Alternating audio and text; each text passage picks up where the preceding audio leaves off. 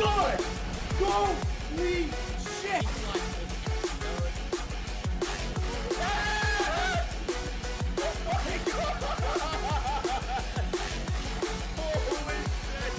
Oh my god, it's so bright. Oh my god. Holy shit, dude.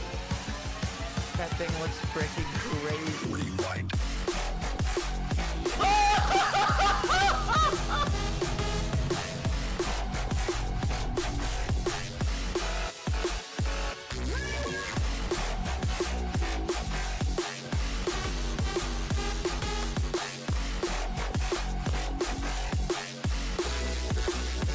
Rewind. Yes! Yes!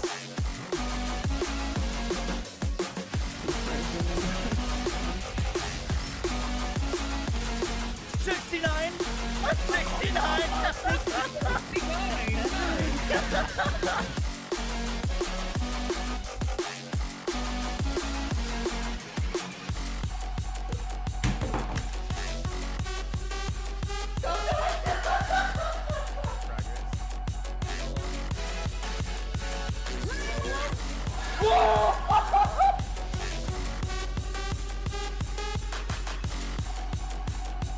I'm gonna aim so far above this egg.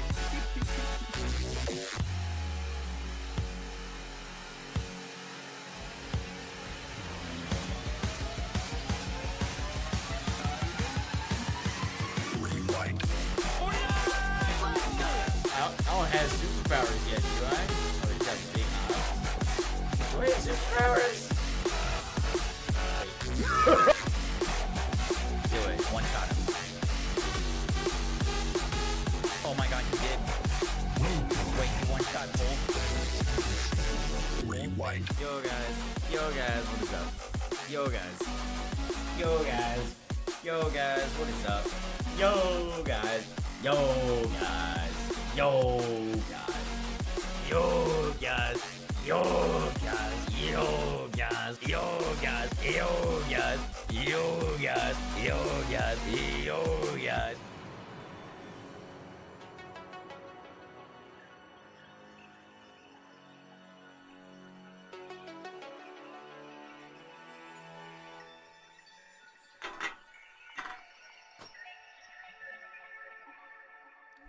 Yo guys, how we doing today? Welcome to our stream. Welcome in. How we doing? You watching the DM and Gazzy interview? Yeah, I'm gonna put that on.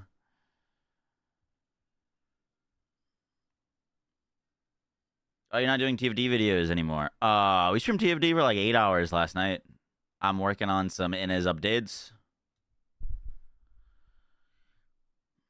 Just haven't finished them yet.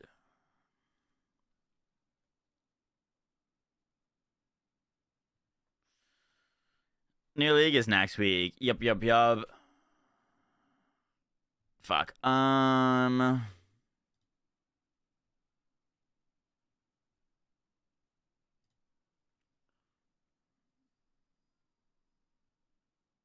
Also BL4 update. I'm so fucked. No ice shot. You know, I'm still kind of deciding. You're gonna hate me, but like I think ice shot would actually be kind of crazy on martial artist, because ice shot's big weakness. Martial artist ice shot. No. Hear me out. Just for 1 second. Ice shot's big weakness, right? I'm not actually gonna do that. I'm not doing that. But just like hear me out for a second. What's ice shot's biggest weakness? Single target, right? You gotta get creative for single target. What's great at single target? Bells. We can now generate combo with ice shot, and you could place 4 bells down on top of twisters or tornado shot, and then shoot ice shots into that, and it would just go. It would literally just go, and everything would be dead. Drop the ice shot down, or drop the tornado shot down, shoot into it, to proc the bells and then go crazy. And ice shot, you can get it to return to you. So it would go out and in and out and in. Stop. Bro, it'd be kind of good. I'm not saying I'm doing that. I'm just saying, like, theoretically, kind of good.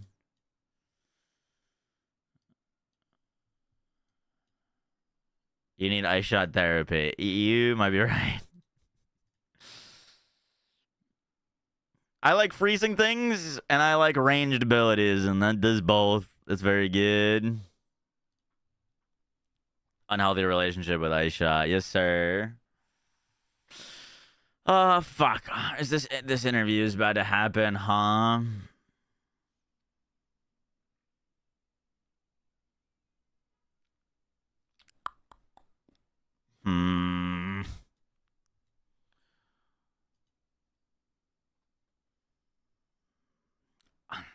I really need to record our ice shot planner video and post it. I might do that real quick, and then we'll tune into the interview, and we could just watch it from the start, but we'll be a little late. I think that's what we'll do. I kind of like need to get this video out because I have so many videos to make.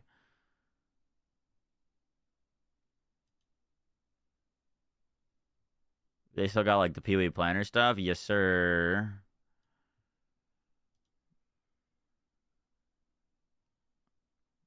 Do you need more Discord icons? Yeah, what is that? How did all that happen?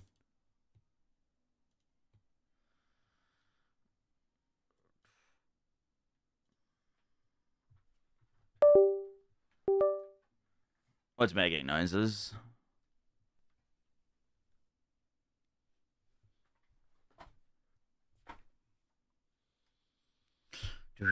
All right. I'm gonna record this video real quick, and then we'll tune into the interview, and then we'll work on the skill tree planner for Monk.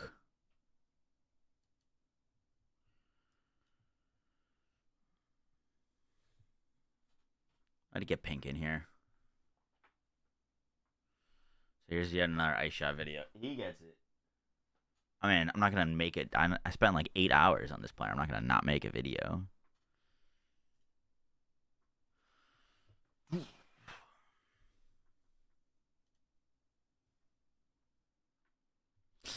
Yo guys, what is up? Mox in our Path of Exile 2 video, and today we're going to be going over my league start guide for my Mirage. What is something like disconnecting? What is connecting and disconnecting? Are you hearing that noise?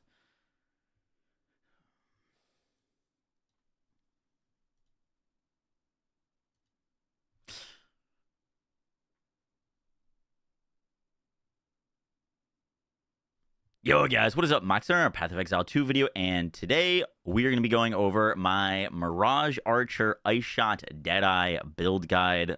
This is going to be... Yo guys, what is up? Mox in our... Yo guys, what is up? Mox here in our Path of Exile 2 video, and today we're going to be going over my Mirage Archer Ice Shot Deadeye league start plans / build guide. Now, I have played Ice Shot every single league. I've made, I believe, 15 different build videos covering different stages of progression. So it's a build that I absolutely love. I play it a lot. It's super strong. It needs like literally no uniques to get to like T15 maps. It's going to be a great league starter. And there's a lot of new cool things that we're going to be able to do with it. I will have a separate video that is just going to be like deep diving into campaign progression and like exactly when to look for a different bow upgrade and when to swap to Ice Shot and what you need to do to make sure that you have all the tools that you want to use for Ice Shot. So that will be a separate video. In this video, I kind of just want to go over my plans and the things that I'll be doing and give you a really, really comprehensive planner for all stages of the game. I hope you guys enjoy the breakdown. Let's do this. Talents, thank you for the 10 months. Appreciate that.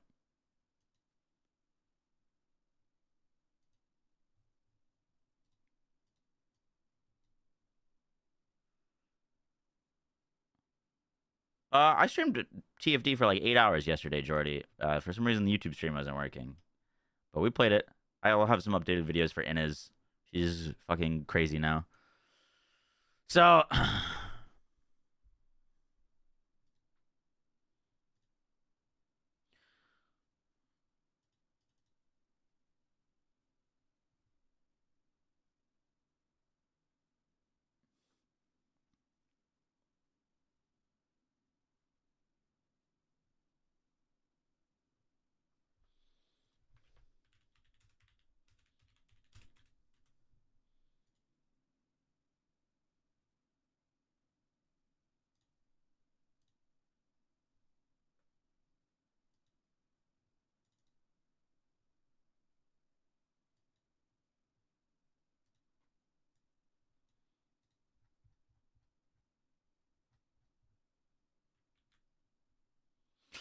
so there's only two things that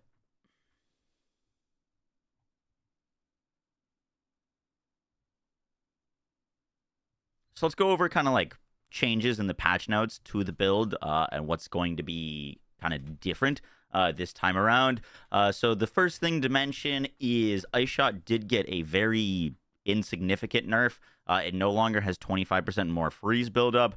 That is just completely insignificant to us. I never have spec'd freeze buildup on any of my Ice Shot builds because we just freeze so quickly on this build. You get tons of freeze buildup and tons of cold damage. It converts all of your physical to cold. And so, like, at worst, we're going to have to spec one cluster of freeze buildup. But I'm just, like, not worried about this at all, to be honest. The other change was to Snipe. Now, Snipe got two changes. The first of which is that your Mirage Archer and your Mirage Deadeye can now use channeled skills, including Snipe, Plasma Blast, and such. Our Mirage Deadeye, which is what I like using, can now use Snipe, which will allow it to do the Icy Blast Consume Freeze buildup on enemies, which should give us a crazy amount of single target. I do plan on testing this in my Mirage Deadeye and seeing if it works. The big question marks are, does it release with perfect window every time? How will the timing work out with it casting during our freeze durations and stuff like that? Potentially something I'm just going to try and mess around with. If Snipe doesn't work in it, I used a single target setup last league without Snipe that just destroyed bosses, just overlapping ice shots with tornado shot, which is some really cool tech. So if you don't like Snipe, we're either going to be offloading it to our Deadeye or not using it at all. If it's really strong and the endgame skill's really hard and we need that snipe damage, then I'll obviously account for that. So that's kind of a little bit up in the air. However, we definitely will be using Snipe in the campaign, and Snipe actually received a bit of a buff. Now, the Snipe changes did nerf Snipe very slightly for the campaign. It's going to do a little bit less damage. It's still most likely going to one-shot everything. At worst case scenario, it takes you 2 attacks, but still, it's going to be great for leveling. However, they actually buffed it for its endgame damage. So if we look at Snipe, these are some skill gem changes to Snipe, and you can see what we really care about is the Icy Blast, which is the purple graph versus the brown graph here. And you'll see that the old Snipe started with a bit more damage than the old. However, these lines start to converge on each other. And what these lines converging mean is that this stops at currently level 20. However, as we go past level 20, if we get any plus levels to projectile skills, which we can get, the new Snipe will actually go up higher than the old Snipe could. So slight nerf for endgame, hardly does anything for the skill, and then it'll just be doing more damage at endgame, and we can offload it to our Mirage Deadeye, who will take away some of the awkwardness of using it ourselves. We could even use it ourselves with the Mirage Deadeye and like double snipe bosses potentially. Only issue with that is be like 2 skills consuming the freeze, so I'm not sure if that would work out. But just there's some really cool things happening with Snipe that we can mess around with.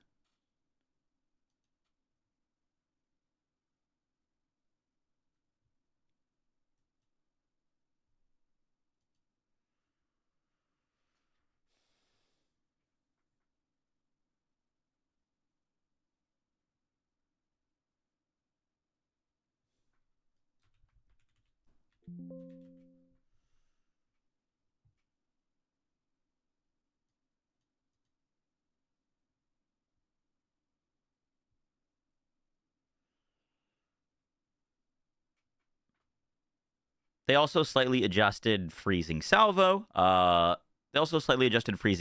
Which has slightly less freeze buildup now. I wasn't even using freezing salvo to freeze bosses at endgame. Ice shot was more than enough freeze buildup just to shoot it a few times and instantly freeze anything. So this does even more freeze buildup than ice shot. So at worst case scenario, we use freezing salvo at endgame to help freeze bosses. I wasn't, because ice shot was doing all the freezing for me. But at worst, we use that now at endgame. It'll be slightly worse for the campaign. But once again, this ice shot snipe setup is genuinely one of the strongest setups in the game for leveling.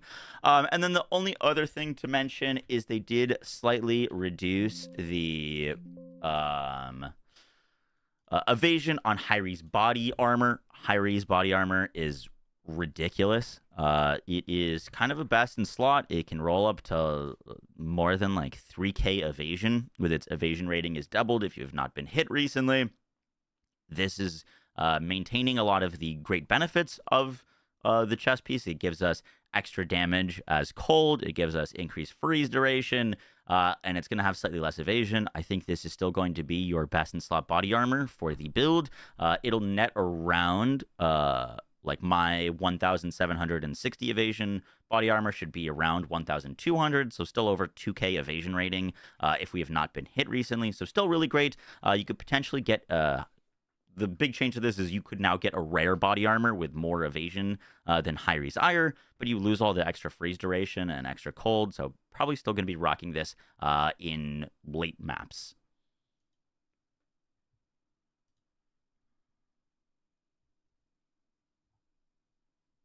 Okay, so those are the big changes. Now let's kind of go over some of the things that we're going to be using.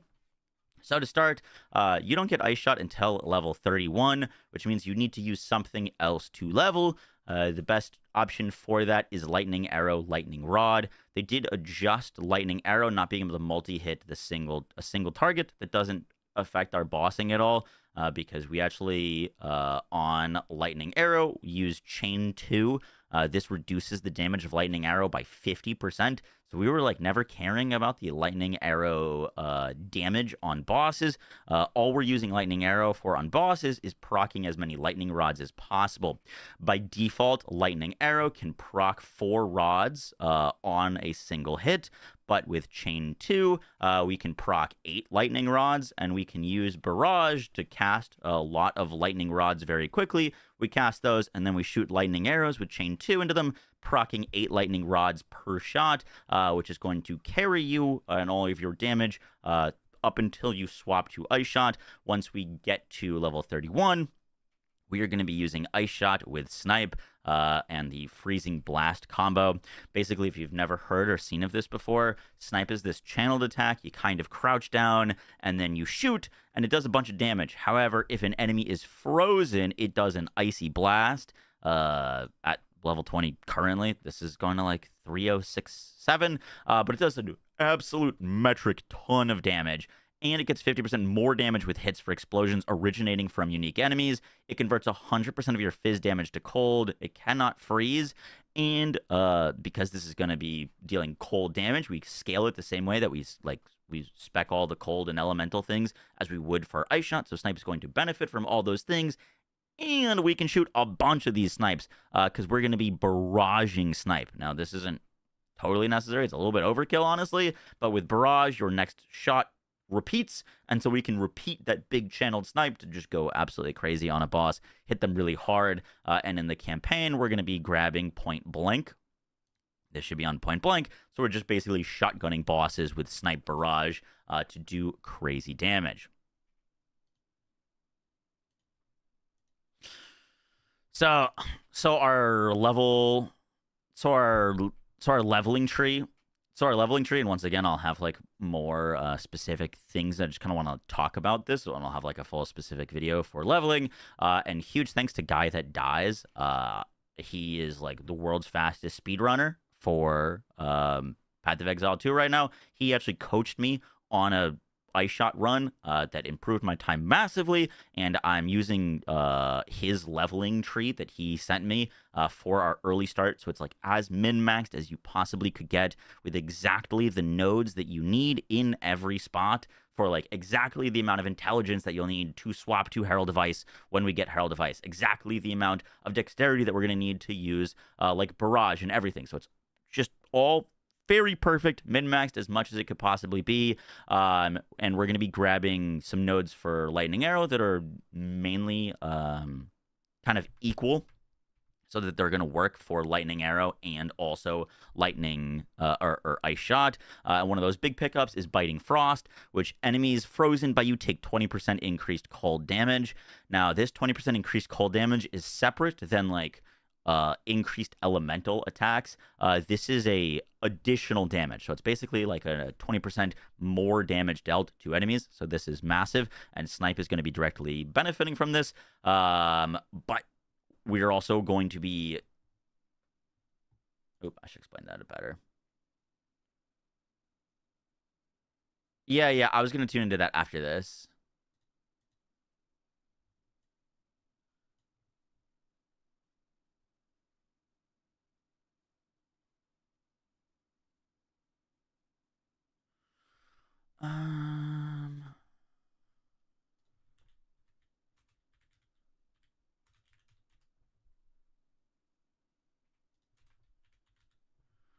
Actually might tweak that.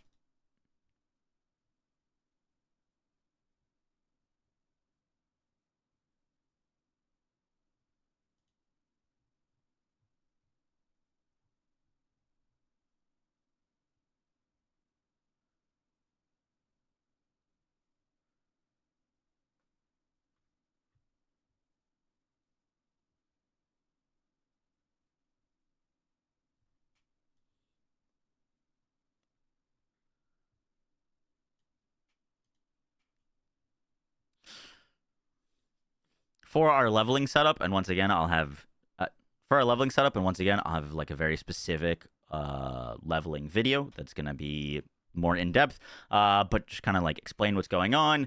So we are going to be. I'm just gonna trim it from the old video because it's gonna be too hard to explain everything else. But just kind of like explain what's going on. Elemental attack, then like increased elemental attacks. All very perfect, min-maxed as much as it could possibly be. And we're going to be grabbing some nodes for Lightning Arrow that are mainly kind of equal, so that they're going to work for Lightning Arrow and also Lightning or Ice. All very perfect, min-maxed as much as it could possibly be.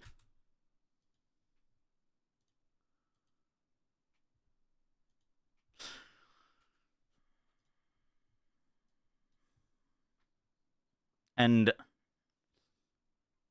once we get to level 31, your skill tree should look like this. Then we're going to follow the Ice Shot Freezing Mark swap.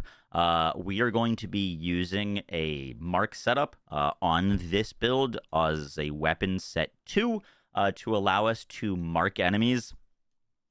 Enemies marked by us. Let me change this.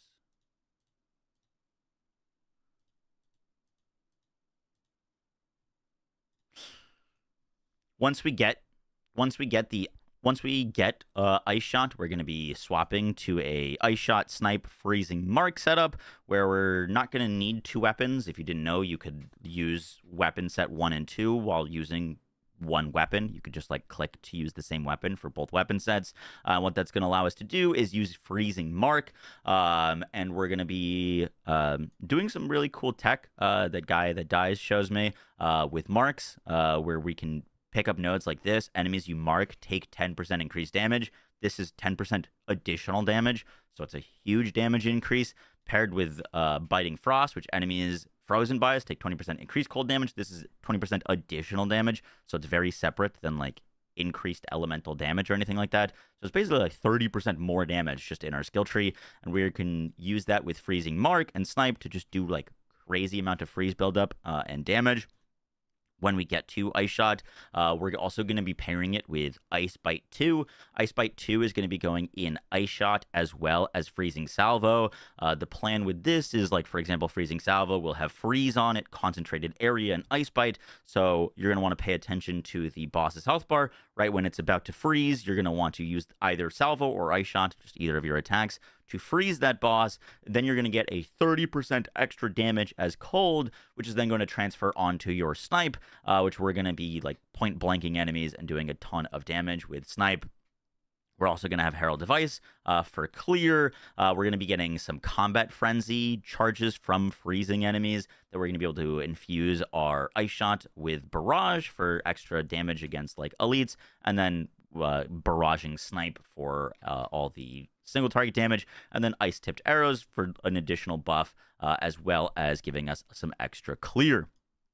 So that is kind of what the like early stuff looks like. Once we get into starting maps, that's when we're going to be picking up our Mirage Deadeye. I plan on trying Snipe in this. We could potentially go like Called Shots later on. I do like going Endless Munitions for the additional arrow early because it's just such a huge damage increase. They also are buffing Quivers to now have surpassing arrow chance on them as an affix. So we should be able to get a few arrows early on, which will make early maps feel really, really great. We're going to be using Ghost Dance. Ghost Dance is getting changed, so cooldown recovery will go in here. That isn't supported on max roll yet. I was using Mana Remnants early for mana sustain with Katal's Rejuvenation. This was like 1 Exalt last league, so I'm not expecting it to be expensive. Remnants created from your supported skills grant you Katal's Rejuvenation when collected. This is really important because Katal's Rejuvenation gives us stacking cooldown. Stacking cooldown directly affects now both our Mirage Deadeye, which is a cooldown-based skill, and they're changing Ghost Dance to be a cooldown-based skill. So anytime we're collecting Mana Remnants, we're going to be getting a ton of mana back. It's going to solve a lot of our mana issues because we get these whenever we're inflicting elemental ailments, which we're going to be freezing enemies and chilling them, and it's also going to be proccing our Mirage Deadeye more often, and it's going to be proccing our Ghost Dance more often, which is going to be big survivability. And then paired with that, we're also going to be using our Wind Dancer and our Herald Device. I came up with some crazy clear tech last season for Ice Shot with armor explosion stuff that we'll get into like later. But you know, this should be a really, really easy build to get into the end game and start blasting maps. The quiver that we are using up until we are going to get like a ridiculous expensive quiver is Kadiro's Gambit. I bought this last league for 30 exalts. I think people are absolutely sleeping on this. Kadiro's Gambit allows your arrows fired to be fired in Crescendo, Splinter, Reversing, Diamond, Covetous, or Blunt. Blunt gives it extra stun buildup. We don't really care about that. Covetous gives us 600% increased rarity when we kill enemies with this. Diamond arrows, all hits with diamond arrows are critical hits with 60% increased crit damage bonus. Reversing allows our arrows to pierce and return. This is kind of the real kicker. And then Splinter allows our arrows to splint towards 6 targets, and Crescendo allows our arrows to chain 6 additional times and deal 60% increased damage. This quiver is ridiculous for AoE clear as well as single target because it allows your Ice Shot arrows to do a bunch more damage and also return towards you. Now, I might be using Snipe in endgame for bossing, depending on how I'm feeling on it. But last league, like showing on screen, is what I was doing for bossing, which is simply just using this quiver with Ice Shot and shooting it into point blank with my Mirage Archer, who is also shooting Ice Shot, and using tornado shots. So if you're like afraid of using snipe because it's a little bit awkward, we can kind of just barrel stuff like an F ton of arrows into bosses. They will instantly freeze. The reason this works so crazy is because we are splitting and creating tons of projectiles, and those projectiles are firing into those tornado shots and creating additional arrows, that those additional arrows then hit our target and then hit into splinters, and all of those things that can return back to us and overlap hits, and it just, we're doing millions of damage per second literally just clicking and shooting Ice Shot. And I haven't really seen anyone else doing this kind of setup. It worked really, really well for me because I didn't want to use snipe last league, so it's a really, really awesome option for us.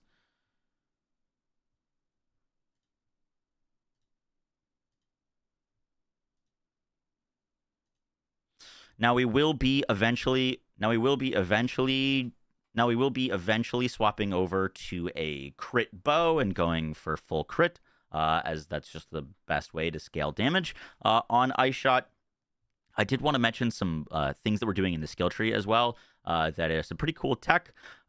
So we are going to be using Freezing Mark. You don't need to constantly use Freezing Mark on every enemy that you come across. It's mainly for like elites and bosses. But when you Freezing Mark a boss, we are going to be using on our Freezing Mark Eternal Mark, which marks from supported skills are not consumed the first time they activate. We're also going to be using Charged Mark. Now, Charged Mark allows us to shock enemies for free. It creates shocked ground whenever we trigger this mark. So whenever we freeze enemies, that shocked ground will shock enemies.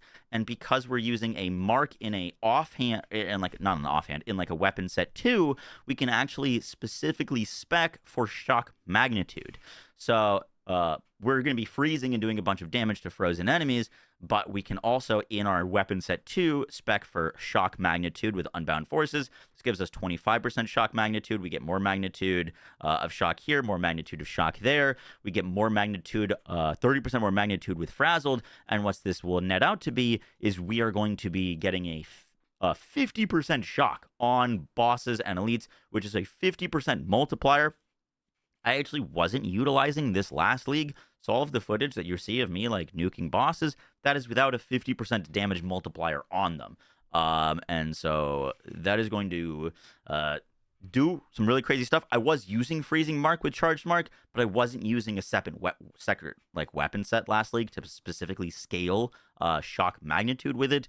So that should help us out a ton in dealing like even more damage than we were doing to bosses and elites. And then lastly, we've got the like Garu Khan's min-max version of the build.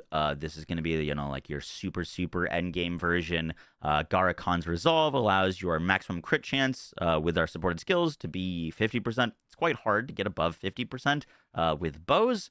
So this isn't an issue, usually sitting around 40% on this build, maybe a little bit higher. But the real kicker here is your attack crit chance with supported skills bifurcates, which means that it rolls our crit chance twice. And if it rolls crit chance twice and crits both times, it gives us a massive damage multiplier.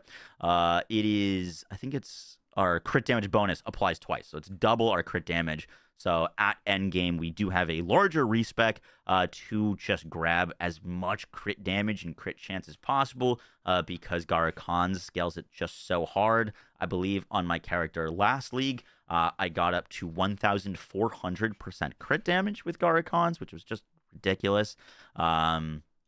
And then lastly, I ended up using some cool explosive tech to just one-shot entire screens of enemies with a Heart of the Well, which gives us extra damage as chaos damage.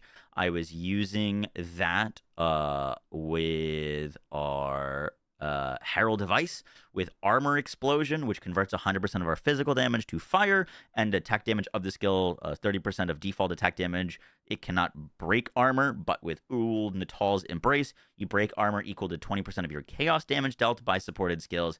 And with Urek's Smelting, fully broken armor with supported skills causes affected targets to permanently take 5% increased phys damage, and our supported skills break 70% more armor. Basically, this was allowing me to cause chain explosions of armor explosions based off of the added chaos damage we were getting from a Heart of the Well to just do, you know, crazy screen clear on top of Herald device explosions. We were getting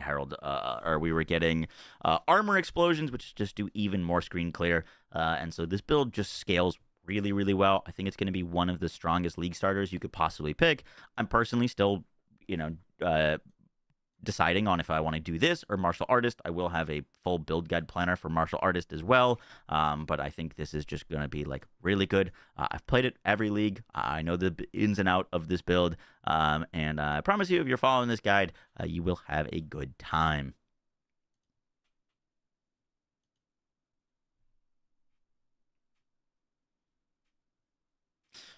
Guys, that's going to do it for the build guide. I hope you enjoyed. I will have a POB for this build that you can follow, as well as the max roll planner. And once the league actually starts, I will have one of those like integrated guides for this build so that you can, you know, just follow in game instead of using the max roll page if you so choose. I hope you guys enjoyed the breakdown. I will catch y'all in the next one. Take care.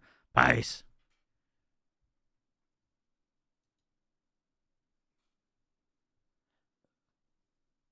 Culmination, we'll work on snipe if you get the combo ascendancy on martial artist. Yeah, I don't see why not.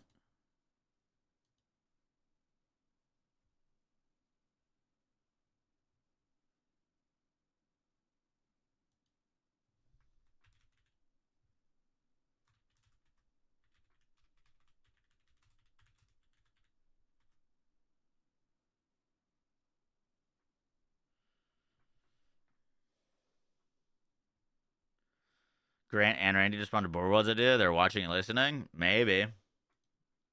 I'm gonna be honest, Killa. I don't think that's the first time that they're like seeing an idea like that. Randy's tweeted out some like Borderlands MMO stuff before in the past.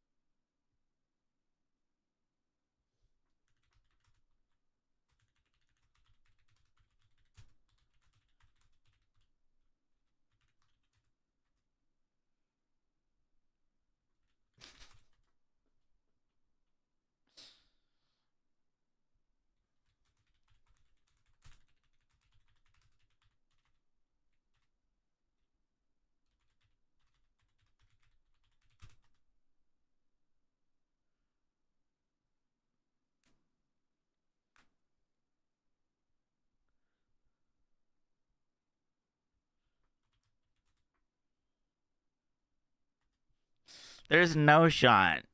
Chidley gives me all this shit for playing Ice Shot, and like playing the same build, and he right now this second is playing Ice Shot Snipe.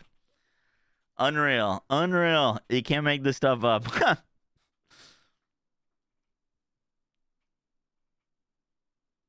That's crazy.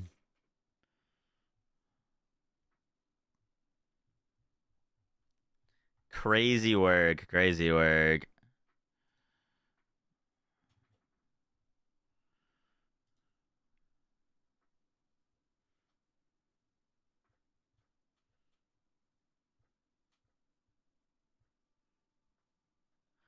Actually, I want to do it. I mean, it's just a good build.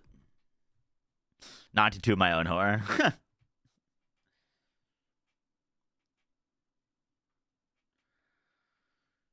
We're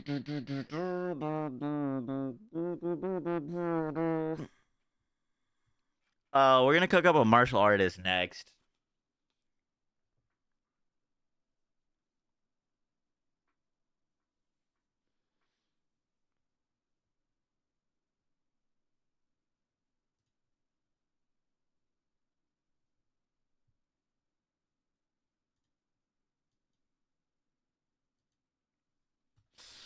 On martial artist, I kind of want to do the channeling build with power charges, but I don't think you can go that early unless we get something like really great power charge generation super early. So we'll probably be doing something else on monk and then swap to that potentially. If we league start that.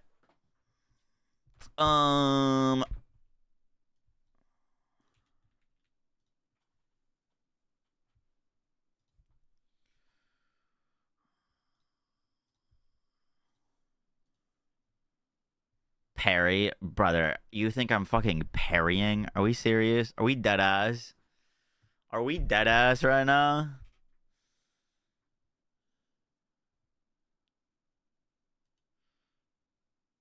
All right, let me put on this interview. And that's the kind of thing that can really make you appreciate defensive layers, is like just more of those cues. Now, I'm not sure how you do that for something like armor or like, you know, things like that. Like there's like evasion even. Like ideally you would be able to feel when you had more evasion versus not, and right now you just kind of can't. But I do think that is something that you need to do to make the those defenses be more appreciated, because they do work. It's just that you often don't appreciate that they do. I have a few things on your build, by the way, which I honestly think your passive tree is 100% fine. I don't even think it could be that much better. I think it's completely good. Your gear completely fine. And by the way, and like because I was looking at your character and I was like, when you're clearing, you're quite tanky. It's appreciable. It's fine. And then so I was like, okay, the gear is good. The tree is fine. Like, sure, it could be better, but like, on a level that honestly shouldn't be necessary. I was like, you are defensive. Like when you're playing, your character's not just like, up and down in life all the time. It's like quite consistently, if you're on full life, and it's certainly Did he send him his build, or was armor, like watching him decent play shield, or it's something? working. What's going on? But yeah, it was interesting. I think you said to me at that point, because I was like telling you, I was like, you're fine. Like, what are you talking about? And then you were like, what did you say? You said, what? Okay, if it's not my character, what do I have to change as a person in order to be able to do this content? I was like, wow. Honestly, the biggest flaw you had was just your support gems. That was the biggest actual issue. But it's like you didn't do the wrong thing there. You just didn't do necessarily the right thing. Like, you just did what was intuitive. And so there's some highlighting there, and it's like, because you said you followed the recommended supports for Shred. So that is And the I thing was that I like- was doing specifically, yes. And I was like, you did, but you were also the developer that said what they were.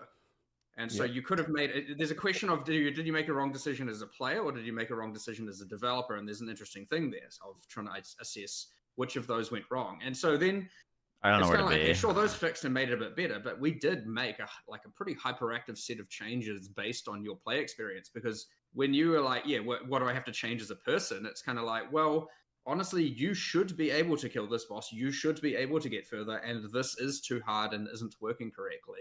And then there were a number of encounters, and it was actually quite interesting to because I just watched you play for like 4 hours, and I was just like writing stuff down the whole time of just like, because it is true. I don't have a relatable personal experience to what was happening there. Like I would normally be in a substantially better position to just have a bit either via more planning or again, I don't put He's in calling the him supports. trash. And even when you were like, what are the right supports? I was like, just search for this. And then it's like, how do you even know to look for that if you didn't know to look for that? So there's a bunch of interesting things here where it identifies when you are watching someone with a bad build, be it an in-game or IRL one, I guess. I can't really.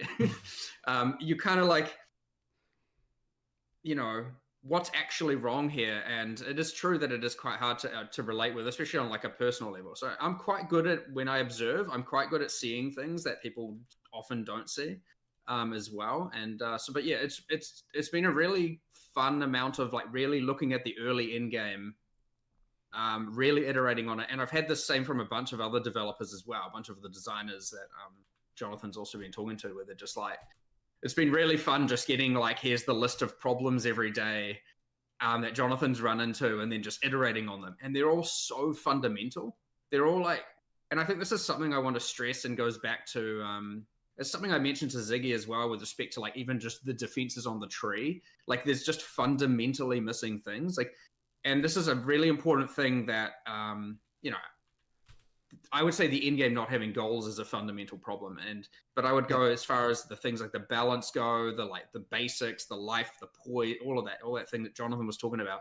We honestly haven't hit the fundamentals, and this is why, and in the monster density, and this is why it's really important between 050 and release, that we're not like adding, and we can actually go, okay, like, we need to just make the baseline actually the quality it needs to be. And it's really, really hard to do that when you're making what we just did for 050.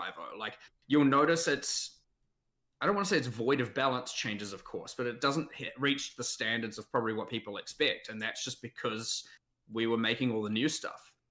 So hopefully now with filled everything in, we actually get to go back and assess all of those fundamentals about the passive tree. You start with the really core things, the base skills, the base passive tree. They're like, you don't get into too much of the nitty gritty straight away and all the multipliers and combo pieces that come together of what makes a build crazy. It's like really that baseline life of monsters, damage of monsters, defenses of the player, and via the passive tree, base items. Like, I honestly think that the the base items of, like, say, weapons aren't in a good enough spot. There's just a bunch of implicits that a weapon has an implicit and its damage is penalized, and the implicit is just trash. And it's like, why is this even here? It's not interesting. It's not fun. It's just a bad weapon to find. And there's still a bunch of that. And it's just like, that's our lowest level thing. Like, everything else is built on top of that, and we haven't even got that base thing entirely perfect yet. So we have a bit of a plan, and we're going to go a bit feral with it. But I really just want to make sure, we're addressing all of these fundamentals now that we've got, which hopefully will make, I don't think Jonathan should have to change much. I think the balance is just wrong. And I think that he should be able to kill that boss, and now he can, by the way, just to be clear. We did address that immediately. But it's like, it seems like such an obvious thing, and it's like, how the hell have you not done this? But just because we've been producing so much content, like, and I don't even just mean for this patch, it's just been like crazy developing this game, the amount of stuff we're making. It's really hard to actually go, okay, now let's get it to the right spot. And a lot of people compare it to a lot of people compare it to PoE1, and they're like, yeah, but the PoE1 tree has this and this and this, and stuff like that. And it's like, yeah, but I remember iterating on that for like 8 years personally. Looks like he's awkwardly trying to be included. There's a bit of a time disparity here, like with our new philosophies. So we will be able to do it. We'll be able to do it pretty quickly. I'm not saying it's going to take 8 years, and we'll be able to get a hell of a way towards perfection, I would say. That balance is ever perfect, as I like to say. Hello. But yeah, it's going to be bloody nice now that we've got this absolute behemoth of a patch, coming to a conclusion. Not to say there won't still be stuff to fix around that, but that's part of that as well, to be able to actually go and look at, okay, let's figure out what kind of person, what kind of build, what kind of character actually should be able to get to what point of the end game, the campaign, etc. Like, what are the mistakes people are making? What is the flaws in their builds that shouldn't be flaws? Be it the recommended gems, be it the base skill damage, be it itemization, passive tree, everything, and just getting all of that as refined as possible. Which is exciting, by the way, because I find that stuff to be some of the more fun work.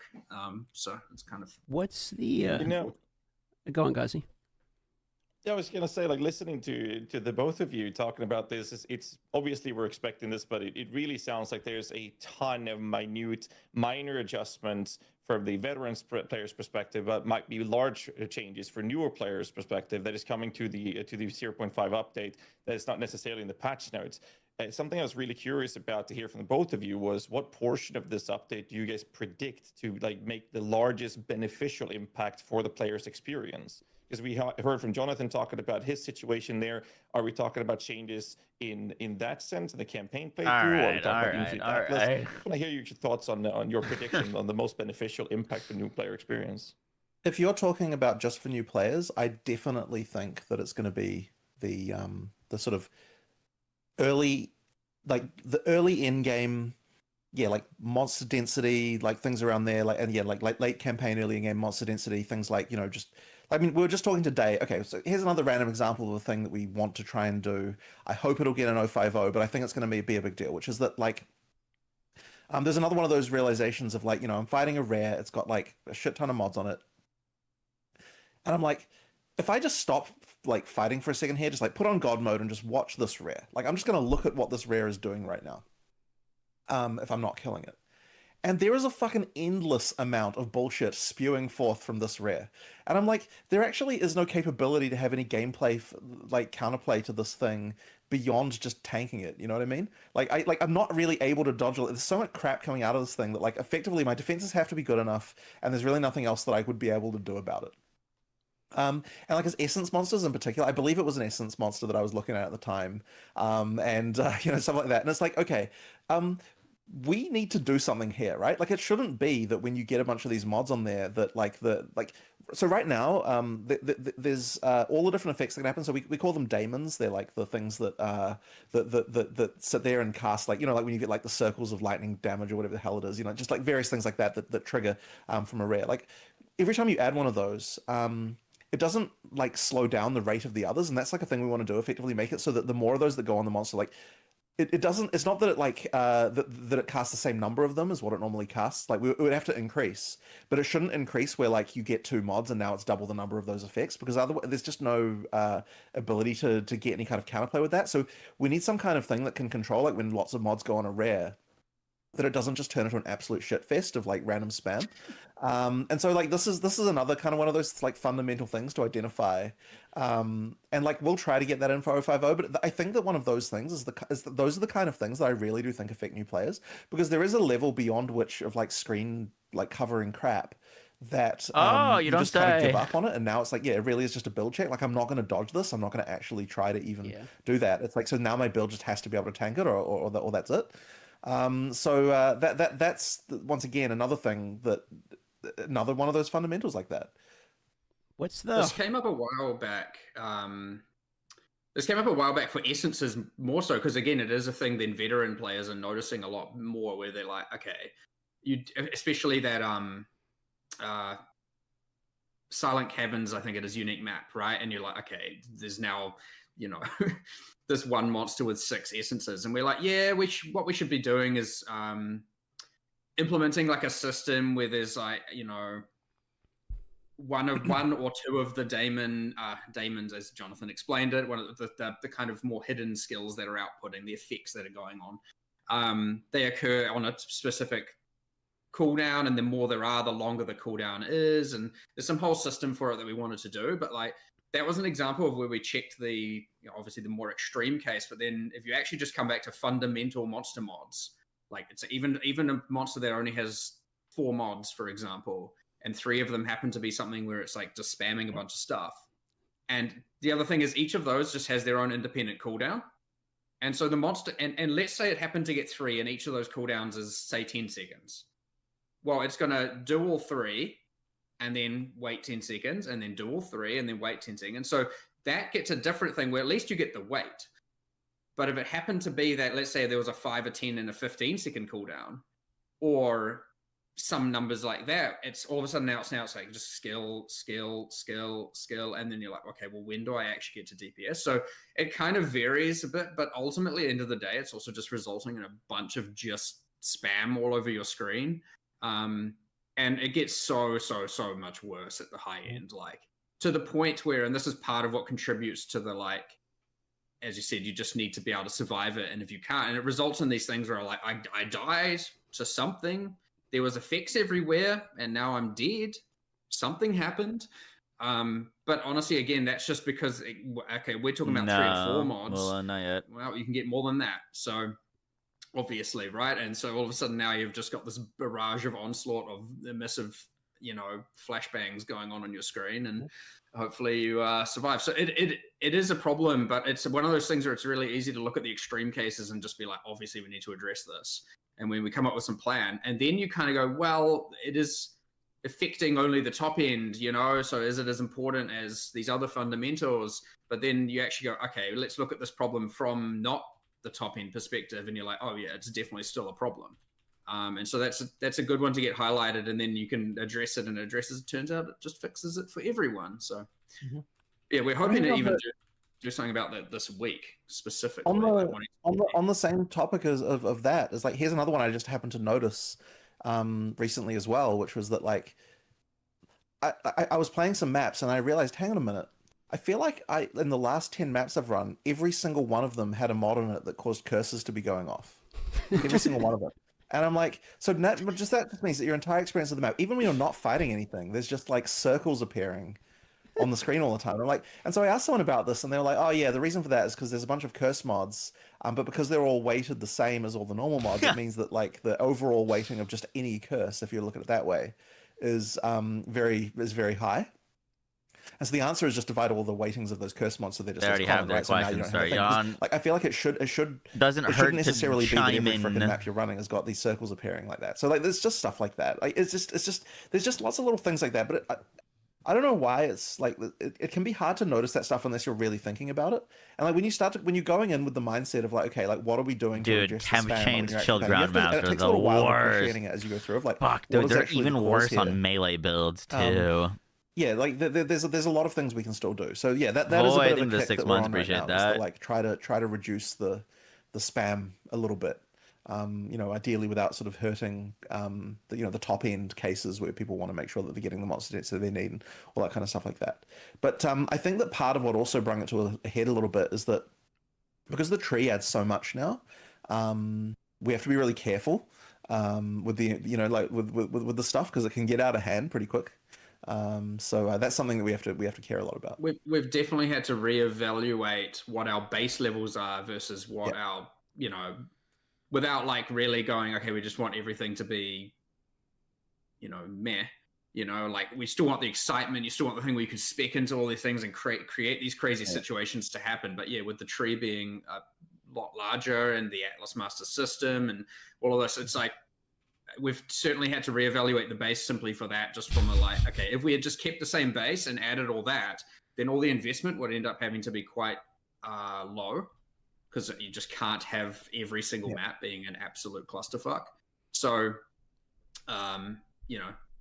reevaluating all of that is also helping, honestly, with that just onboarding into maps thing anyway, where you're not just like overwhelmed with like 8 things going on that you haven't even seen before. Like, what the fuck is even happening?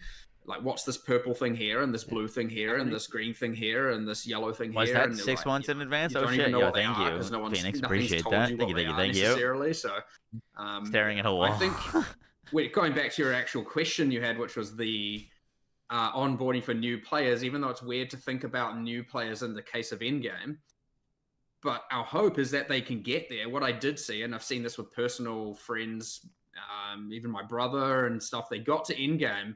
He's like, I don't know, I just ran a couple maps and now I'm done. I guess I'm finished. So I'm hoping that they get there and stick it out and actually have that goal. Don't get overwhelmed. Don't immediately run into brick walls, and can actually play through and finish the campaign, finish the end game as if it was just a continuance of the campaign, honestly.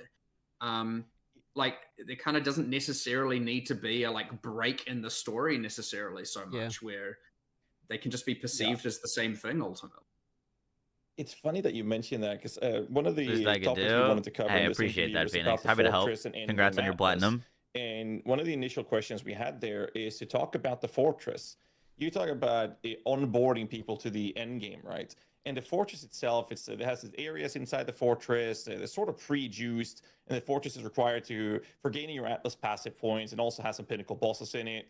Like, is this area what you envision players to head to first when they go out there, clear it out in its entirety, then go out to engage with league mechanics? Or is it intended to be your sort of first endgame focus type of content, but you can deviate away from it? And the follow-up to this would be, is this supposed to be an extension of the campaign to be sort of a tutorial of the endgame before people are expected to go to the Infinite Atlas?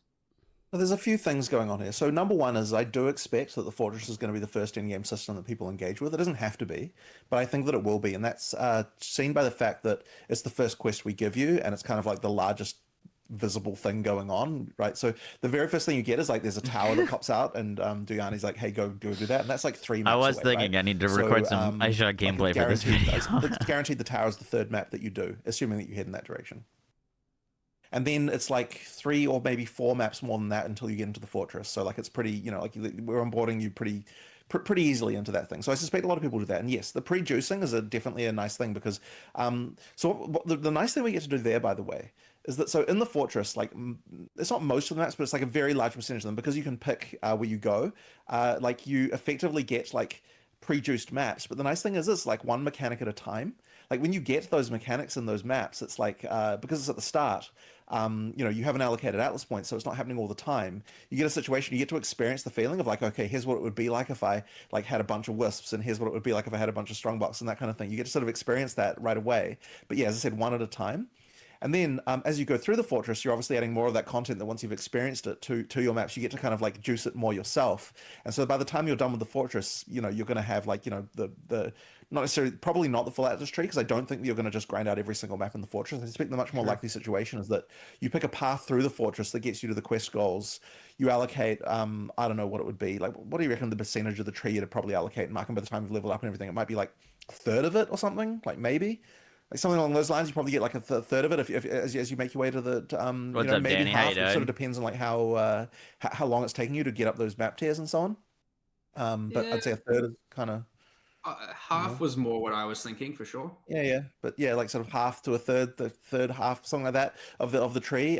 Before we get to that, and so by the time you got to that point, you're sort of ready to be able to go and do all the other objectives. And I sort of suspect that that'll be like most people's general experience, and that's not supposed to take too long. It's supposed to be like a relatively like achievable goal. And yes, it is effectively tutorializing the end game as well, because then you've got the quest version of the pinnacle, the which is hard. Don't get me wrong, it's not easy, but like definitely not.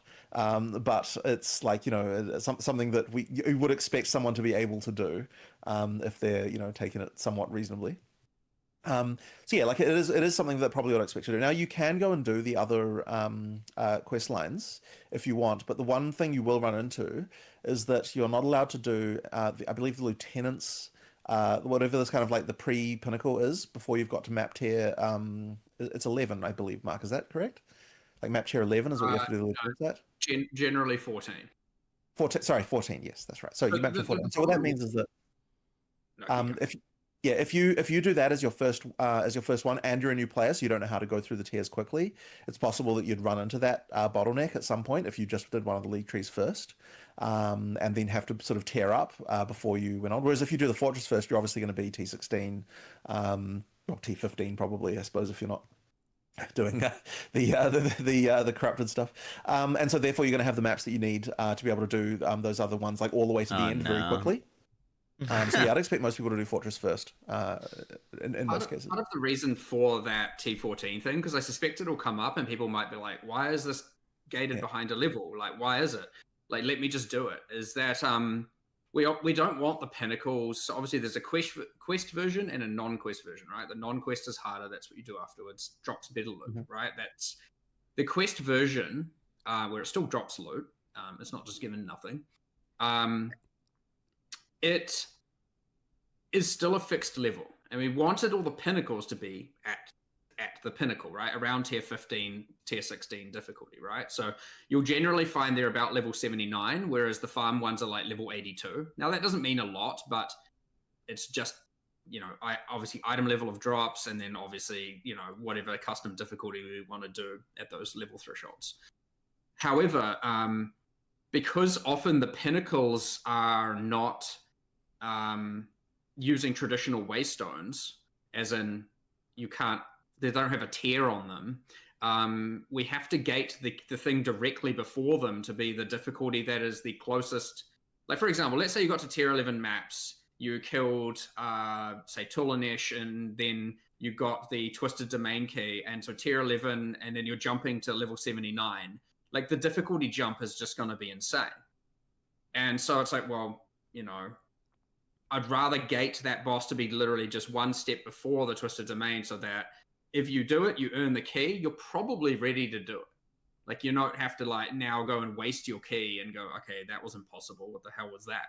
So people will often probably run into this block, but it is important that when they kill those penultimate bosses, that they are probably ready then. That is their proving grounds to say, okay, you can try the pinnacle now. And if we have those be too early, yeah, people are just going to be like, okay, what the hell? This difficulty jump is out of control.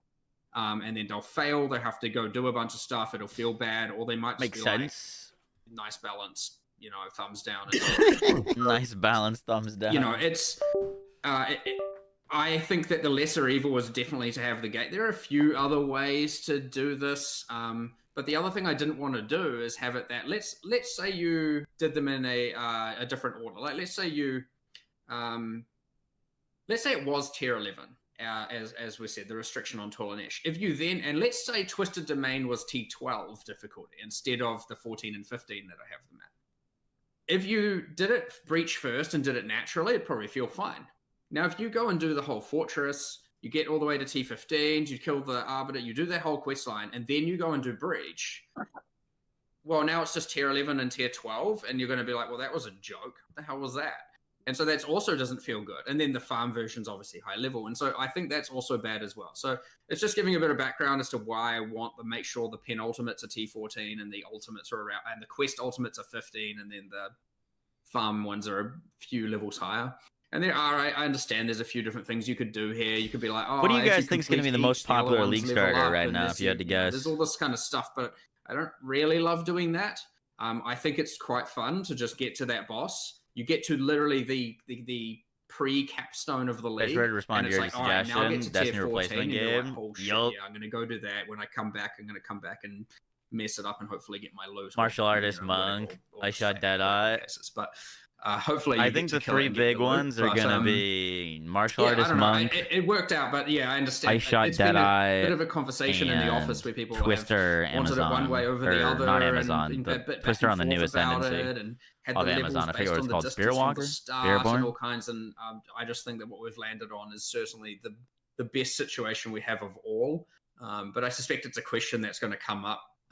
So I thought clarifying it might be a little bit useful. Did you guys do any changes to the earlier levels of the Waystones? Because I know in one video, there was a video I was watching where a guy was mapping out and saying the earlier tiers of the Waystones are higher levels now, etc. How do you feel about the earlier level curve of the Waystones? Has that been fundamentally changed though? Or are you guys okay with the positioning of it currently? As in level 65, then 6 and 7, then 8? Yeah, exactly. Currently the same.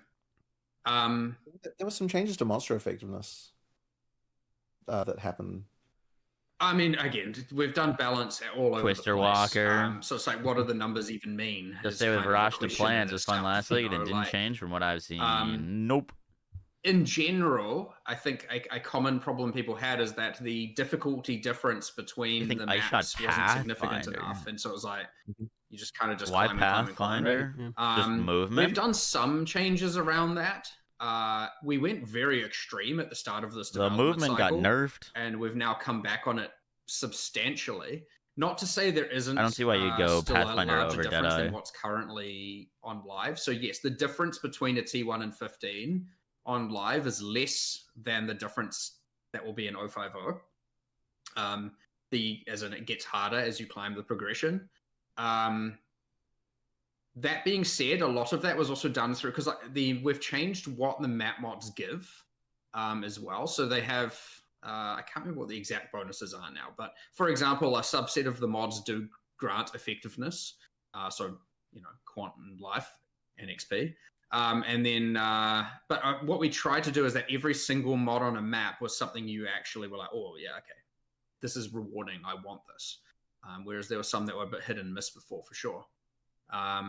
So we've tried to do that, and so we've changed some of the outcomes given. But just now, by rolling mods on maps, you'll notice that things, because of the effectiveness, for example, that monsters can get harder, but at least then you can kind of control it, which is better than just, okay, we've moved the brick wall from here to here or whatever. It's not a great change that we made, but yeah, I would say it's not too far off what it was at a baseline. Immunity slows level. is very nice, for sure. But again, that's where also then ideally, when we do have things like difficulty curves like that, it's something that's in the player's control, not otherwise, again, let's say Jonathan's build here, he's like, okay, I'm struggling in very early Waystones, but and I raised the question to him, I was like, okay, but let's say we did this change here. It sounds good. You'll get to your tier 3 or 4, maybe 5 maps, but then you're going to hit a wall there as well, right? So it's about making sure that we do changes that aren't just okay, you're going to quit 30 minutes later instead. You'll quit the next day instead of the day before. Technically, that's better, I guess, but it's still bad. So, but it's I know that there's a lot of people who really wanted it to be that the difference in difficulty in tiers is quite significant. There's a bunch of people who don't necessarily. We tried it. It wasn't good. So I don't like that idea. Having it more as you get more of the tree, more multi-choice, you get the Atlas Masters, and that being fully tier 15 being twice as hard as tier 14. Then just inherently every tier is significantly harder than the last, or some sort of more extreme jump like that. So anyway, let's try it and test it. Well, let's talk about the Atlas Masters then, because I'm very curious. There's 2 fundamental changes with the Atlas tree currently coming up in 0.5, one of which is you can basically max out the entirety of the tree. I know there's notables you can change, and that's kind of how you're doing the player agency on the Atlas tree. But also the Atlas Masters are the other fundamentally new, and you call them ascendancy classes for the Atlas tree, which is kind of an interesting way to put it. So what are the masters enabling you to be able to do that was something you couldn't like be able to put on the tree? Like why Atlas masters, and what is that going to help you with? So there's a couple of things going on here. So I think one of the things that's really important to talk about with that is that why the old tree was a concern. So effectively, the old tree wasn't allowed to have anything on it that could affect content that you could see that you were going to get in advance. And the reason for that is because you'd just respec before you do it, and then be having to respec all the time. And we wanted to get to a situation where you know, like you didn't feel like you needed to make those changes all the time. And yeah, the only way we'd had to do it before was to effectively water down the bonuses we could give. And then originally what we were saying is that we want to have it so that the customization that there is doesn't require like so much cognitive overload in terms of doing it. Like, and what I mean by that is like, okay, so the important thing to respec was like, you know, like various more sort of keystone-y type things. Like there's a bunch of other bonuses, but like the stuff that kind of defines like what is interesting about what you're doing is really more about those keystone things. So like if we can bring all those key choices together in one place, it's going to feel a lot less threatening when you want to change them. And so now you've got like effectively like a nice little menu on the side of the thing of like what one of these do you want to be playing under. The Atlas tree's And gonna be then after crazy. that, It's we gonna were be like, okay, insane, dude. we want to do some kind of thing where like, I'm like like- in PoE1, you've got like the 3 specs that you can do. My for brain your is Atlas so tree. focused I've never kind of liked on that because like I don't know, build like, stuff right now. how would I just describe like That, why like, I don't sort of like that I kind like of stuff? honestly It's like, totally forgot it up until feels like right it's adding now even like more how complexity. crazy it's gonna be doing So all then of I was the like, okay, endgame is there a quests way and that we can get the idea of having 3 tree specs, but, like, not have it min-maxing feel with like all of something that the feels like it stuff adds that's going on complexity, but there? still Like make it's it feel gonna be thematic and crazy. cool. And so then the idea of like, well, what if each spec was like a character, and they're like, you know, like this is the stuff that they're, you know, that they're doing, and then it feels like when you're changing between them that you've got it's just a more interesting and sort of more thematic way of achieving something like that. And I think that's actually worked pretty well. And then, funnily enough, it kind of ended up feeling a little bit like what we have in PoE1. I can't remember what the name of it's called, but you know, the way that you can select a thing when you run a map. I think, yeah. Anyway, so yeah, like it just has a sort of a cool feel to it like that. Dude. And We got some water real quick. the because you're allowed to select between these things like that, then we can have bonuses that you would want to change between before you run a map, because you can effectively just have like, okay, this is when I'm running this content, this is the master that I'm using. When I'm running that content, this is the master that I'm using, and you kind of like decide those kind of choices up front, and then it's just like one click to change between them. So now then, yeah, we put all those bonuses of like, and even in this case, we're even experimenting with having bonuses that are going to apply to the league that we're actually running right now. So there are bonuses that apply to the Runes of Alder on there, and like we feel like it's okay to do that when it's like the sort of separate thing that's on the these masters, where we didn't feel like we were comfortable doing that on the Atlas tree before. So yeah, I don't know, like it's a different context of delivery that allows us to do a certain thing, and in this case, the particular thing that it is yeah, like content that responds to like things that respond to things that you can see that are going to happen. So like I see that I'm going to run this type of map, it's going to have this type of content in it, I select this master, which is going to synergize with that. Okay. The league mechanic trees. When I was watching the review, one bit of confusion. Like I know, I at least myself was confused about this, so I was hoping some clarity. Are you actually able to max out the entirety of each one of the league trees? Okay, so what was the decision behind we wanted to make where you max out the trees and Wait, there's no decision also making in that portion of it? I guess it's just making what you go first. I mean, but it's the same exact argument for the regular tree, right? Like it's we just think that it's important that for the types of bonuses that we can do, it means that we can do a bonus like, you know, now when you kill this boss, it's going to have these additional, you know, these additional features or drops, something like that. There's like stuff like that you just wouldn't be able to do normally, because yeah, you'd be like, okay, well, I'm not going to have that allocated when I'm doing this content because I instead have this other thing. If you allocate all of them, we could just do those types of bonuses, and I think it just makes them more interesting. But yeah, so then once again, you've got the multi-choice nodes that are there to control the like, do I want to have this league be like this or like that?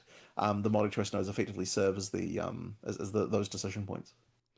For example, there, by the way, like you can have a node that specifically enhances the difficulty and or drops of the pinnacle boss for that league. You can have one that applies to the lieutenant. You can have, and so yes, before obviously you'd have to then go, I'm about to do the pinnacle boss, or you save up a bunch of keys and then you allocate those nodes and then run them all, and then you unallocate those nodes when you go back to farming. So even with that, but the different variety of bonuses we're allowed to have invested into, you know, it feels pretty good. It feels pretty awesome where you can be like, okay, I mean, there's can't the sense of respec? ordering as you're like filling Oh, in the tree. Where shit. you're like, okay, am I going to invest in this now or this later? Obviously, you're generally not going to invest in the pinnacle boss when you're like, you know, first starting. I don't know out. how I feel about Not that it's at that. the start of the tree anyway. And so, yeah, you're generally going to want to spec into that stuff later regardless. And often in those cases, it's even blocked behind killing the pinnacle boss to start with, where it's like, okay, I can't allocate these until I kill the pinnacle for the first time. You change the choice nodes at will for it. Okay, farm, you can get that's the good. full loot. But it does create this just like really cool sense of progression of What do you like, think about just, like, werewolf really builds for 0.5 evolving the martial loot, artists? and there kind of isn't really a wrong choice. You're not like so scared about whether or not you're allocating A or B and whether or not it's going to be the right thing. Potentially and so could be you can good. just do it with a lot more freedom, a lot less like, you know, fear of missing out of something. You can, but there's still a little bit of that like thinking about the choice and the ordering and which way you're getting it. But it just feels so much less complicated and something you can just fuck up. Of course, you know, that raised the concern, and Jonathan mentioned it, where you then lose your build per se. And this is something we've talked about a little bit, but like this is where the Atlas Master circles in. It's like, we need a system that is your build, but we need that to not be like 150 passives, you know. It needs to be something quite clean like an ascendancy class. Hence, Dude, what is kind of that Atlas noise class. that It's keeps like, happening? here's your in points you Something's get on like a quite connecting and small tree, reconnecting. and it's effectively like, okay, I want to say it's my mouse. as you said, it's boiling down the actual key decisions of how things behave, like meta level decisions, as opposed to just like X% increased something. It's just like a little bit of thing. It's like very game changing, like, you know, enables What a mechanic or noise? disables another. You thought it was your gives computer? You know, said yeah, things I that don't reduce the number of revives you have, but increase the loot. And it's like, oh, do I want to risk that? You know, it's like much more meaningful decisions all over the Atlas Masters. And because we can have multiple, because you can turn them off and enable them at will, and because it's not like the just cord giant that's keeping my tree mouse plugged in. overwhelmingness, it's quite easy to go, okay, I understand what this is going to do. I understand I can try it. I can just turn it off. I don't need to have like multiple respec systems in order to do it, be it gold or some orb. And then I can just go and change it. And then maybe when I'm ready later, I'll turn it on again. But the other thing it allows, and I like this, which is, of course, it allows us to make new ones in the future. If we have new characters and new Atlas Masters, maybe we sub one out, add another, you know, you never know how these things go. Maybe we The do a thing FOMO with where no we, Atlas you know, respec will be move what's on insane. class Yeah, A bro, onto you go class up B one and side some on the B onto right, C, and, you know, you create and all of a different sudden combinations of the some new classes and what discovery they comes out specialize that in. like a node on the Obviously still left is remain totally thematic, because broken. that's People a are thing getting that we crazy want to step currency down from it, to, but and you're so so far away there's a from it, lot you more can't like respect to get it, flexibility and here in by terms the of time you get there, they've changing, nerfed it. removing, adding, doing a bunch of like cool stuff. You know what I just like mean? creating new builds where It's you gonna can be create an interesting. entire new in-game meta just by mixing up those classes, and you haven't had to change this entire 600 point Atlas passive tree kind of level grade thing where you're like, okay, like we can create so many new metas with like five changes, and that's it. You just move this here, this here, this here, this here, this here, and it's like, oh, entire in-game meta changed. Now, that's if we want to do that. We don't have to, but that can be a cool level of shake-up that keeps in-game feeling way fresher and whatnot, and we haven't had to add an entire new system to do it. So, yeah. See, I know you're trolling Pidicious, but like people are gonna think you're serious, especially if I do leak start. Control of the not just the Atlas Masters, but also the multi-choice nodes we have on the Atlas tree itself. It's something you brought up. I believe it was you, Mark. On Oh, the the passive Q&A points with you CB, get, which is cool. That is true, that yeah. you don't have in PoE 2, but you do have in PoE 1, is the ability to respond to market changes by targeting different types of drops. So like this is kind of in the topic of combating inflation, which has been mentioned, as well as price stabilization, where you can make those choices to, hey, this is lacking a supply in the market or whatever. And then you can choose to say, well, I'm going to do that farm. And then maybe the market changes. And now the next mechanic is going to be the most lucrative, if you will. And one of the questions is this one of your implementation to help combat your issues with rarity affecting currency and combating inflation in general? Or what's the take here? It is 100% good at that, and you know, well, yeah, go for it, Jonathan. Well, I was going to basically say exactly that, right? Like we are trying to make it so that not only do you have things with the Atlas Masters, but you've also got things with the like which league you're focusing on. You know, like Ritual now being a much bigger source of uniques, for example. Yeah, if like you think, you know, like we do want the idea that yeah, if things are in the market are off in a certain way, you feel like you can profit. Going to doing a different league, being Yeah, being a bro, thing that Ritual's gonna matters give you more tons of is I think uniques. pretty important. So that was an explicit goal. Like let's try and make it so that we can get that. Now I don't know whether that's going to have a huge effect or not, but it was one of the things we noticed that was different about PoE 1 versus 2 when we were talking about this kind of stuff. So we thought like, hey, let's add that ability a little bit more. But like to go further into that again with the response and player agency side, and I don't actually know if we made this. It was in one of my mini spreadsheets at some point. But like, let's just say Ritual gives uniques, which yes, we've made that change. And let's just say that there was a master who had somehow an occult, or let's say a multi-choice, and it just said all the uniques offered by Ritual are now currency. And you could, with a click of a button, go click. All right, now I run rituals, and I'm just getting currency instead of uniques. Not to say that's necessarily a thing. I can't remember. But that's the level of thing where it's like, well, why not allow someone to change that? Dude, now, Twisters one had a might be 2% play quantifiably rate better than the last other, but season. it's somewhat market dependent and somewhat what you need for your gear, for your build, your character, and whatnot. But that is a level of I've played Twisters. It's click strong, one button, click another but it button. has Like large if that's the thing you want to do, that we downsides. will now be able to do with I this, don't- where you can completely know. transform what you're farming by just the click of a button.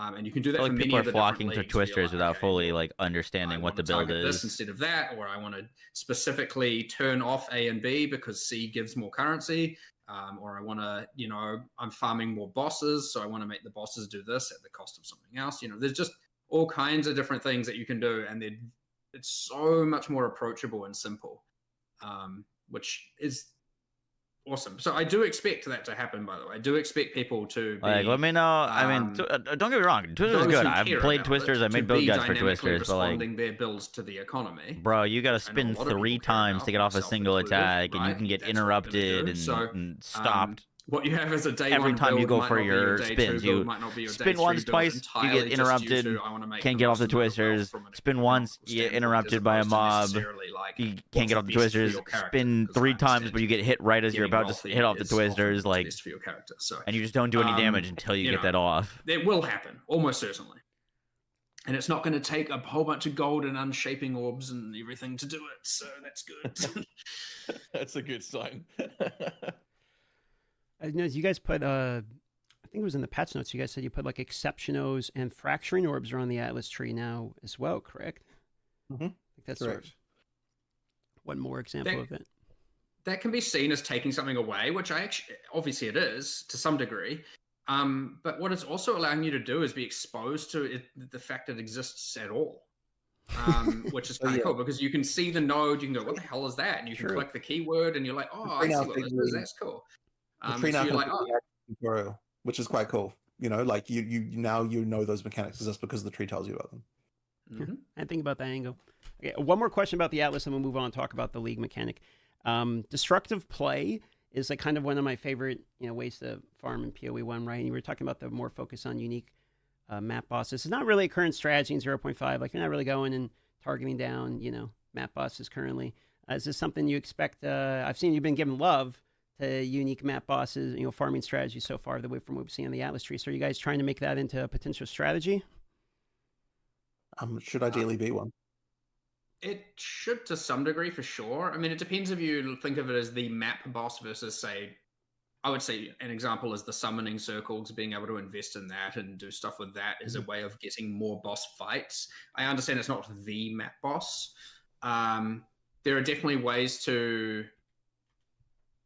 Well, I guess you got the Overseer's tablet, of course, which is a way of trying to be more boss-centric. I get it's not quite the same as what you're mentioning, which is more just like fighting a bunch of ruckus at the same time. But it's something that we're trying... There's a little bit of like, okay, and Jonathan said this to me Destructive play today, summons additional map bosses. Fighting multiple bosses at once is almost always worse than fighting one at a time. Like, you just lose that cohesion, you lose that combat feel. Now, you can have a twinned fight that is designed and they're a bit tag teamy and all that, but it often isn't good to just spawn a bunch of bosses on you all at the same time. because it just implies it's one of that same thing again where now you just have to have the defenses to not insta die because you can't tell what's happening. Stroke reading. So adding more bosses is something that summoning circle mechanic tries to do, and there are other ways to do that for sure. There's like a new type of delirium mirror that spawns a cloned boss from a map. So like we want to definitely spawn more bosses, but familiar. I don't want to just spawn like 6 bosses in a room altogether and just let you deal with it, right? It just the combat just goes out the window. Which we do have in the Rite of the Nameless, but in the Rite of the I stole Nameless my we whole do thumbnail offset style. them from That's spawning. Like crazy. they don't Yeah, all just it's suddenly still- spawn to start. yeah, it's still They staggered. spawn. They're not like one at a time, but they do stagger so that like you've got time to potentially kill the boss first, and then before the next one. And so ideally, it's kind of like like it's a bit of it's a tough fight, but you're not it's not just like 5 bosses enter a room with you. That being said, we have a bit of work to still do on getting ritual combat to be a bit better, right? Like it is one of the things. Like I mean, obviously, getting that many monsters in a bit of a claustrophobic situation can just be Copied a your mess, thumbnails. And, Do so our that's still thumbnails look something we are anything going to alike? work on, is getting that combat to be a bit better as well, just as a thing to hopefully do between 050 and release. But yes, in that context, definitely staggering them is the play, because yes, what the hell is fighting 5 bosses in, not now just 5 bosses in the boss arena, you're talking about 5 bosses in this little circle. I'll pull with a up the bunch of receipts. rat tornadoes or something going around. Do You have it. no idea what's going on. So we'll try and make that as clean as possible. All right, well, let's talk about the Runes of Aldor then, this season's league mechanic. Now, one of the major, sticking out points is obviously Runic Ward. I don't think many people saw that You one can coming. update That the was a Ice bit of a Wolf surprise spell with the when I new saw that one. season. So what was the, I'll update the planner. What was the thought process of coming to the conclusion that, okay, we need another defensive of some sort, and this time we're going to put it under life? Like, that's pretty unique. So how'd you come to that point?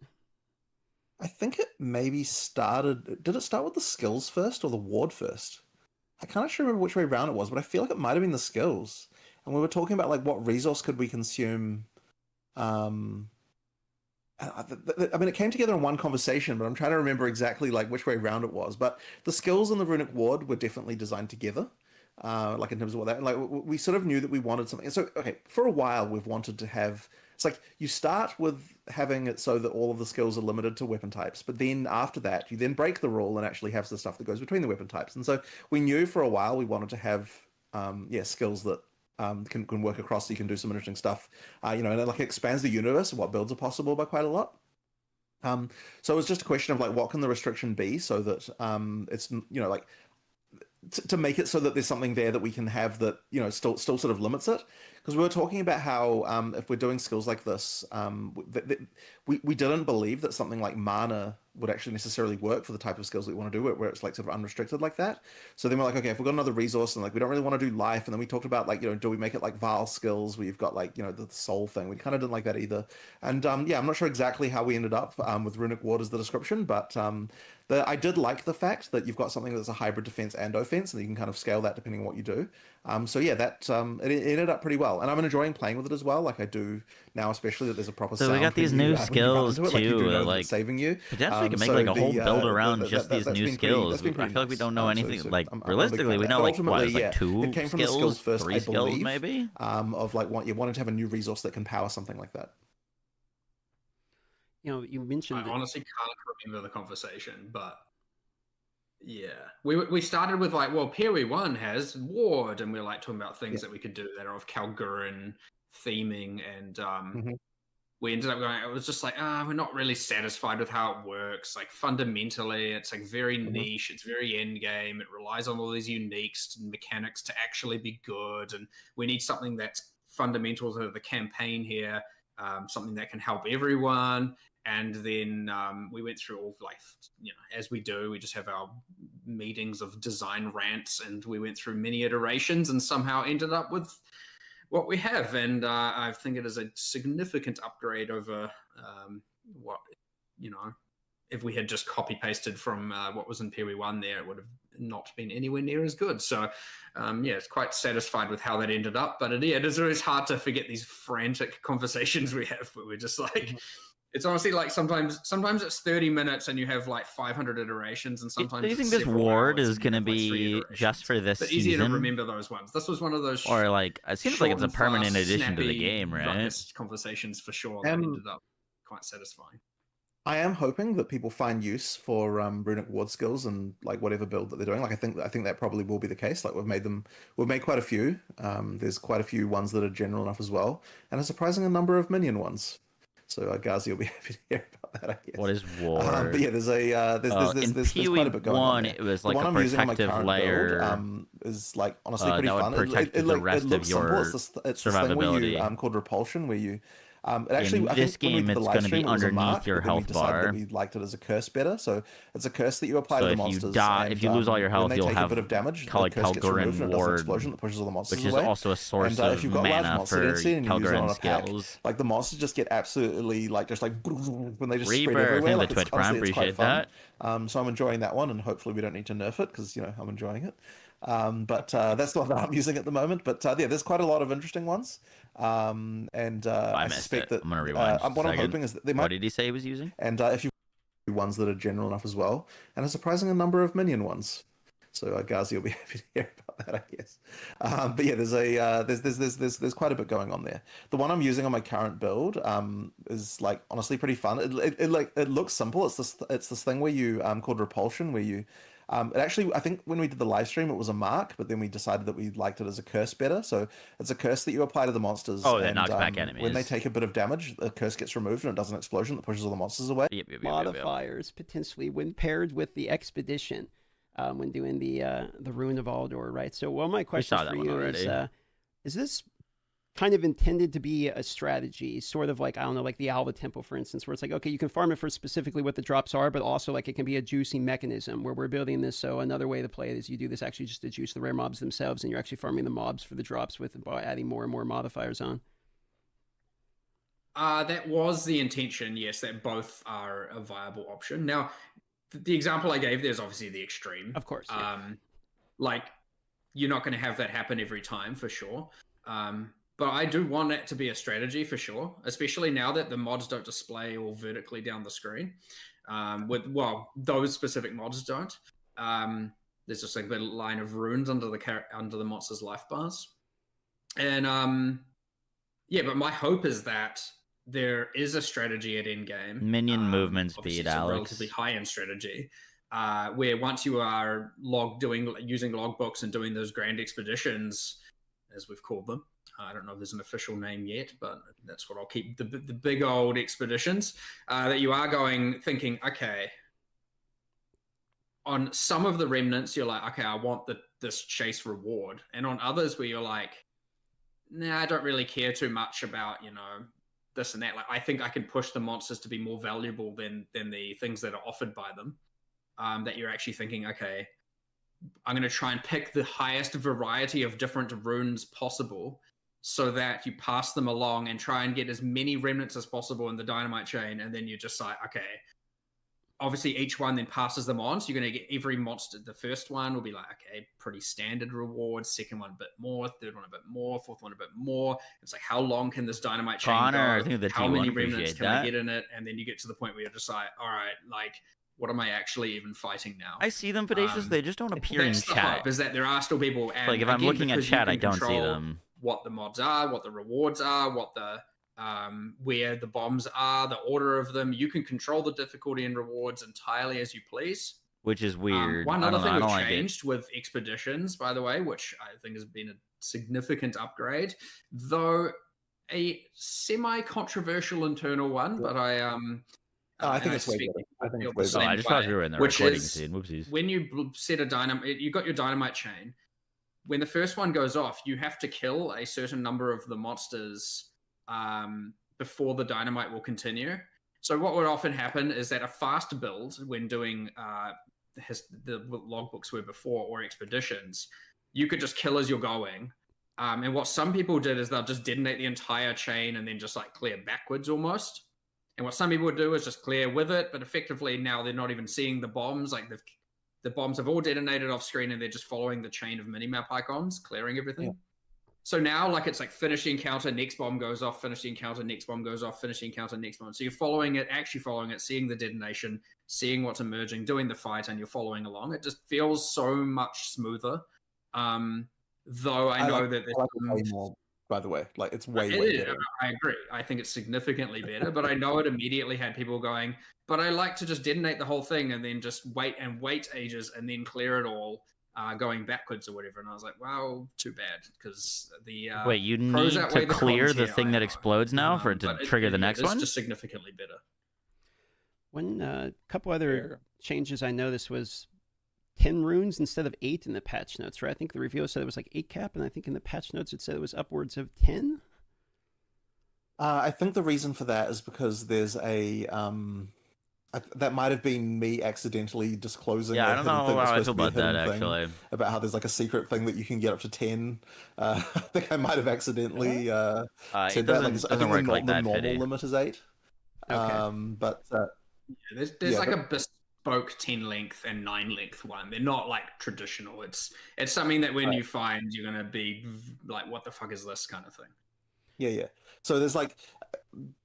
Yeah, that was probably just my bad, just like looking at the table, being like, okay, here's the maximum one being 10. Like, there's probably a few things I accidentally disclosed in the patch notes that were intended to be hidden, but it's fine. We'll just we'll see. How do you? Find Yeah, By all means, we don't mind. Yeah, spoil it here. How do you actually decide what you want to like leak or show in the review and what you don't? Like, I mean, that's got to be kind of a hard decision on, you want to keep enough hype going, right? Like, you want people to know some stuff's coming, be excited. Like, you got to tease Mage Blood's coming. You can't tease what it is, right? So, like, how do you decide what makes the cut on the teaser and what you want to be, like, discovered, like, the hidden ascendancies, for instance, like you did with Abyssal Hidden ascendancies? I don't know, really. It's sort of hard to decide, but, like, there are certain things... Well, okay, like, a random example is, like, not to, like, in the patch notes we said there are 3 barracks rings. People are going to make some assumptions about what that might mean. Like, there are things like the hidden that where just, chalupa. like, in some ways, like, it can be obvious to people what the hidden things are, but that can be its own form of excitement, because now you're going to be asking, well, how does that work? What do you do? And the way that does Did work they is quite tease hidden. at the Abyssal Lich So, at we'll all, have to or see not whether people do really? that. I know Jeff actually was saying to me, he's like, as a player, I would never find this. So hopefully people do actually end up discovering that. But all it takes is one, and then everyone will know. So there are secrets like that around. But yeah, I don't know. It just like we want to make sure that there's just enough things where it feels like people have found something. And actually, there's that other whole system we didn't tell people about. Oh, I'm not even going to mention it. No, screw it. There's a whole bunch of like I would say there's more like. I don't even know what he's talking about. No, you do know what I'm talking about. The one that's the most ridiculous. You have to tell me afterwards, because obviously The one that's the most ridiculous. Why wait?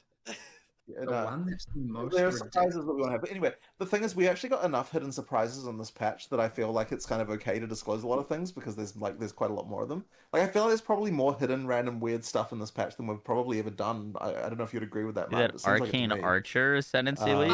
It should be. I'm Wait, a what? Really? huge advocate for pushing for and I just declare it at the start. I'm like, this is a thing no one's allowed to know about, and then I just hope that no one says anything. It's easy to make mistakes though, because people don't know what stuff's going to be hidden, and so I might just randomly, blunder into things and like. There are other things where we're like, okay, but is it just going to get data mined in minute 0 anyway? What the fuck is this? But then it's like, oh, maybe even that in itself is exciting, because people don't know if what's data mined is actually enabled or not. Yeah, So you start adding bait, and you put in little things that are just like. There's a leak going around the third ascendancy for Ranger with Arcane Archer. So even if it is a thing that will get I data mean, mined, it I think doesn't I found the necessarily image. there.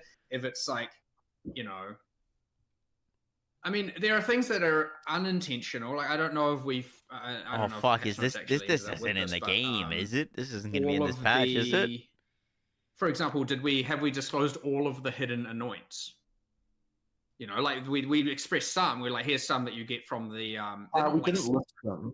We didn't. Yeah, we didn't list them.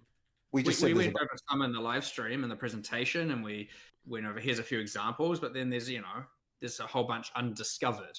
And so it's like I wouldn't say that's a secret. It's just like we want. Oh, people to this was. discover I was going to stuff. say, We is want this a some new people. data And then mine or an there's the old stuff one? like It's an actual old data secrets mine. where we're just like, nah, Meaning it good like luck mine. finding this. And It's we not look like it was forward to recently day discovered. 29 where someone figures this out or something. You know, I want some sense of discovery over the league that's more than just like what is your build and what is the meta, like stuff that's actually in-world discoverable things.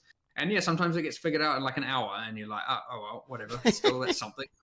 But You know, it's funny that you mentioned this with the bait thing, because I'm still looking at the data mine of Demon Magus and just waiting for something to happen. Like if that. Oh yeah, you're laughing. I'm sitting No, here. it was a real. It was a People real are talking thing. about It's it not- now. It was. It So is a. I did have a quick, But like this was like sorry. a leak. It will be a real thing one day. It wasn't intended What? to not. Okay. Oh shit! I'm just trying not to go Wait off a on my second. notorious 15-minute. It was data mined in the same data mine I did that have a- Spirit Walker was data mined in. Curiosity about the league mechanic, which kind of weaves into the history of GGG. You guys have never shied away from trying out of the box crazy things, roguelike things like Sekima Sanctum, Auto Battlers, Todia.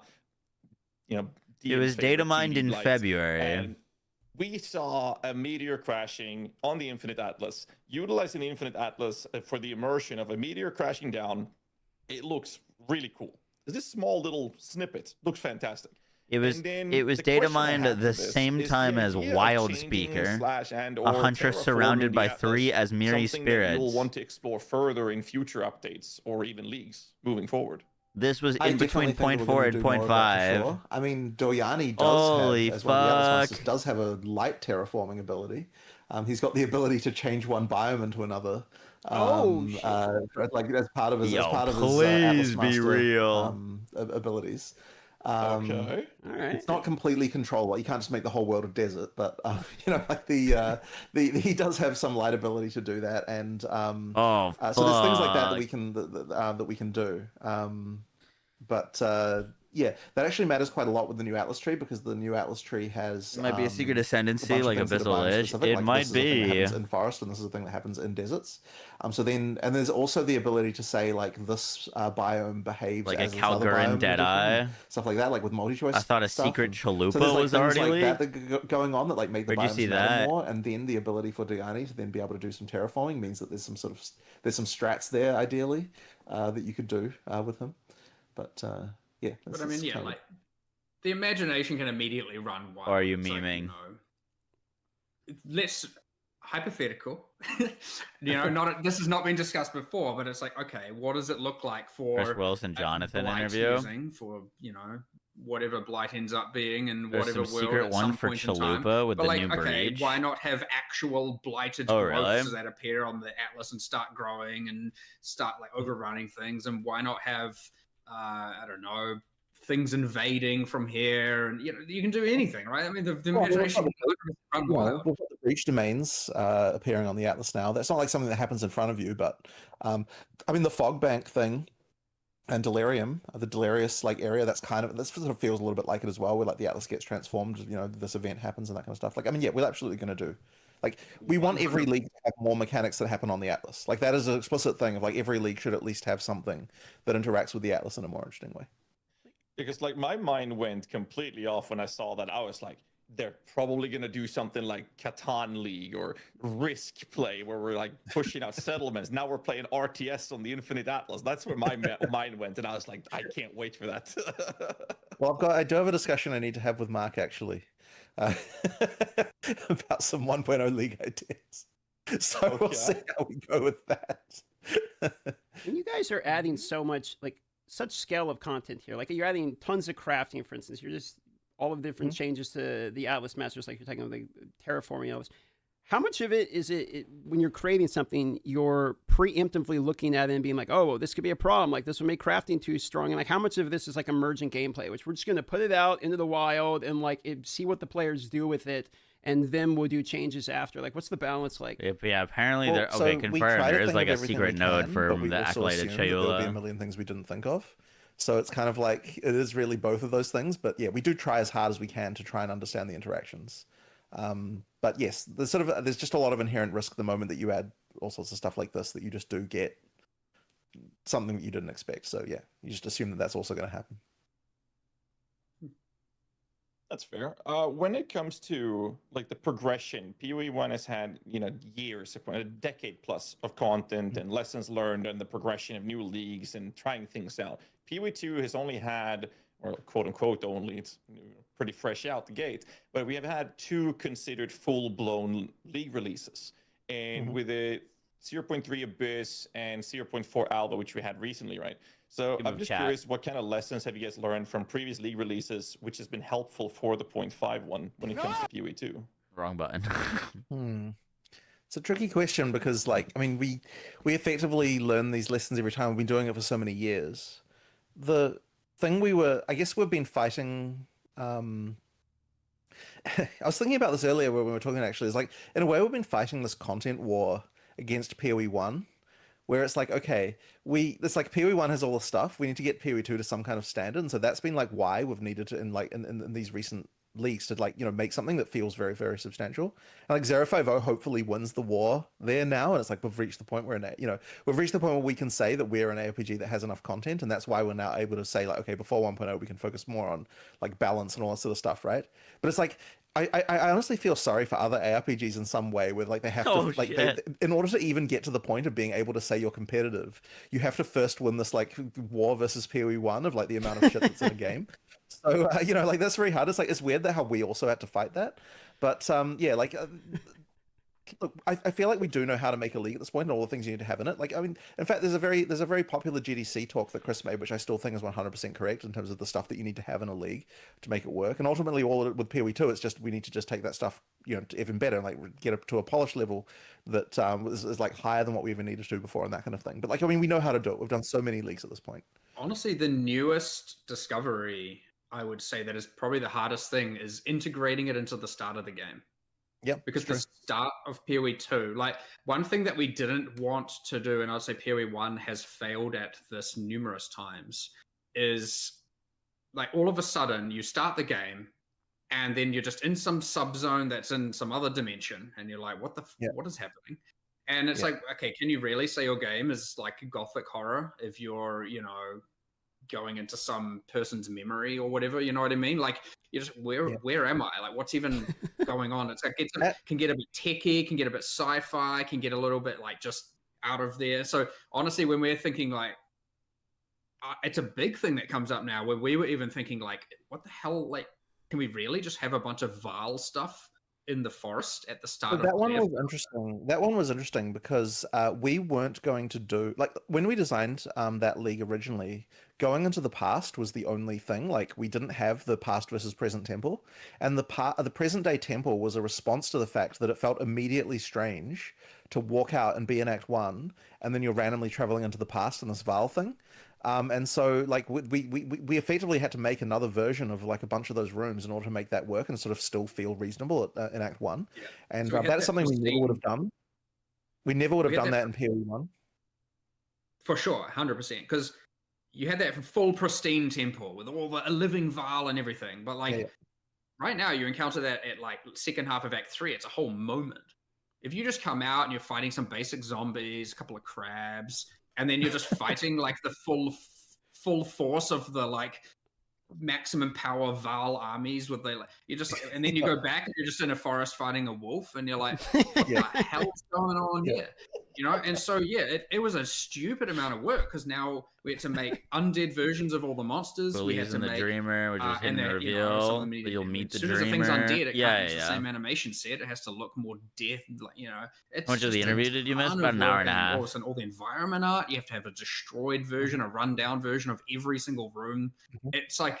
And I'm like, why do we do this again? So Act 1 and 2 can, but it honestly makes so much of a difference than just like, the world doesn't matter because I can just, and this is going to be something that in 1.0 is going to be a real challenge, right? Because we're expecting obviously a lot of people who haven't played the game before. It's really important that whatever we choose for the league to be, it has to be in every area, and yet it also has to be that it doesn't feel out of place. honestly, like looking at it now, I'm like the Runes of Elder actually does that pretty damn well, and it's almost a shame that we did that one here and not in 1.0 because that would have been a really good 1.0 league. But yeah, we have to effectively somehow pull that off again and make another league that feels like fine in Act 1 and but also fine in Endgame, that kind of thing. So Well, we have to do it 1,000 more times, right? So I suppose so, but like it's especially important for 1.0 in my opinion, just because you've got so many new players. But yeah, it's always going to have to be something that we consider that we never really thought about in PoE1 when we were designing leagues. There, it was just whatever, like I guess the feeling always was that like people have played this a bunch of times, like like it's okay to just have like a weird Eldritch Nightmare on the beach. It's fine. Like we'll just live with it. It's okay. I mean, we have gotten better at it in PoE1 as well over time, but it certainly had its moments where it was like, what the hell is going on this beach right now? Mm-hmm. In the swamp with the rowers, and all of a sudden I'm in some other place. It's just, It's kind of funny. It's funny you mentioned it from that way. I actually never thought of it that way, but you're like, it does kind of make sense. Like if you're not really familiar with PoE at all, when you play the game for the first time, and you're just like, what the hell is going on here? Yeah.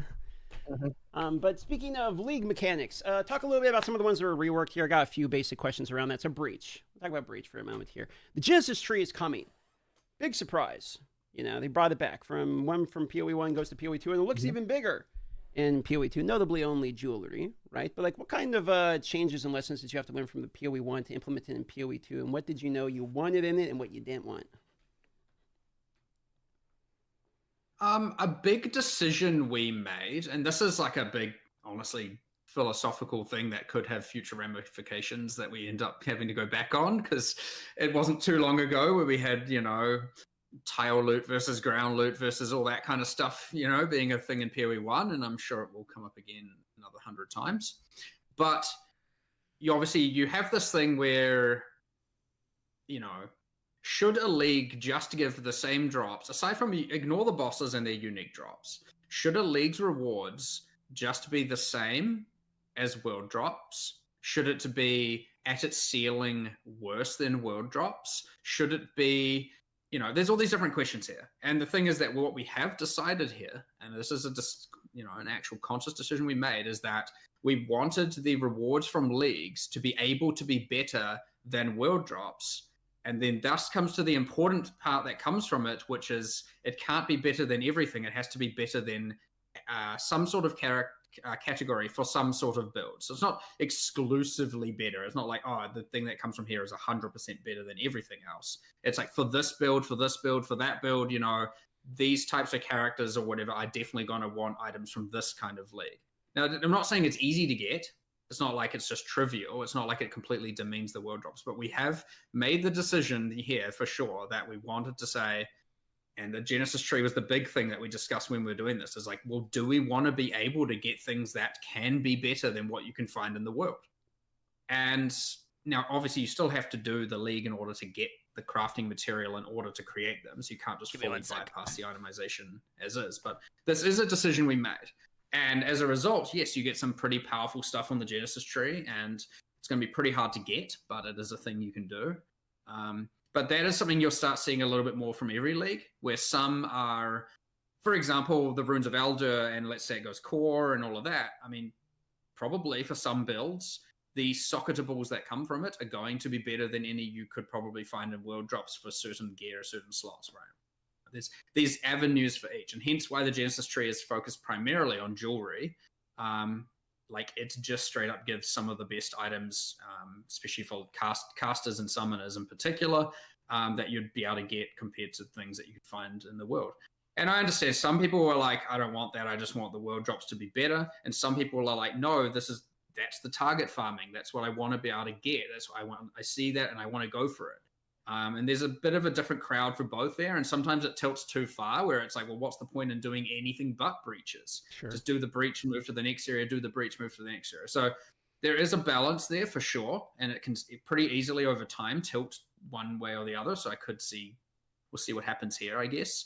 But the important thing PoE2 does that PoE1 hasn't been doing as well at, but is still something that we have a similar philosophy on, is that it should be that at least it's not for like every slot. Like if the Genesis tree was could get best armor, best helmet, best gloves, best boots, best weapons, best everything. Well, what the hell why do anything else? At least now it's like, okay, I can possibly, for some builds, get the best amulet. Probably for all builds, actually get the best amulet. Sort of. And then for some, get the best rings for summoners and casters, and for, you know, that kind of example, then at least you're wanting to go, okay, here's why I want to do breach. I'll get these items when I have them good, and then I'll do this other league for this other slot, and do this other league for this other slot, and that's the 3 leagues you're farming. And then once you've got those gear, maybe you change to some other leagues, all the meanwhile trying to get Mage Bloods from World Drop and to do Headhunters and all of that, and, you know, your classics. So yeah, that is a decision we've actually made here. That is, I suspect, something we've never really necessarily talked about, at least not for years, about whether or not we want rewards from leagues to ultimately be better than world drops or more exclusive, or, you know, things that are ultimately exclusive to it. So it's a decision. It's where we're at, and we're going to try it, and hopefully we'll see how it goes. That brings up 2 interesting challenges for me. One is, how do you educate the players on knowing if there's the best of each of these? How do you overcome the challenge of making sure that the education portion of the players, so they know that you can get the best of each one of these leagues from each? And the other portion is then, how do you handle the situation of things like Alkengo, like the most standard, I'm going to run a map? Like, if every other league mechanic has the best of something, does that mean Alkengo has like the worst of everything? Like, how do you handle both of these challenges? From the educational standpoint, well, that's kind of in each's league's responsibility. You'll learn that over time, generally speaking. But that's where the things like, okay, the Genesis tree, you can read the nodes, you can see the helper text, you can see what kind of stuff you can get out of it. You might not know exactly what mods, what tiers, and what values, but honestly, I prefer that to be within the discovery axis anyway. What it does say is your rings can now be X, and you're like, okay, well, that, like, you know, summoner ones. One way people might find that out now is because when they mouse over their item, there'll be a little build guide note there being like, you need to go to the Genesis tree and do this. So that can be one way that people will be finding that out. Oh, there you go. True, for sure. And so, okay, so what the other thing is let's say there's enough leagues and every league covers every slot. So, like, let's say with there's 10 leagues and each league is best at one slot. Well, why do I need to do anything but you can't do all 10 leagues at once, which is good. But it is obviously still important that, you know, for example, you still have to craft these items. You can't, like, even if you could print the base type, you can't just, like, infinitely now craft that item, right? So that's an important thing of needing to make sure that you're still acquiring all the core currency. What I miss? You still have to do the content with the leagues in it to do it, obviously. But yeah, this is a risk. Like, for sure, I can see a world where this is just like, okay, well, any ring or What's up, amulet Matt that Fox? How ever you doing? drops in the wild, like, sure, it can be okay, it can be good, but it can't Homelander be the milk, best. protein shake. That is the consequence of this. They're about It is target 100% farming. the actual Ooh. consequence. And I do believe they can generally be good enough, and as long as that we're niche enough with what the leagues are doing, that it won't be too problematic. Any changes to target farming? But shit, it's easy to cross that line, and now rest in peace, all rings on the floor. Just may as well filter them off and you'll never see them again. It is a fuck up that can occur. It is the actual risk. And as we add more and more content and it fills more and more of these voids, that yes, you will reach that tipping point where now world drops suck. You will, almost certainly. It is something we will try to not have happen. But, you know, in leagues down the line, yep, probably will. And there's always a way to address it. It's often just some, like, one of those, then, okay, we've done this massive rebalance of this, retargeting. Why are they against target farming? It's obviously hard to know when we're not there yet, because we don't have enough leagues covering enough slots to actually result in this problem yet. So still quite hypothetical, but, like, I can see how it will occur, you know, a year, 2, whatever, after release. It will just be like, okay, whoops, we did it. And now there's, you know, you filter out more and more items eventually. You run certain leagues. To target farm but at least everything. there's the other benefit there, which is you can only run a certain number of leagues at a time. So at the very least, you'll be, like, varying your gameplay. You're still going to be chasing for, and because your tree juice is everything, like, you're not like, I'm only, because that is another actual benefit, and it's something that suffers a little bit in PoE 1. So let's say on your core Atlas tree, you, like, juice Blue's better for Ultimatum. some builds. that doesn't do anything to the rest of the map generally. Rather I'm than talking best at, in like, slot a for general all level. builds. Oh, I see. And so if you're fully invested in that league or in League A, B, and C, you'll generally zone in, do League A, B, and C, and then because the rest of the map isn't invested in at all, you could just say, I'm going to leave, right? Because the value of doing more of those as fast as possible, assuming infinite map items, which you have probably most of the time, you'll just go farm that thing over and over and over and over again. In PoE2, because you can get full investment, like that map is as valuable as it's going to be. And that league, every league is fully invested, and those leagues are as valuable as it's going to be. And so, like, aside from tablet modifiers specifically being one of the only access, and I guess technically choice on the Atlas Masters, but those are quite broad, or can be quite broad, you're generally going to want to kill everything, clear everything, and you're not going to have this thing where some stuff is hyper juiced and other things are just at like base level worthlessness going on in the map. Well, I don't know whether it was in the patch notes either, but it probably was. But do people know about the whole thing that we've done with tablets and like the random content? I'm not sure if you, I don't know if you guys are aware about this. Like, that's on the same vein, by the way, which is that it was really important to us to make it so that you don't feel the need to juice everything. Because like, you know, this is coming back to that idea about, like, you know, like reducing the amount of time that it takes to kind of get to the point where you can do infinite farm. There was this thing we wanted to say is that once you've filled all your tablet slots, you actually don't get random things appearing anymore, and that means that you don't feel the need to juice everything. Like, you can juice the several mechanics that you want to do, or like maybe it's just even one mechanic if you want to. You put all the tablets as being that thing, and then now no other random content doesn't appear, so really you kind of don't have that. It's fighting against that same problem again of like needing to, you know, of like making it like, so once again you'd have the situation where if we had it so that to what Mark was saying, where a random breach could appear even though what you're doing is delirium, then it would mean that you've got content in the map you don't actually want to complete, and that's kind of the thing we're trying to avoid there. So you still can go the random route if you want by using like a radiator tablets and stuff like that, but if you want to but if you're just focusing on a specific leagues, you just do it that way.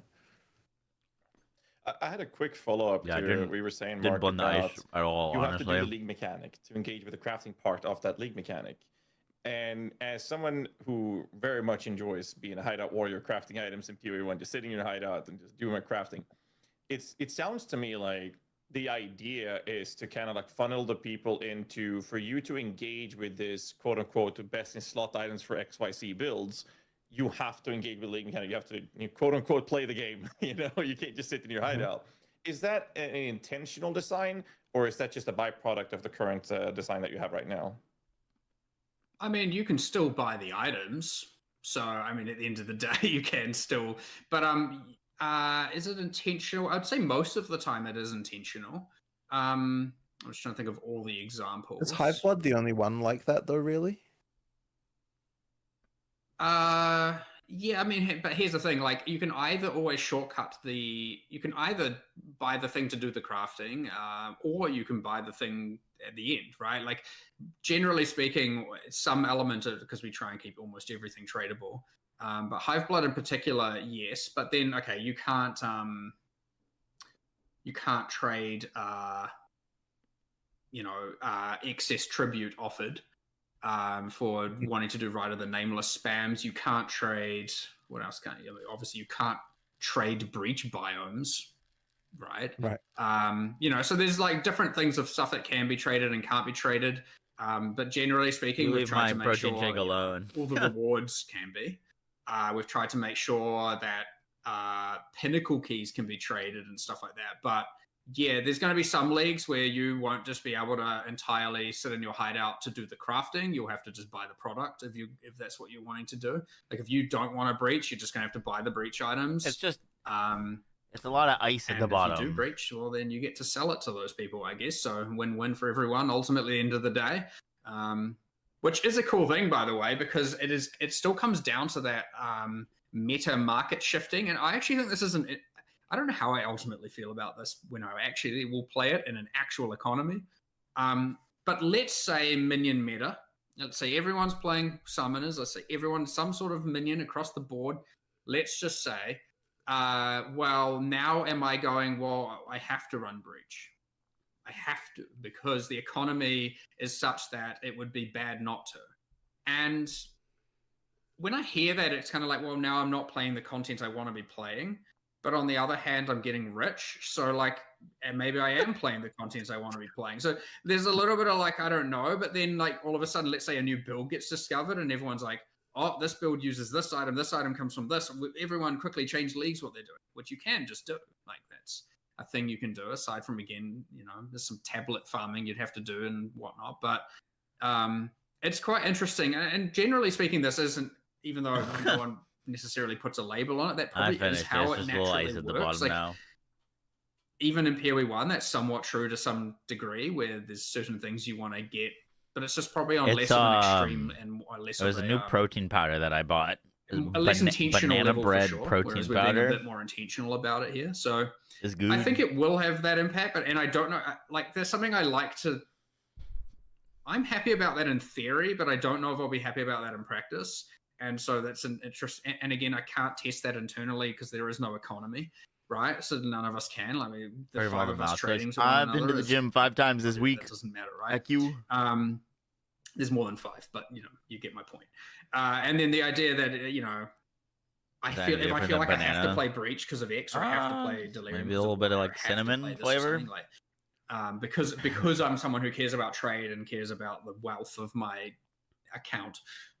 You know, that could be something that actually makes me feel a bit sad at the end of the day, because at the end of the day, I might want to just play the content I'm part of the interview. No. For what the content offers, not for the economic value of it.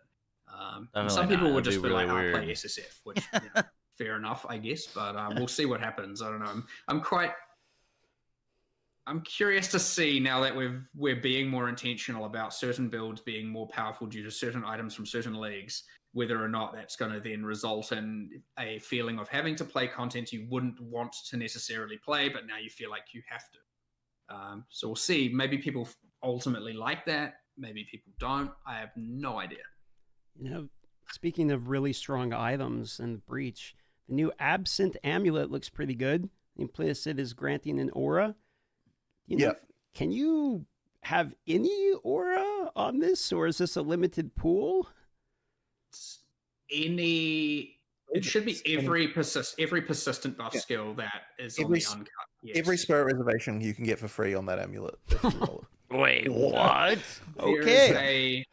There are 3 amulets. There's one for 30 reservation costs, one for 60, one for hundreds. It's obviously harder to get the hundreds. And thus There's an amulet that gives you 100 reservation. Yes, but again, spirit like, thing there's for a little bit of free? like good luck as well. Was that in the patch you notes? probably have to do a lot of farming to get what you want here. But this is what I was saying about when I was saying it does arguably offer the best item. It's just like the ease of, like, you know, Cast on crit the amulet. rare equivalent of the mage blood of amulets, you know, is like, it is there, and I want that to be something you can get. Now, does that mean world drop amulets are less valuable? Well, yeah, it will. What's the item 100% called? will indeed result in I'm trying that. to find it. And the same way that the existence of a headhunter and a mage blood demean the value of rare belts in general. Well, rare belts are in a bit of a sad state. Hopefully a less sad state anyway. But rare belts are demeaned by the existence of very broad, very chase items. And so there's this interesting, well, do you want the chase items or not? And, you know, there's a bit of philosophy around that, and people tilt one side or the other. And so we're just effectively saying, yeah, here's this freaking OP thing. It should be hard to get. It shouldn't be easy to craft. And it should be something you want to chase. And there's a very clear path to it, not necessarily an easy path. Hopefully that Delirium amulet is competitive with it on some level. Yeah, which also very hard to get the right one. Yeah. Yeah, you can't reinstill those at all, right? Like the Delirium Amulet, you get the 2 instills and you can't reinstall one of them or something, right? Like you get the 2 and you're locked.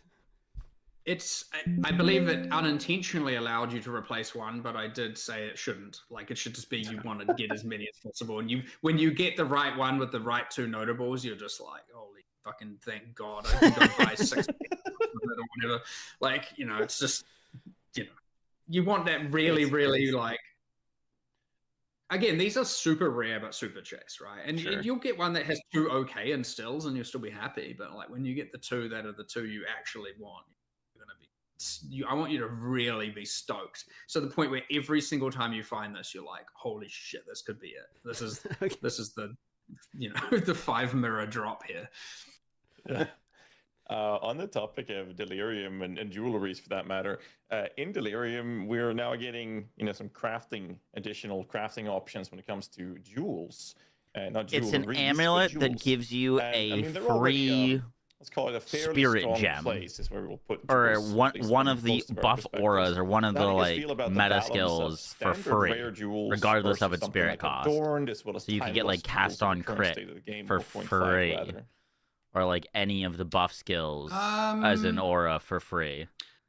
Well, the crafting for jewels was mostly that, like, the rationale behind adding that was ultimately, okay, like when you finish like a full sanctum, you end up with just like 45 jewels in your inventory if you take all the jewel chests, and you're like, okay, like 4 of them are okay, I guess. And it's just extreme item saturation just to get the good ones. And it's like, well, we're missing crafting here, really, right? We need something here to help guide it to be that they're okay, especially given that the jewel sockets are on kind of core pathways. You get them and then you're like, I don't even have anything to put in this for like a while. So at least now, and obviously you get some of these in the Act 4 in the campaign, you'll be able to, craft something that at least has 1 or maybe 2 useful stats for your character. If it had 1 by default and you add 1 that's decent. So that's just a win for like your more broad player base of just interacting with base jewels as a base level. In terms of the actual jewel balance, well, yeah, you'd kind of just end up with get all the jewel slots. Like there's so many really good endgame The unique absent jewels amulet, as well. interesting. As That's just, not like, in the you patch can do with notes. the top end power of jewels that like I'm you end up control with that thing effing with the a lot patch of passive notes. trees, just like I So need where to the get hell every did jewel that? slot, Where and did you that end get up with these shown? kind of really Is what I'm shitty trying to looking find builds, right honestly. now. They're just not even taking anything. And it's like, what's the cheapest stuff I can take along the way? But otherwise, it's just jewel slot, jewel slot, jewel slot. There's definitely some problems here. How do I feel about it? I mean, I kind of Grant's in one level end, 19 I'm like, Eternal well, Rage. Jesus. it's like a very And you still get normal modifiers it can on be it? a very What the fuck? satisfying, advanced, and honestly complex crafting system that a lot of people probably like to overall engage with, where their more traditional build ends up looking like this crazy jewel fest. On the other hand, Grant's level 19 Eternal got the Rage, problem minus where, 1 prefix, minus 1 you know, suffix. Bro, who cares about every this? It's character kind of that's devolves that's into looking like a very rage for any similar build. thing. I'm trying to think whether or not Holding I a scepter ultimately that gives an aura. enjoy Yeah. it or not as a player. Probably less so. Like, I probably think it's ultimately not a good spot. That's crazy, dude. Like, I would say if I had to not, I would, I don't like the idea that ultimately 95% of the passives on the tree don't matter at all, even though some of them don't matter anyway. Something we need to fix, but I don't like that it just ends up being that. But I do like I want to chase all the really chase unique jewels. So I don't know. Yeah, I'm kind of like a bit, hit and miss on it ultimately. I don't know. I'm curious what, like, a lot more people think about this kind of level of meta and itemization.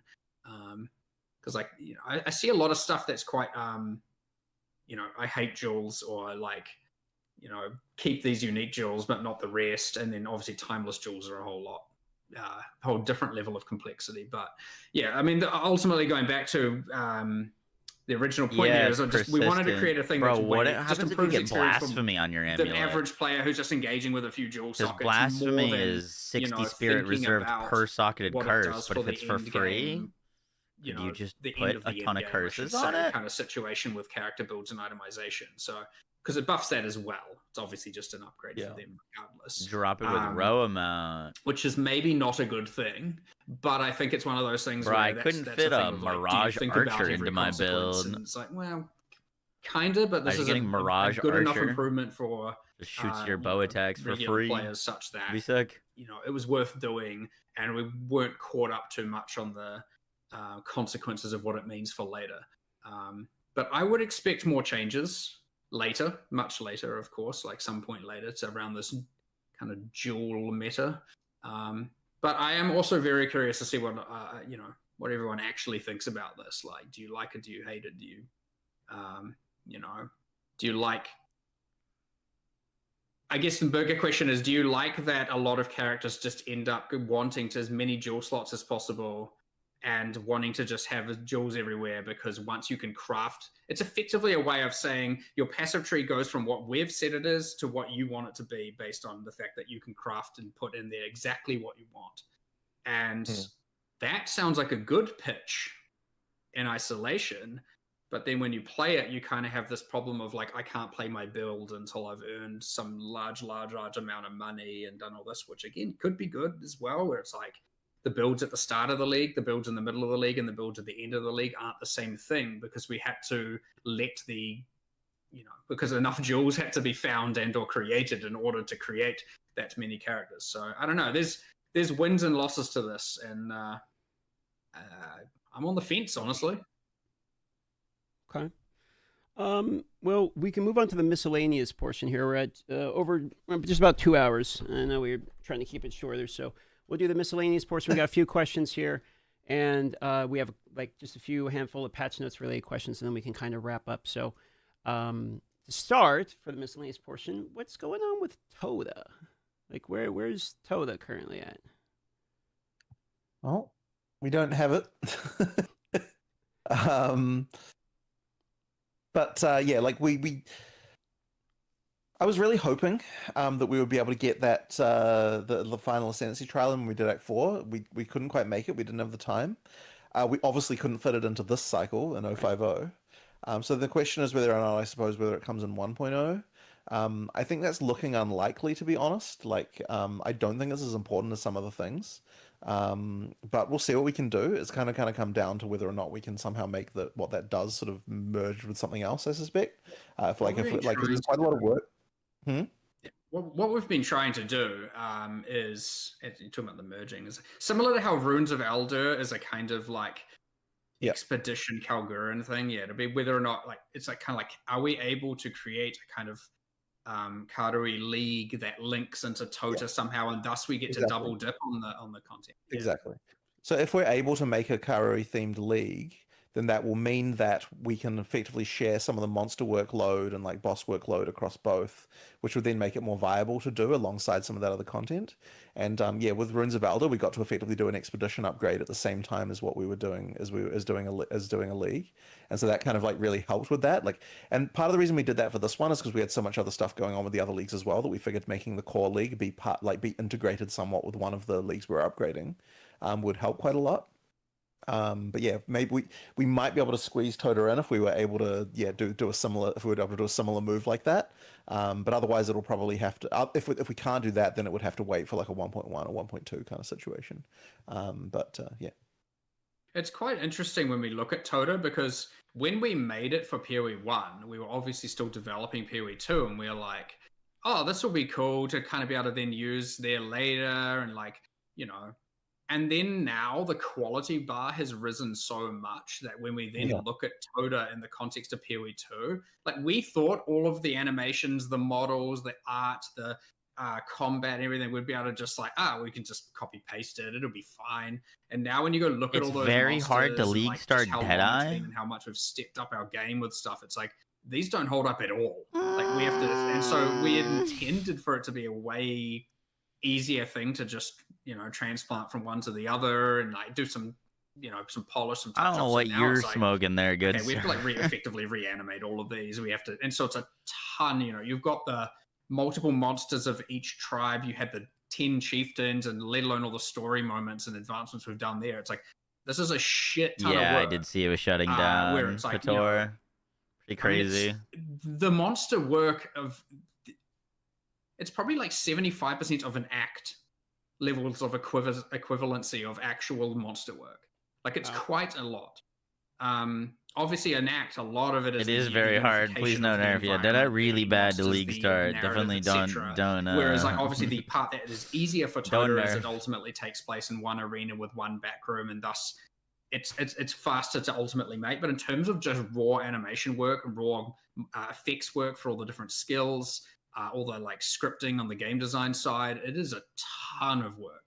And so it's just been, again, when we were like, okay, is Tota being missing or the end game not having goals? Well, obviously the end game. And so when we're just coming up with this stuff, we're just going, what is the most important thing we need to do now? And Tota has not been it, given like it would be different if it didn't require a ton of work. We could probably chuck it in alongside one of these things, but it just somehow is not held up at all. And yeah, so if it weren't for just straight up being too much work, it would be there already. Like, it just is an insane amount of actual work to do that is going to cost some pretty important stuff. I appreciate the That answer. makes sense. Toda is just a personal favorite of mine because that was the league I joined, PoE, actually. It's my first league ever with Right. Toda. So I was curious. Go on, Gazi. Well, I was just going to move on since we're kind of over the time already. I do apologize. Trial of the Just sticking around. Ancestors, Colby. The The next PoE question, I have 1 kind of a league twofold mechanic. question. I'm going to start with the first half of it, which is more about the design philosophy of unique items in PoE 2.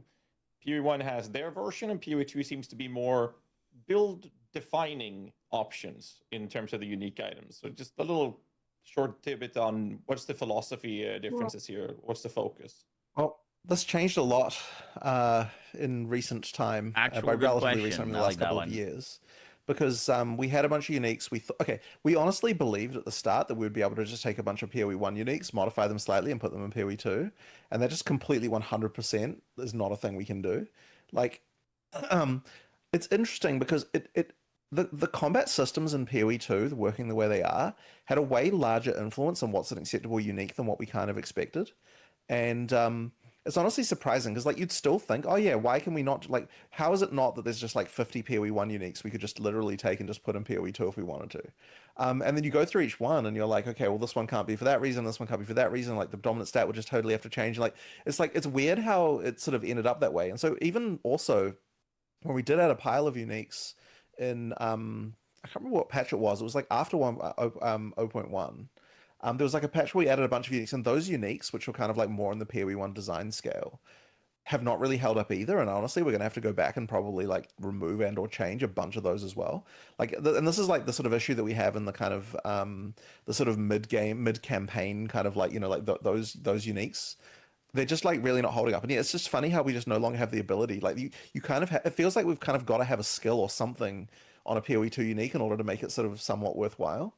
So yeah, like I don't know I could even necessarily say exactly what it is particularly that's caused it to be that way, but for whatever reason, like when I look at a, you know, like a PO1 style designed unique at this point, it just does not rise to the level that we feel like you'd actually use it. And so yeah, I do wonder if one reason can be that I sort of suspect it's got something to do with the fact that in PoE 1 build you tend to just optimize one skill and that's all you're doing.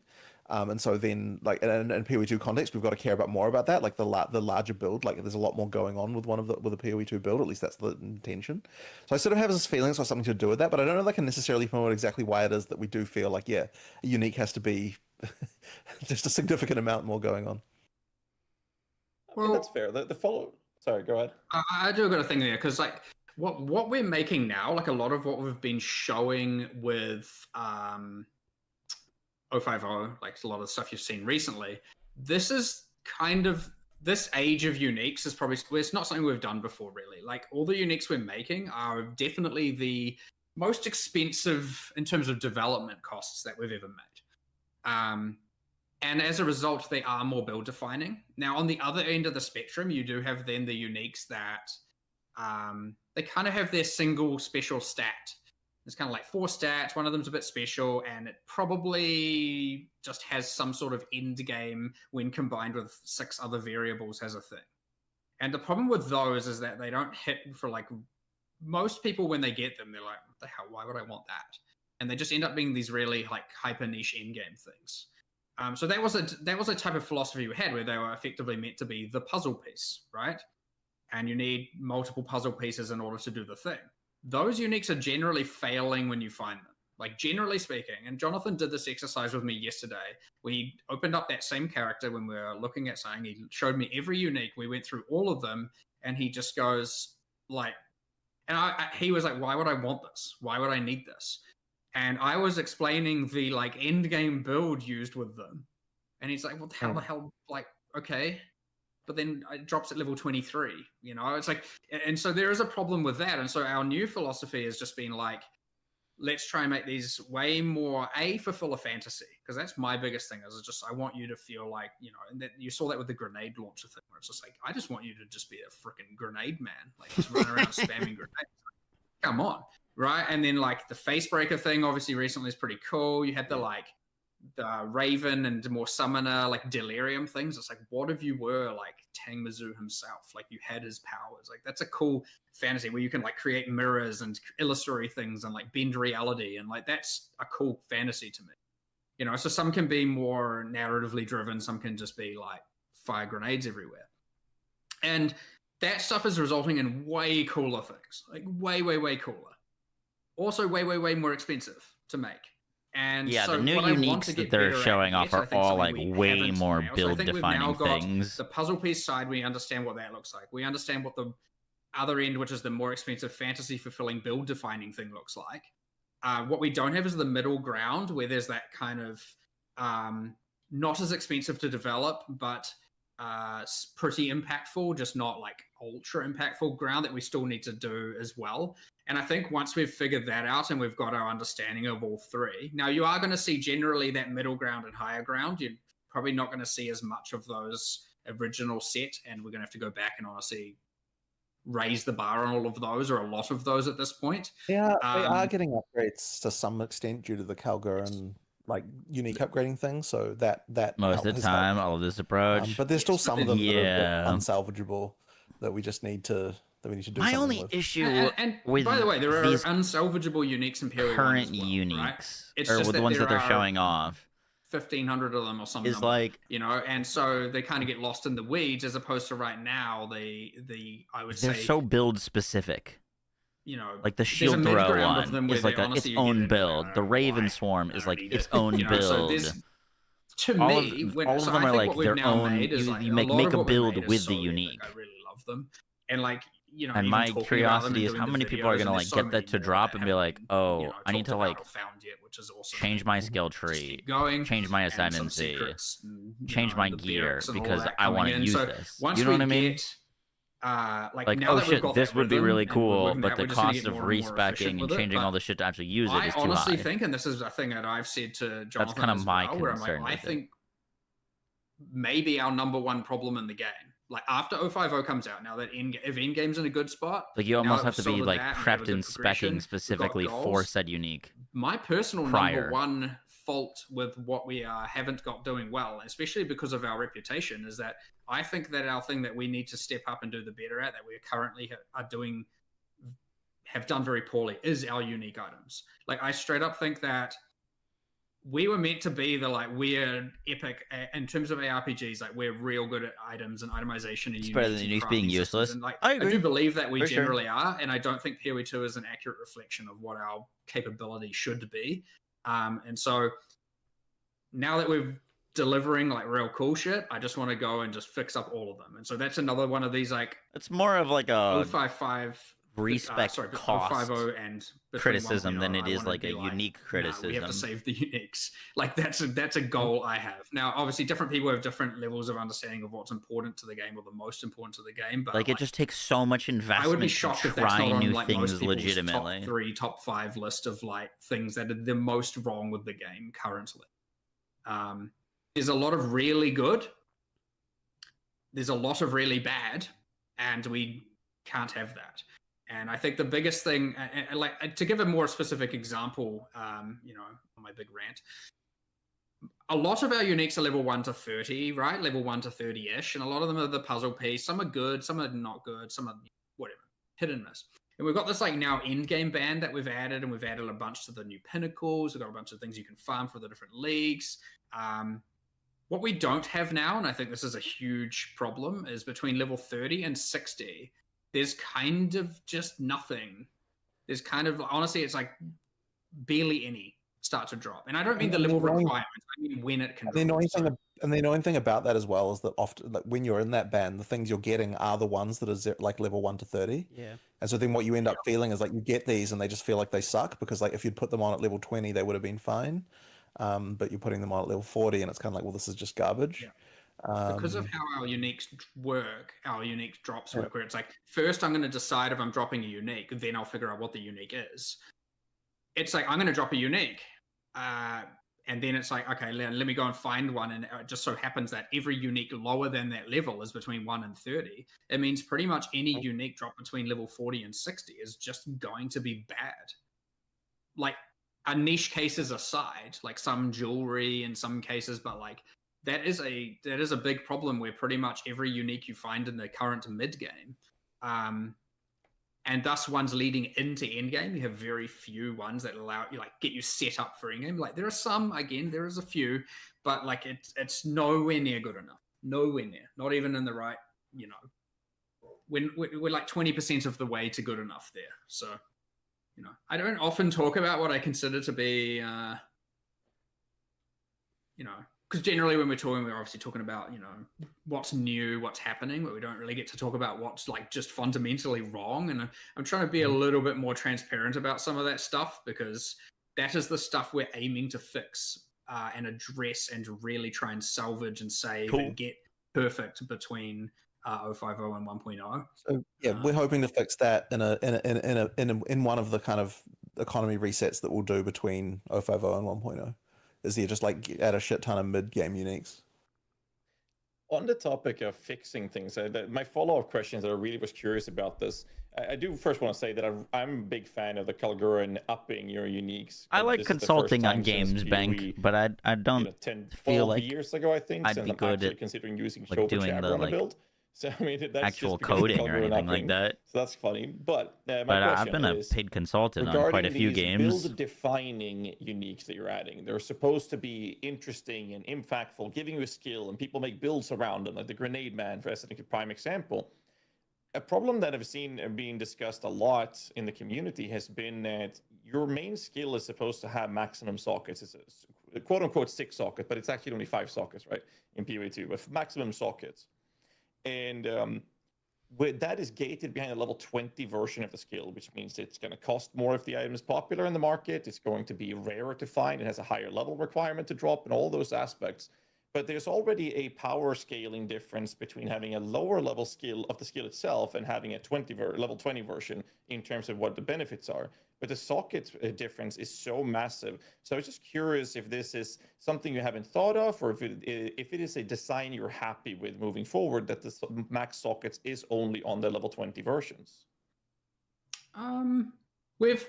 Wait, We've what? discussed this many times. Is that a just change? FYI. Like, it's come up. Sorry, came up a lot. Is he But saying I you think, can't use a perfect for jeweler on a 050, non-level and 20 I'm hoping this gets gem? done in time, and if not, be shortly after. No, right? I was adding, like, as a kind of, like, in an ideal world, you'd just be able to either, well, at least you'd be able to just, like, okay, why not just allow using a perfect jeweler's orb on it, for example, and then just. I was literally about to say that. Why can you not just jewelers uniques? But for now, you can't currently. But It's that will be the goal. the skills for on now, uniques. I see what you're saying. I think just time constraints, but I mean, feel free to look into it yourself. Yeah, but, yeah. I mean, like, is it really that that is hard weird to implement that? I don't know. I have no idea how it works in terms of the way the storage is, but there should be. Well, exactly. I have absolutely no idea, so we can find that out. But this is We might be able to just do that, honestly. Like, it might just be Maybe. possible.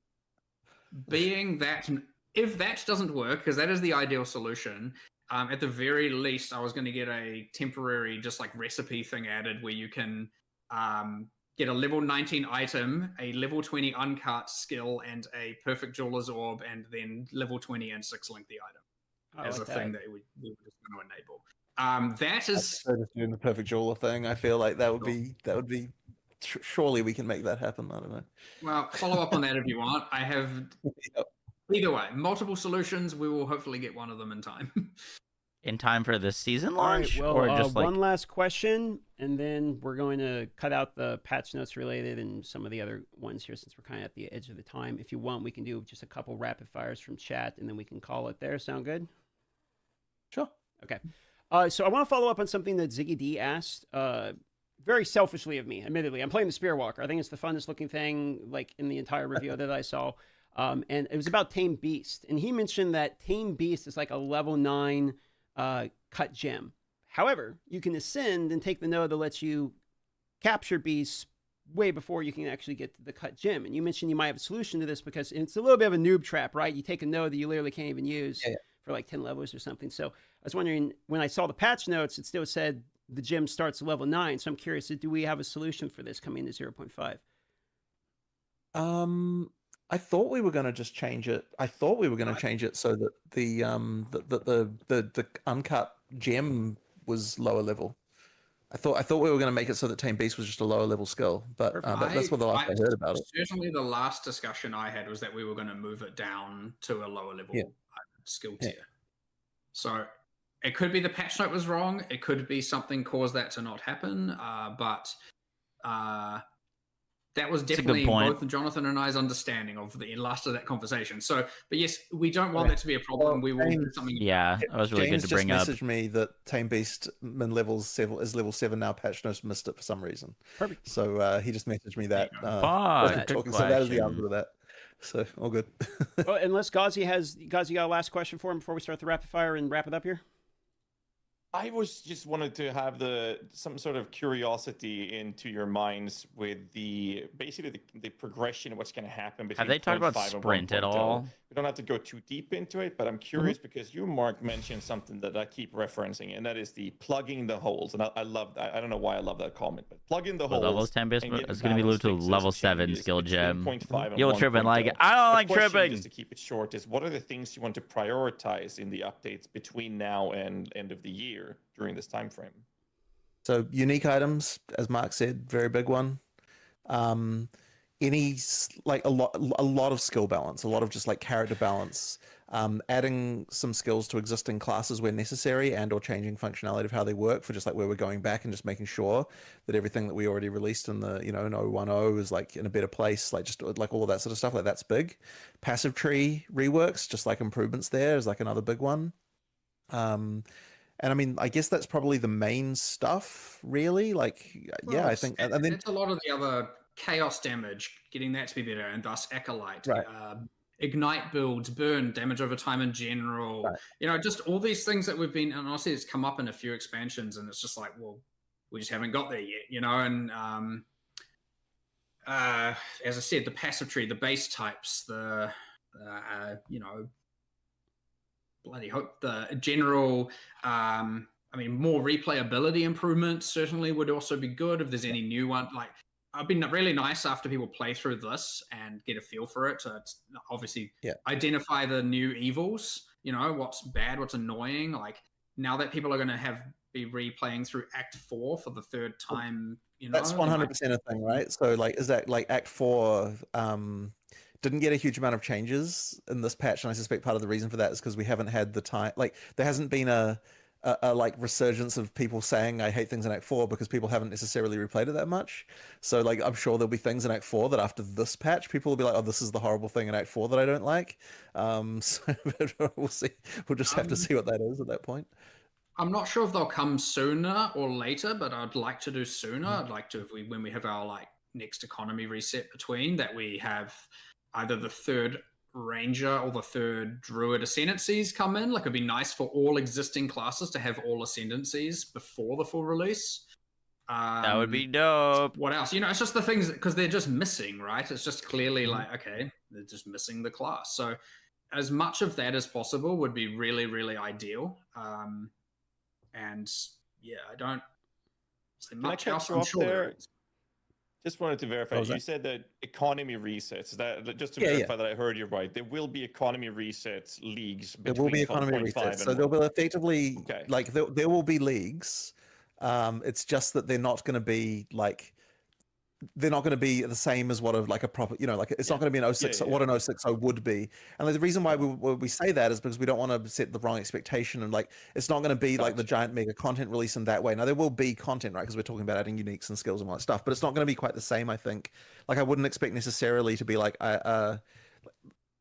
you know, like the on the other hand, we're generally pretty good at taking little and turning it into a lot. So I guess we'll see what we end up with there. But I mean, the thing we've referenced before is like Legacy or Phyrexia type of stuff, right? Where you just take some existing stuff, you jumble it around, you like come up with a few things. Like hell, maybe you freaking add an Atlas Master and we'll do the jumble and Atlas Master stuff, like Mark was saying earlier, like as a league, and you know, just little stuff like that you can do that doesn't take too long to make it sort of worth playing again. But really, the main reason we want people to be playing again is so that they can test all the new balance and changes to kind of core systems that we're changing. Whatever it will, whatever the follow up. league end up will be something that has the least amount of impact on the team doing the balance, right? So as long as we're not using their time to then not solve the things they need to solve, that will be Right. a big thing. But just things that are hard to even think about. If there is an economy reset, well, then we have to look at Runes of Elder, how it succeeded, how it failed, and integrate it into core. If it's fully successful, add an Atlas passive tree. Arcane for it, Ice Shot, all go that stuff. Bert! So all of that will be From happening all the around the classes same in these time. Alpha 1.0. and, Yeah, but surely they're going to have then we'll have more. now, here's what our minus the 1.0 league, it's like here's what our in game is and what our in game looks like. So we're just Which is the other thing, right? Because who knows what random in-game changes we might then find we need after this is released, and then we have to make it. We have to. Presumably, any patch we do is going to involve improving that, whatever problems might end up being. Like it's just stuff like that we're going to have to do. I had one quick follow-up to weave into this last question. So I'm going to keep it real short. You guys have done an excellent job in the past track record history of shaking up the meta with character balance changes on a consistent basis where people are not just playing the new content, but we're playing the game in a different way very often from league to league to league. So the question then goes to the changes coming from 0.5 or between 0.5 and 1.0. Will they also include character power balance and meta shakeups? Lots. Yeah. That's one of the big focuses. it's like, Lots of like that. 2/3 of what it will contain is that. Nice. That's the goal, right? It is. We played yesterday, 90% Drex, of for the like 8 goal, hours. and I'll have because some Unix videos on it. Ultimately, about Potentially this play a is little bit just more tonight. How characters are built. Well, let's say 80%, whereas 20% is like improving the content more. So most of it is going to be more oriented around character builds, character powers, etc. But and even to the degree of like, okay, there are some skills that don't feel good to use. There are some, so it's not just power; it's also feel. How these things feel to play. Are they rewarding to play? When I do A, B, C, D and do my combo piece, does it land or is it just like meh?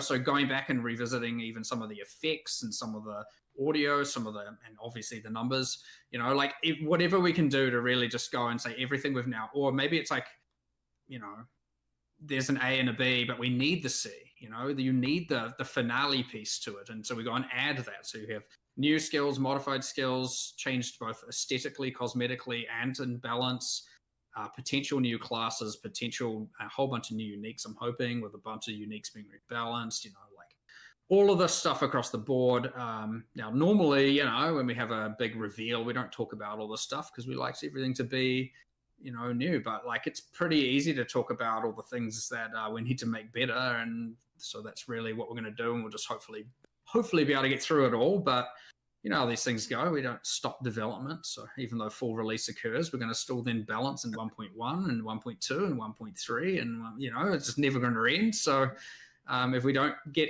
100% right, we'll just keep going. All right. So we're going to do a couple rapid fires here. Lost TM's audio there. Oh, how about now? Am I back? We good? There we go. All right. Yeah, sorry about that. Good. I was typing in the chat to tell them to put their questions together, and I hit the mute button. Okay, so we're going to do rapid fire from the chat here, and then we're going to call it a day. So first one here, is there anything added to the game you guys would consider to be like aspirational content? Basically, they're saying extremely difficult content coming to the game, like Ubers, etc. Look, everyone has their own definition of this, I assume, to some degree, right? Sure. Some people are just going to find the farmed pinnacles to be that. In terms of Ubers, we've specifically made sure to not. So you obviously you have your quest version, your non-quest version. I didn't want a then Uber grade of that, and the reason is that, not to say it won't eventually happen, Pretty fired. is Hand that up. it puts a bit of a difficult skew on what is considered an acceptable character at a fundamental level, because now they have to be able to do the hardest content in order to be good. And with so much incomplete character balance and stuff we still need to work on and fill the gaps and everything, I wanted to make sure there wasn't just stuff that is like for the,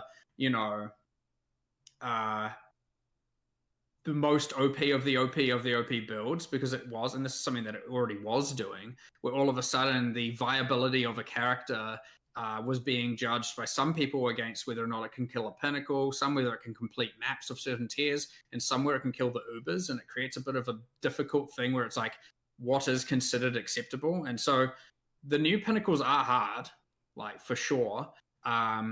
You know, all the fights are pretty damn difficult. And as I said, you can generally juice these things and do like there are ways via the Atlas Masters to take them to slightly next levels. There are things with the different leagues, with the different league trees to both add rewards and make them harder in the form of multi-choices. And so there are ways to do it, but they wouldn't say they're classically defined as Ubers anymore. I wanted to get away from that. We'll get everything stable, we'll get everything good, and then we'll look at re-adding some of that stuff back. Be it either via an actual Uber fight or be it via, you know, a master or something like that. We'll see. Quick question about Recombinator was moved out of the game, so we're kind of curious about what's going on with that. Yeah, Kind of didn't like it, to be honest. Like it's always been in this annoying balance position where like the numbers that it has to be like to not be completely cracked and broken never been satisfying for the players, and we've never been able to somehow like get that right. So we just decided, you know what, screw it for now. We'll see. We might revisit that again later if we can find some way to change it in some way. But yeah, I think all the new runes we added, all of the runic ward, it's just so much better. It's so much more understandable, so much more broadly usable. Like, not insanely overcomplicated. They're just better. So we were like, look, we don't. I'm gonna fire out one more question. Head recombinating, it just doesn't need it. Like, here's all the stuff that we can do that is clearly better. I mean, at first we kept it because there's like a little bit of a loss aversion thing, but it's like, okay, look, we're at like, do we really need it at this point? So, ultimately, we just decided to axe it, noting that like everything we're adding in its stead is just significant upgrades IMO. Okay. I'm assuming similar logic with like the expedition shops. They're still in the game, but they're kind of like not the primary focus. They're gone. The expedition shops are dead. Gone as well. Yeah. Okay. I mean, Expedition shops are basically dead. taken Oh from Here We fuck. Won, and like they never really were proper stuff, and yeah, we it just was taken and Honestly, then they weren't great, downgraded so and I'm fine then with kind that. of like, oh, we don't want it to be. They were just not good. So again, it was like we're like, let's get rid of the stuff that's just clearly subpar and replace it with stuff that's just clearly better. Like, we don't have to be so attached to it. And, Oh no. Anyway, you know. yeah. Sure. Okay. On to the next one here from chat. Corruption. So you guys made like a fairly significant change, actually, the corruption, where instead of it like randomizing it, it's like a multiplier, right? So you want to divine it first before your corruption. Would you like to speak to that change, though? Well, that is what we did. Yes. What was the goal there? I guess ultimately, liked the idea that when you get I mean, you know, I agree. I understand why some people are going to be like, no, I have to use divines now. Well, yep, that's what you got to do, right? You got to make it much more, a bit of a harder decision to decide, am I going to divine this item to be its perfect role and then do it, or am I not? And I guess, I don't know, I just prefer it more. It's a bit more hardcore. It's a bit more That's Val, it's a bit interesting. more, So using a corrupt Val orb now gives you a random multiplier, so positive or negative. So if you get it at max value, it'll obviously the multiplier will do more for it. I just think it's personally better, but I can see people not entirely agreeing with that, and you're right to that opinion, and too bad, I guess, is my answer, but I just 100% prefer it, and I'd say most of the people we spoke to definitely preferred it as well. I've seen it overwhelmingly liked. I haven't really seen almost anybody saying they don't like it. Well, in that case, It kind of means that like you might want to like in previous interviews we've corrupt your item the same way you'd like conversations have been brought up sanctify your multiple item times at the been, end of you know, its journey in inflation and D4. It's wanting like a you'd divine slam a sync, corrupting and orb to every try to time make that it that comment much has been, better. we need more uniques. We need more interesting uniques to divine orb, and I never really felt that it really did that job enough. And I think that with this change alone and continuously adding more uniques, you might actually hit the spot where this is doing exactly what we've been screaming for the past year. Right. Speaking of divines, one thing that came up was divine orbs that are now more common, which was one of the patch notes. I mean, you know, small line, big decision. So is that there to balance out like the changes of the Atlas and less Quan? It's really not that more common, or what's that line mean? It's definitely more common, divine orbs. I'm almost tempted to not mention the reason why we did that, but I don't know how you feel about that, Mark. Sure. All right. Just do it. Just do it. Yeah, all right, all right. So basically, okay, so this is gonna sound ultra dumb, I suspect to some people. So we'll see how this goes. But okay, Ooh, so the temple, right? The my temple mic just fell off. had ridiculous amounts of loot going on due to snake strategy and all that sort of shit. So there was stuff like going that, right? So basically, there's this concern that we had that people are going to be like, okay, so the temple is obviously nerfed, right? Like snake strategy no longer a thing. Like, you know, it means that like, and so then what we believed was going to happen is immediately people are going to be like, oh, previous league I got X divines per hour and now I'm getting Y divines per hour, and like just annoying shit like that. And so we're like, if we just change the drop rate of divines, nobody will be able to make the comparison anymore. And there won't be like this ability to say like this thing about that. So now I just want to know I just want you to know, by the way, that the troll answer that we legitimately thought we might do for a second is, what if we just removed divines from the game? That was like a legitimate troll answer that we had as like the opposite of this.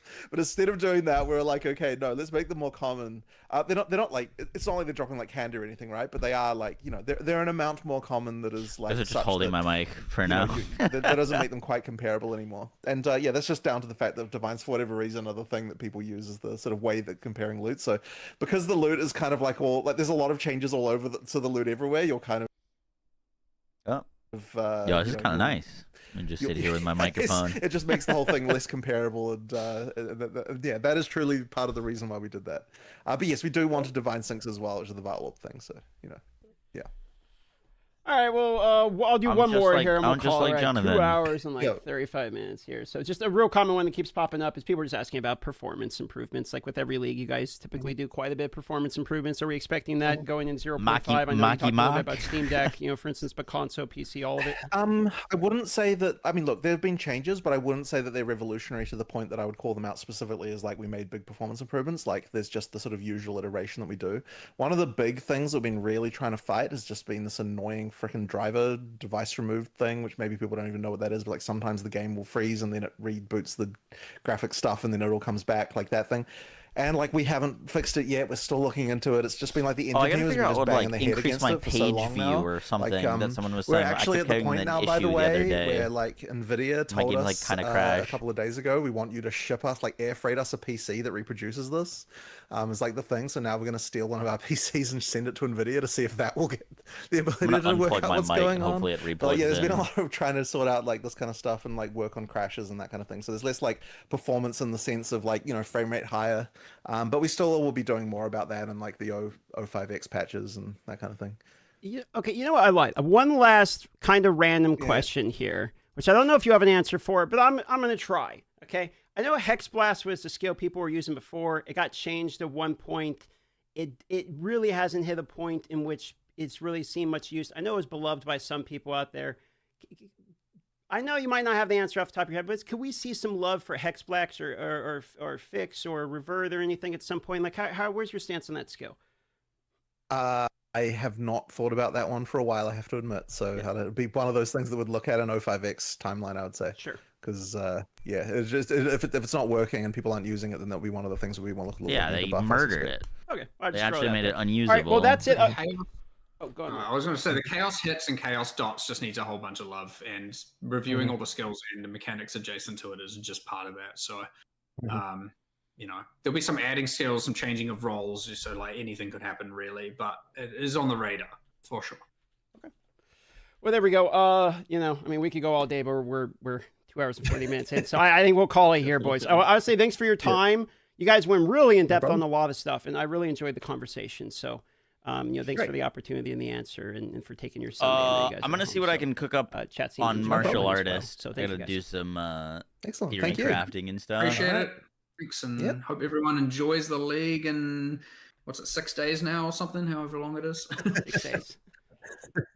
All right. Well, thank you very much. Thank you very much. Everybody. See you later. Bye. Good interview. GG's.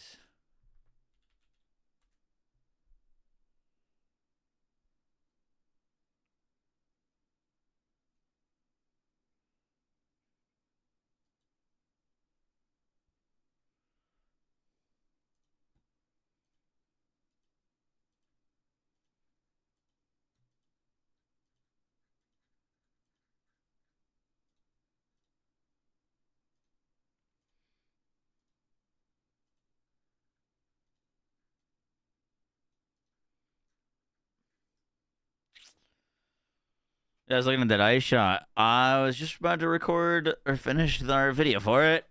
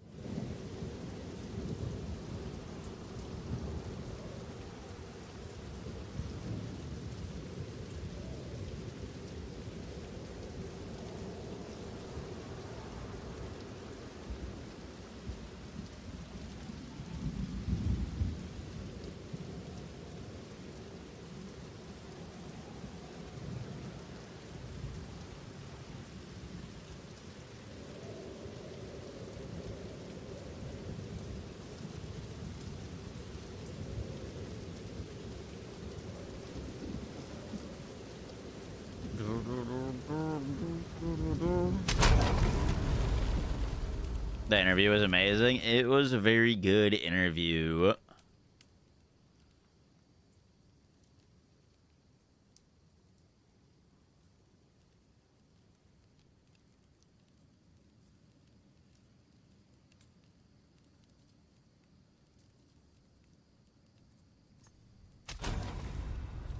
You've received a shipment. I appreciate that, Keith.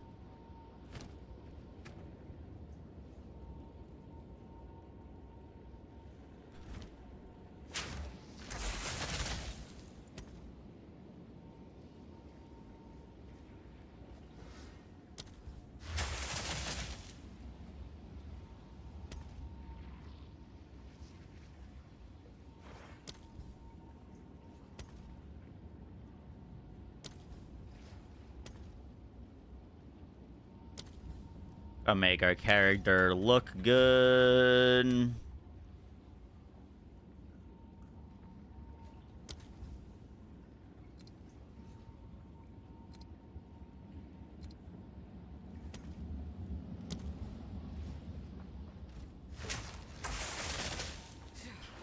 Cool.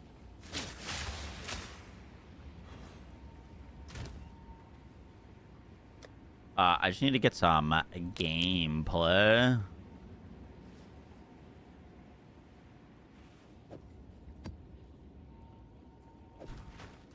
Of this build. You do an ice shot for 0.5. I will be playing ice shot. 1,000%. If I'm starting ice shot, I'm still deciding.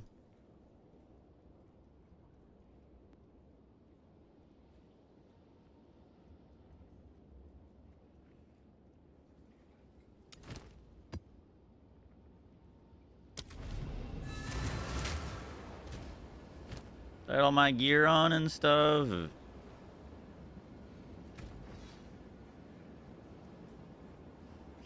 We do. Okay.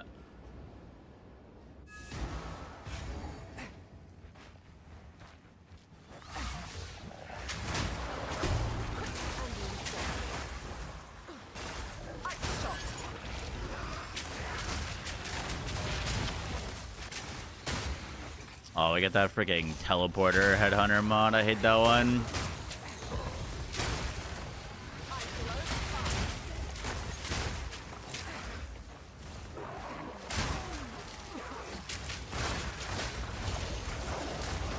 Should put some mechanics in our map.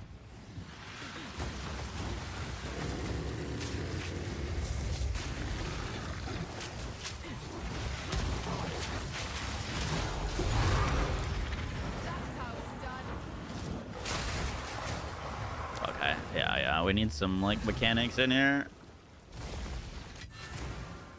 Good news for you. Give me like Abyss plus Breach. You need to snipe with I would go snipe early. I don't know if I'm gonna use snipe late.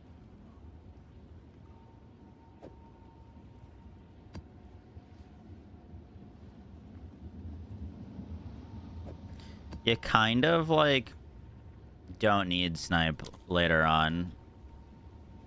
I killed most bosses in a few shots of ice shot. But until you got good damage, yeah, snipe's great. Abyss, and let's get a breach tablet.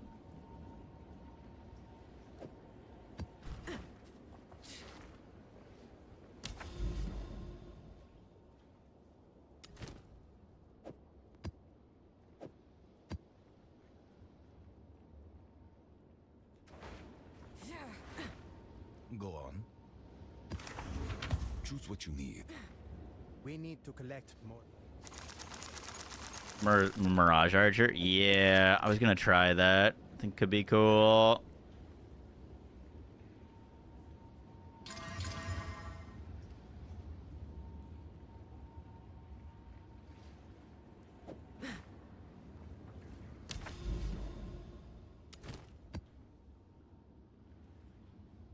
Oh, you can put one more thing in here.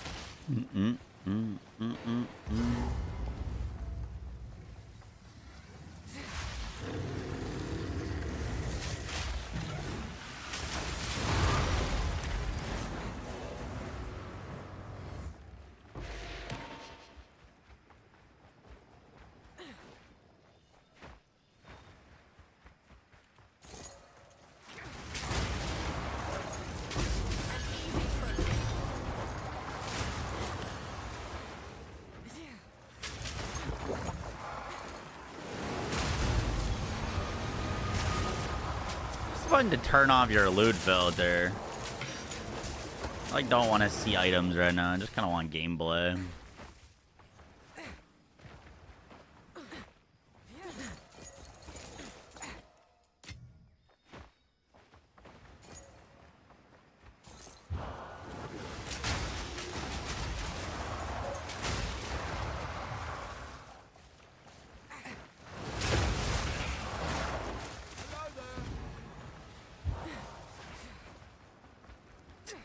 I think that map is done. Shipment sent.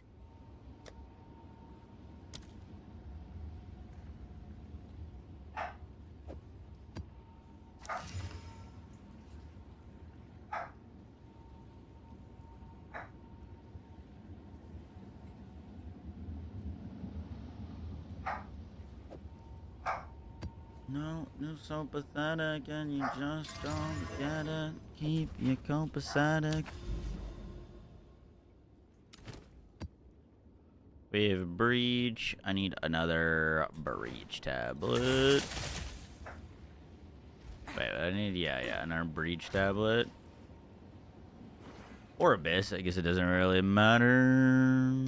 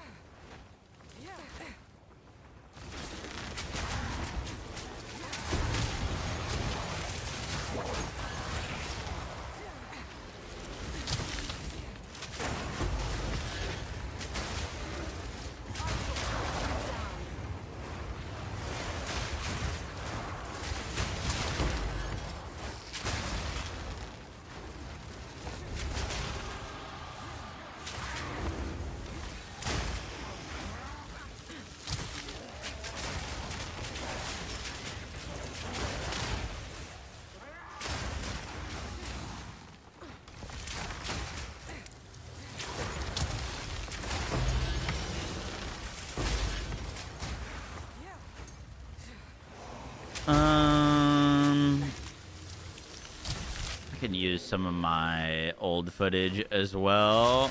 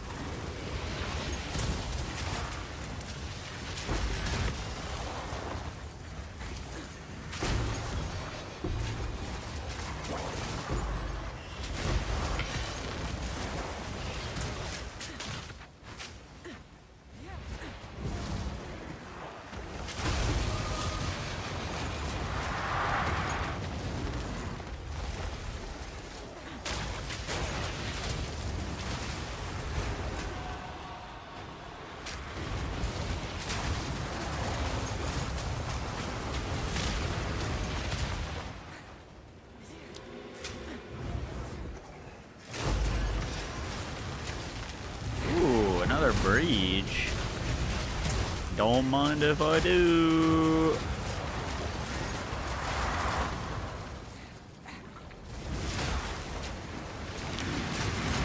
Oh shit, you know, I've got the boss Atlas tree unspec'd right now because of our other character.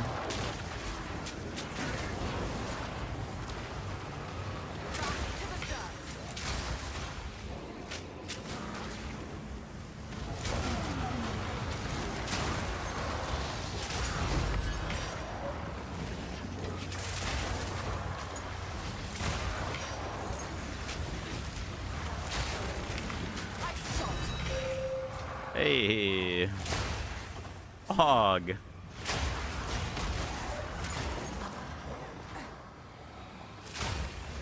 We're rich.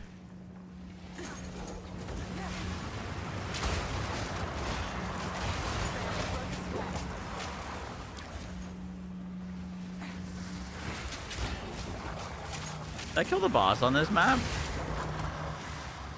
Oh, I haven't yet.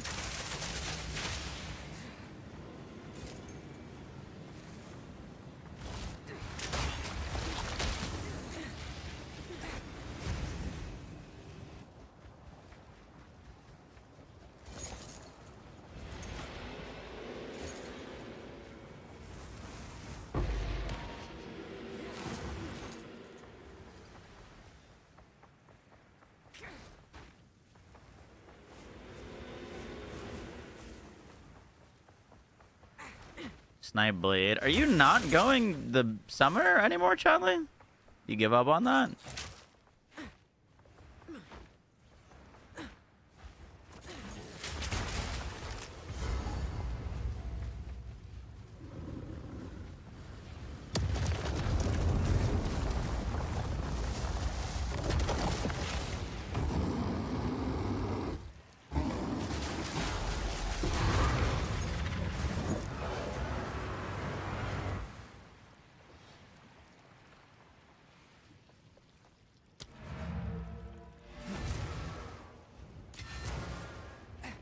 It's your lucky day.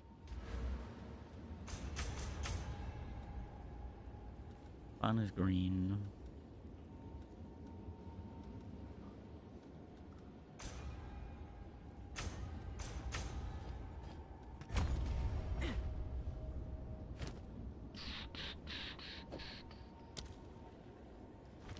Gaining, spending combo trigger skills. Speak. Can gaining, spending combo trigger skills?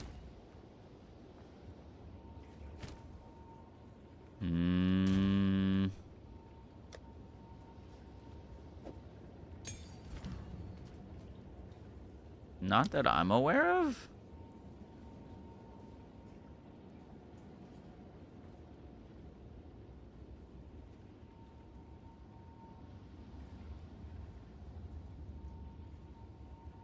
Not that I'm aware of. Specifically gaining combo. You can use combo to cast skills, but it's not a trigger. You're just clicking the skill. You can't like cast on combo bell. If that's what you're getting at.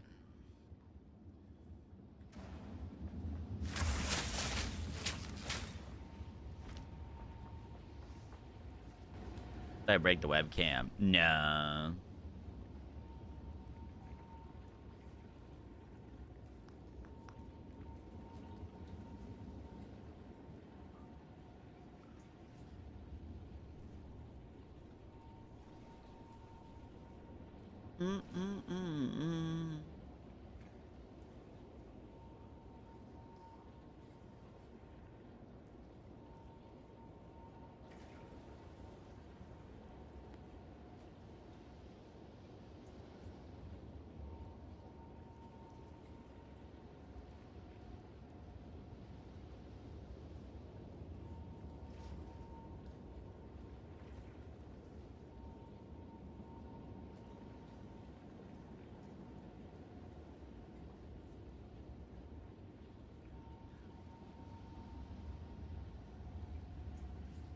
What are you working on? I was working on our ice shot video.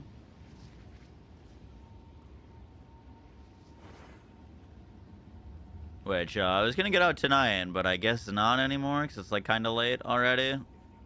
It's all recorded.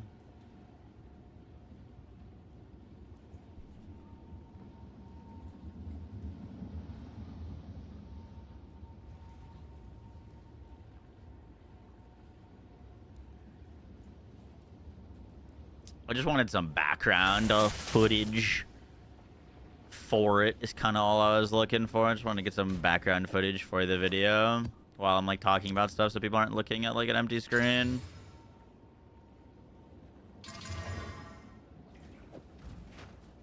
if that makes sense.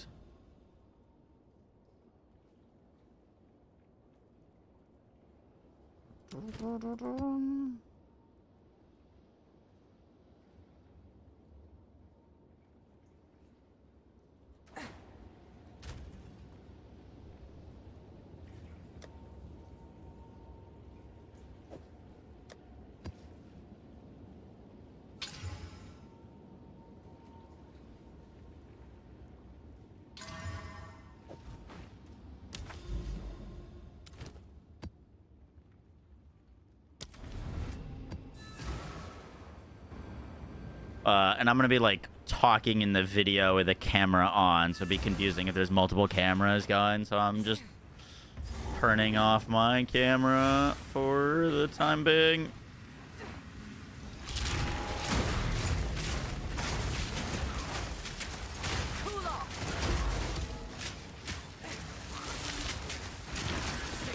Honestly, our like theory crafted version, not theory crafted, but the changes we're gonna make to this build is gonna be kind of huge. Like, I think it's genuinely gonna be a stronger build than it is now.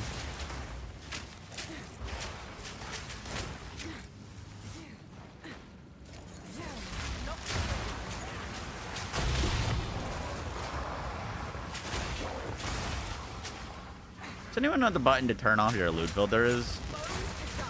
Or hide loot?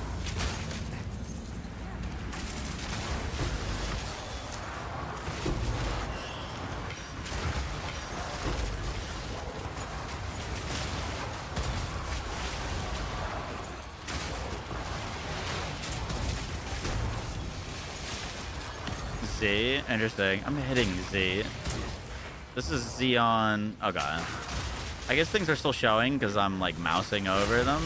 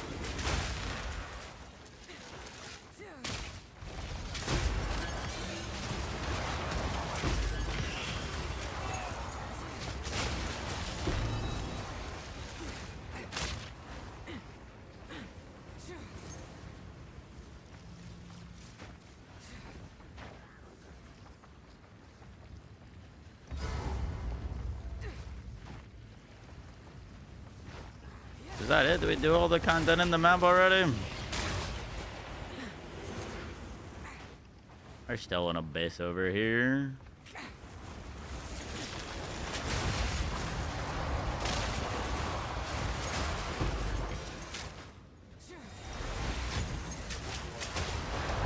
There is not a lot on this map, unfortunate.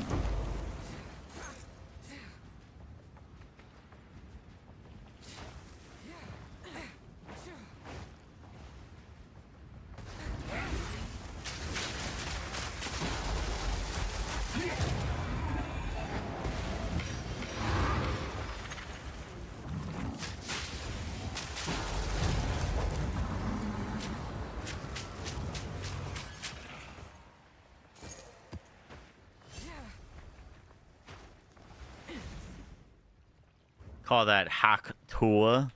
Incredible. Waiting to start monk practice after we come up with a planner for monk.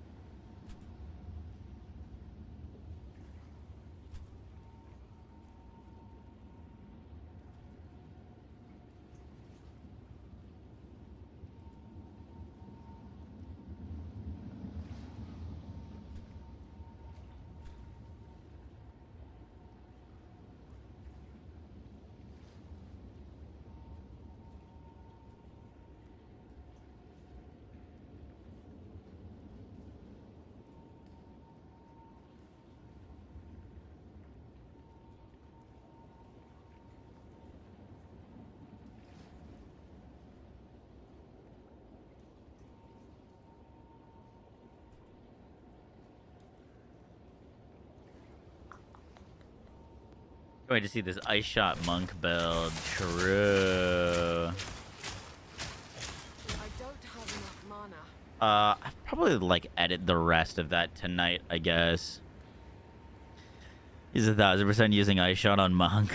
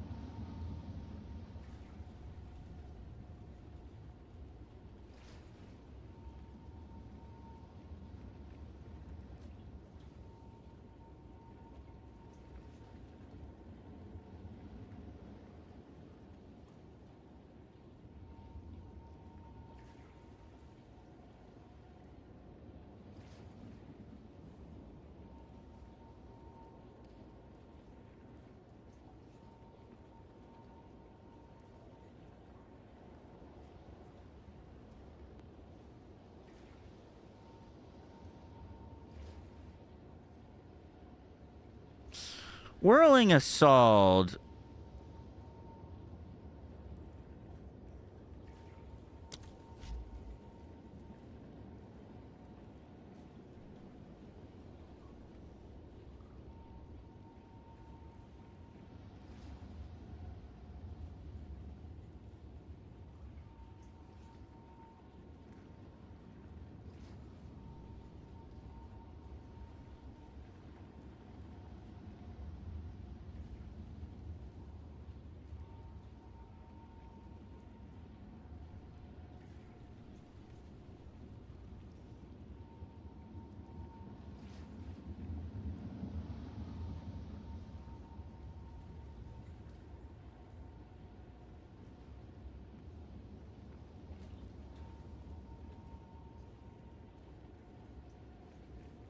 I'm trying to look up information on how many times Whirling Assault hits per cast.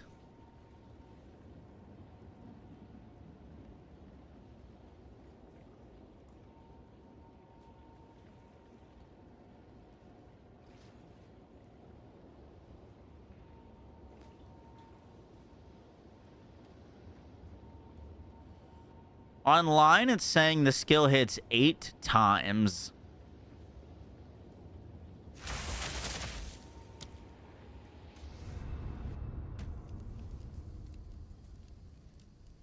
Eight times on a single enemy.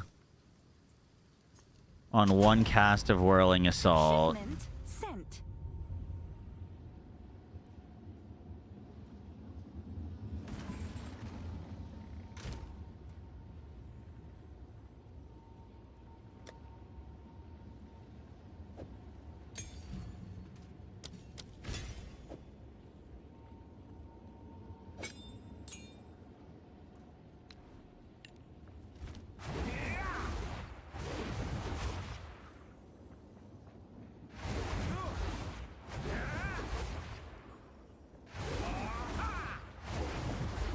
Yeah, it definitely hits multiple times.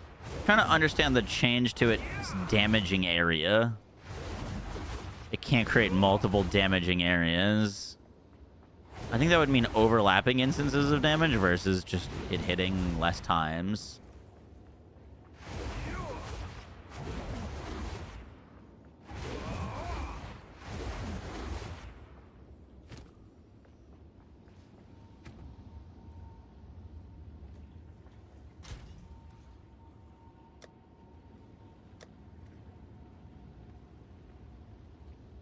Sucks that this character is on this league, because otherwise I could, like, actually go and test some stuff right now.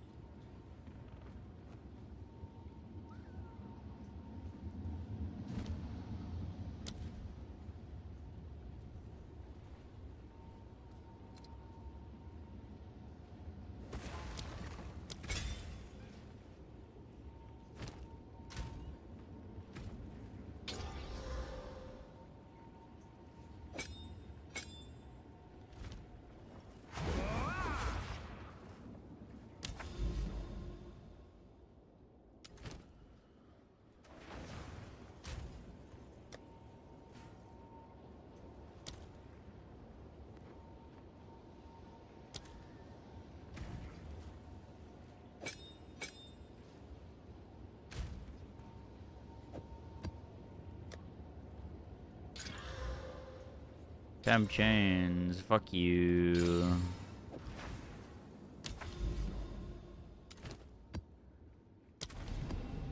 What's actual adding the ascendancies to the planner? Not sure. You can see how it hits in the monk video that I released, kind of. Frozen fate.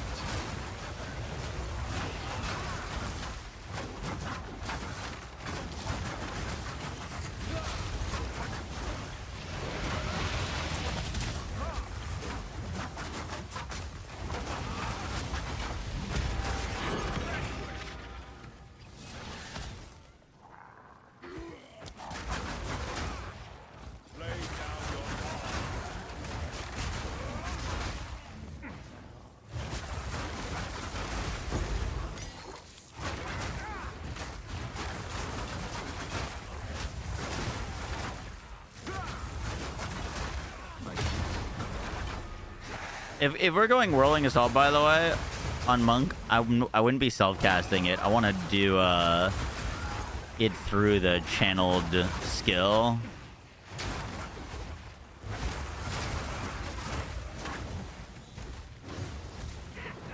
I just wanted to... I've literally never clicked this skill before.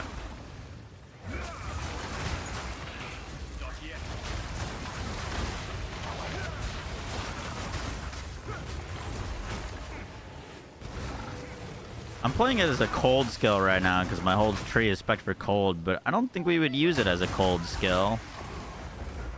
We could just use it as physical. I don't see it, you know, you can get some added cold damage for Herald explosions, but I think I would just scale it as a physical skill.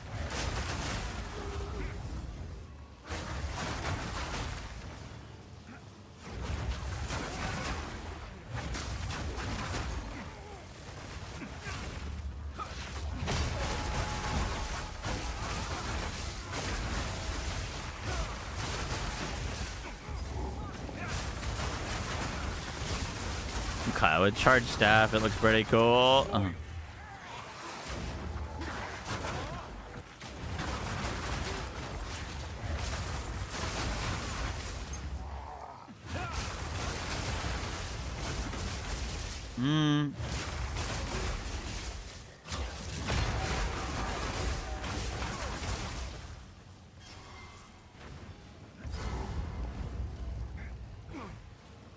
Darkness descends, and with it your end.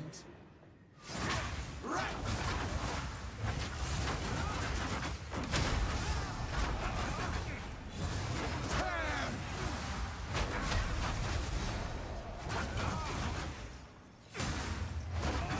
Come on, hit one of my clones so I can get a power charge.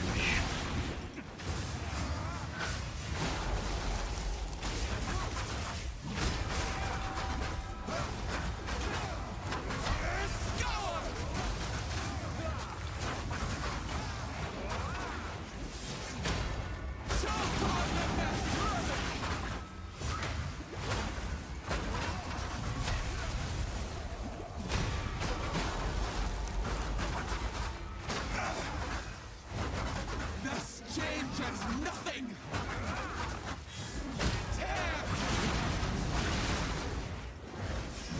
Boom, boom, boom, boom, boom, boom. The mists. Okay, interesting.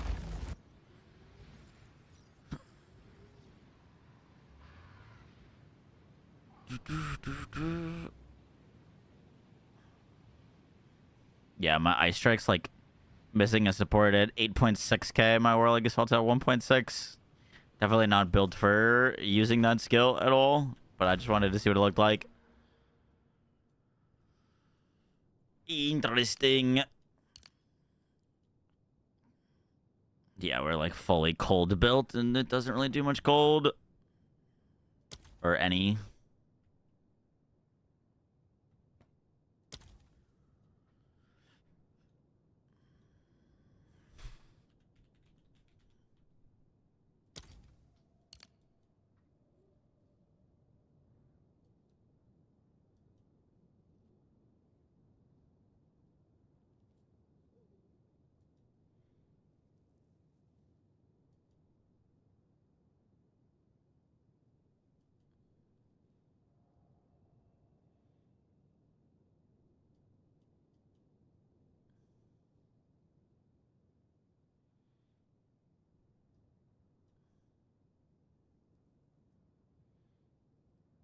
Oh, these nodes are cool. Shattering days, electrifying days. That's actually pretty sick.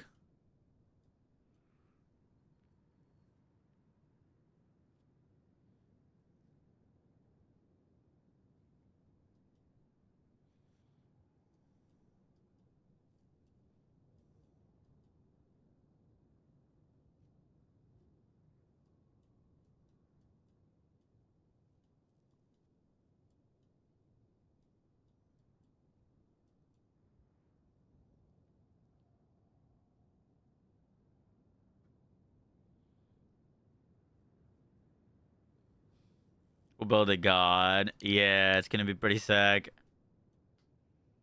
What's up, butt crack? How you doing? Damage seems low. Yeah. I mean, I just threw that skill on a build that is not built or using it in any way, shape, or form.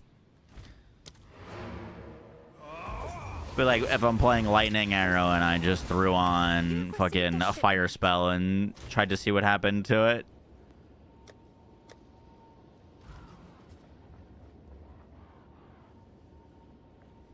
So the interesting thing is the damage effectiveness of Whirling Assault, right?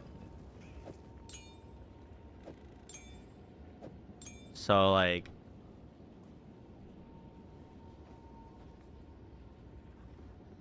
if Whirling Assault is goes up to 163 damage, right? So this is 163 damage. And what is your attack time? Attack speed is 85% of our base. Okay. Let's just check what's our like attack speed.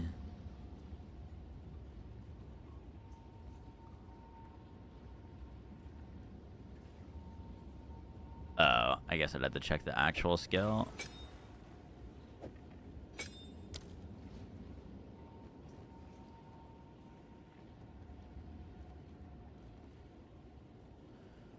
Our attack time is 1.45 seconds.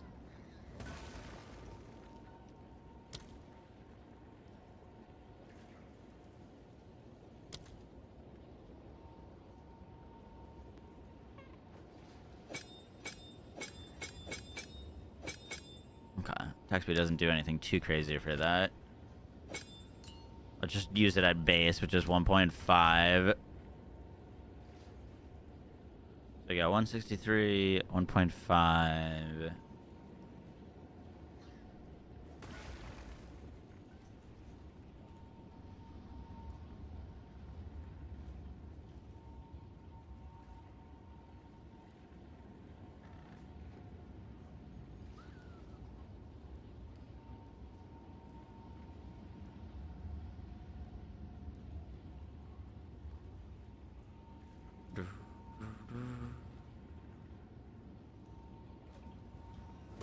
Do they not have the notables yet?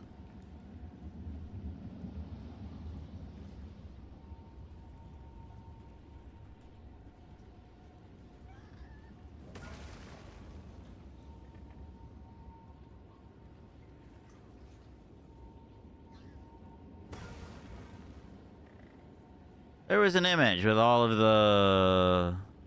Where do we get the image with all of the nodes on it?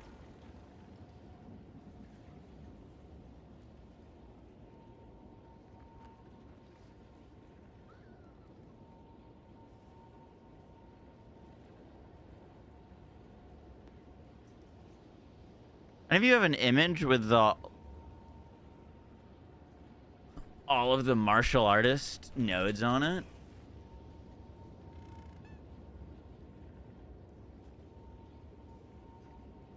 Oh, I found it on Reddit.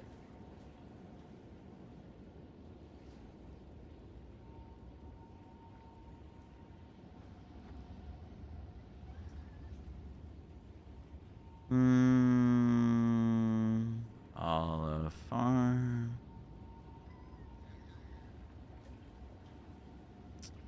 So 3 additional images, 30% less attack speed. Attack speed is 70% of base.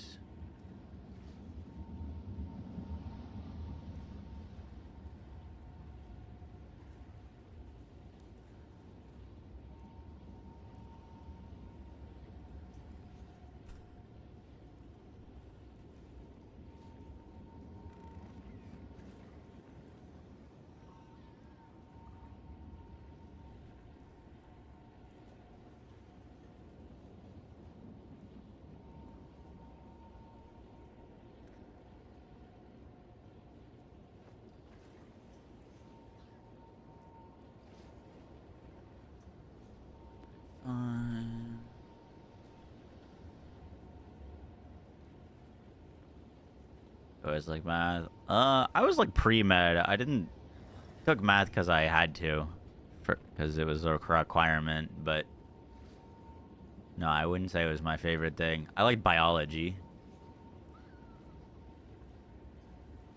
185.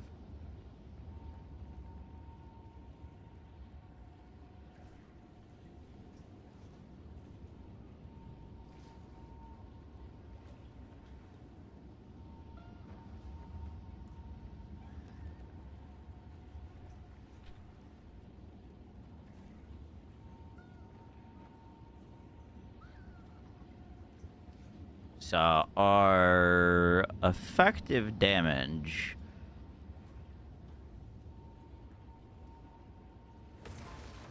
if we were casting Whirling Assault with the hollow form with power charges is 1,956 effective damage per second, which is pretty fucking good. That's pretty fucking good.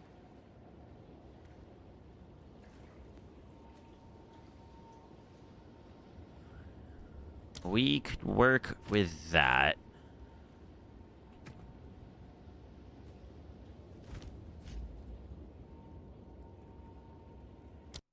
Oh fuck, wrong button.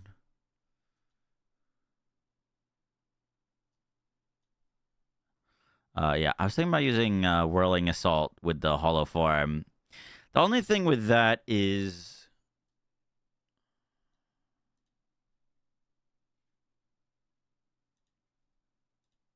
you don't get Whirling Assault till later.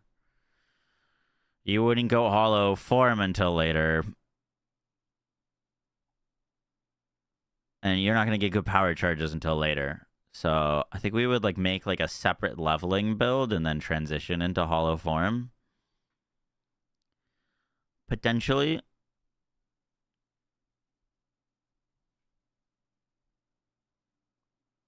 Thoughts? I think hollow form is going to be the strongest single target option for this ascendancy, which is why I'm interested in it. I think just simply put, you're not going to get higher single target damage unless you're using hollow form. Which means we would go hollow form. We would go gloves.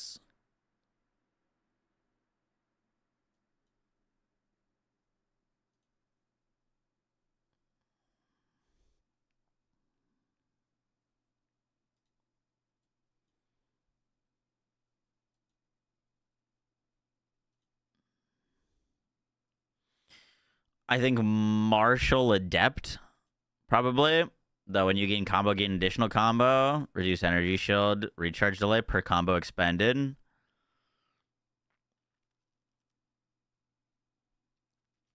And then Way of the Mountain.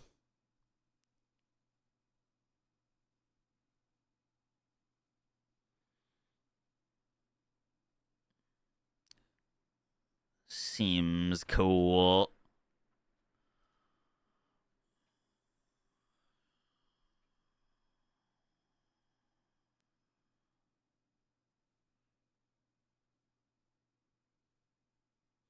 Separate build would be going hollow focus with hollow resonance, glove node, and then you could throw in one more thing, either Way of the Mountain, Runic Meridians, Martial Master. We don't really know how good this node is, Runic Meridians, yet. You know what I mean? Like, there's just no way of knowing all the rune options that you could slap on your stuff and what that'll do. I shot then transition.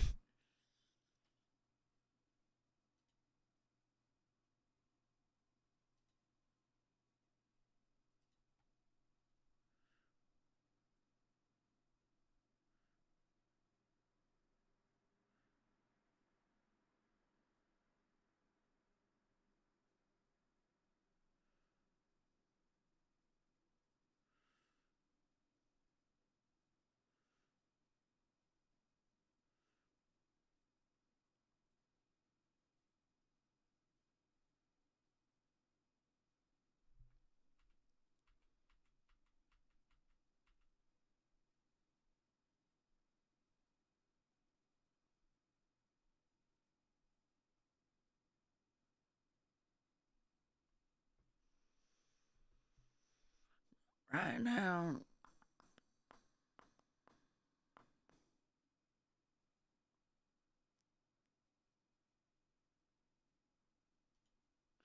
Depending on how many how gloves are early, Way of the Stone Fist, then Way of the Mountain. You have to, you're throwing if you don't go this ascendancy node first. Just straight up like actually throwing. You have to go Stone Fist first. Alright, we've got too many tabs open. I'm just gonna close all of them so we can be a little bit more organized.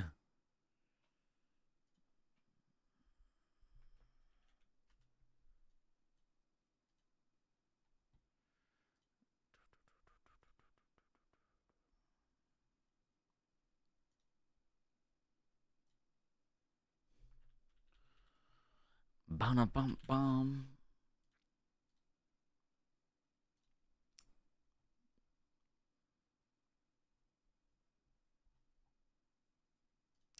Kind of had to just put Invoker until max roll and something else. Leveling.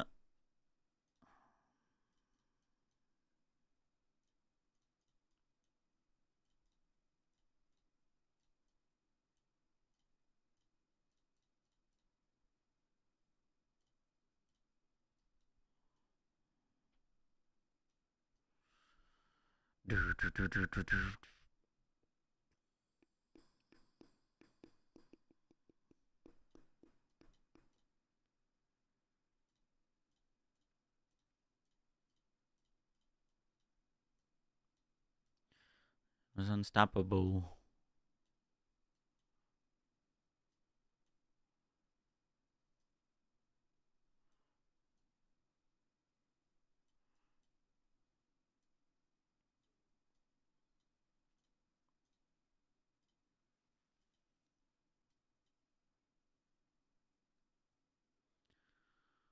Gives us some much needed attack speed.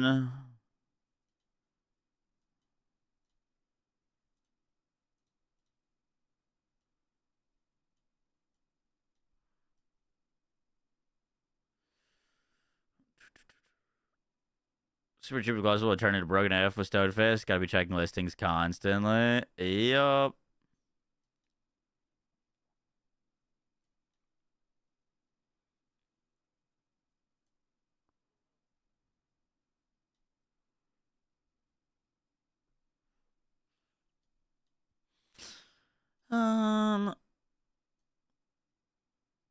Yeah, I like that.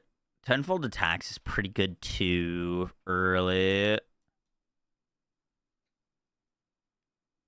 So is dizzying sweep.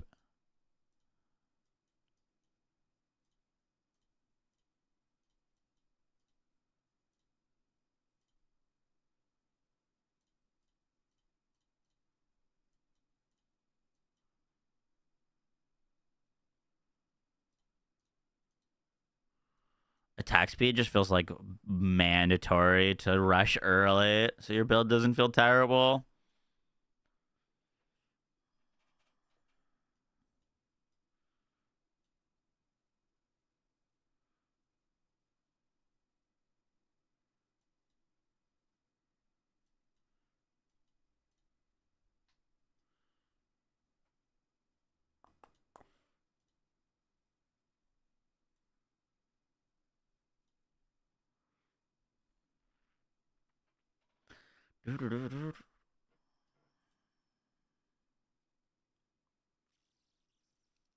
Oh, you know, I guess this depends on if we're leveling with lightning arrow or not.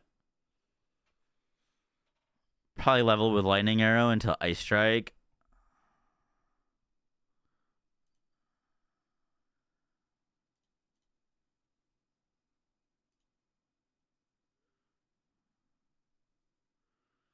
Frozen Locust doesn't feel terrible. Like, Frozen Locust is good, but all of these other skills feel kind of terrible.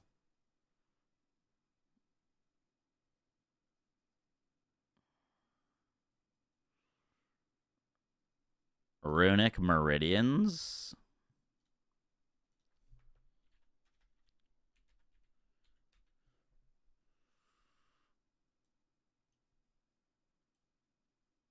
Well, you could use a spear, Mr. Chadley. What's Runic Meridians? Oh, the add runes to your body.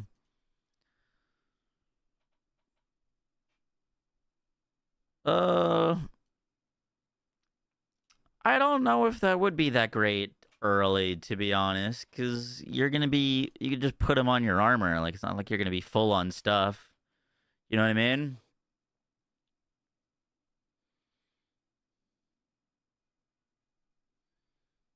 Do we have a list of the new mods? Oh, definitely not. That'd be crazy.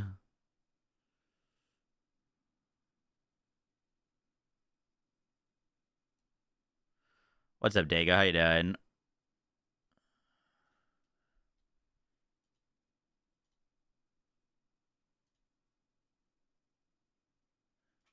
I'm still just a rat in a cage.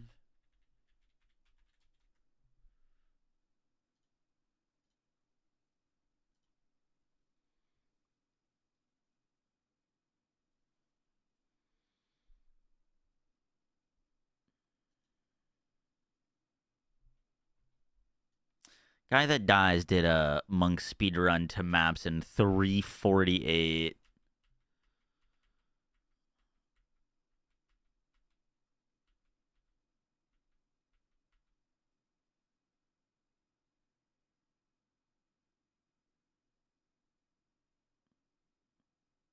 Interesting. He goes Glacial Cascade with Frozen Locust. This skill's just kind of awkward to use, man.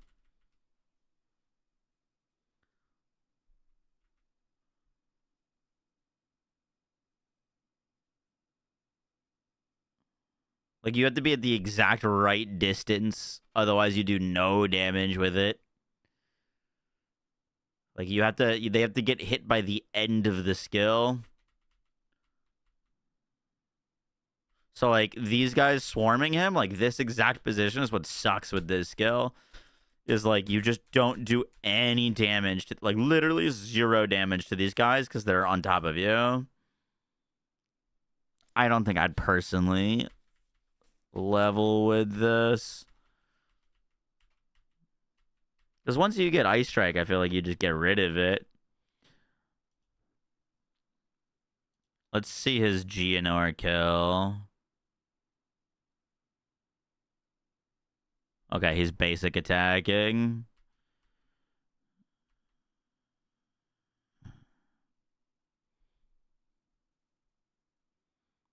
Yeah, he's literally basic attacking the boss.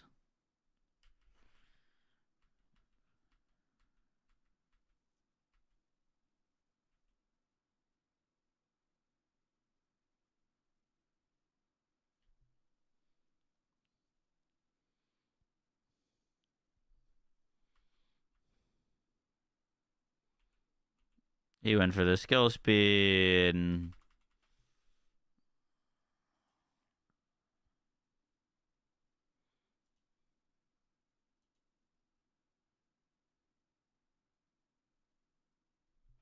Oh, he did go hollow form. Interesting.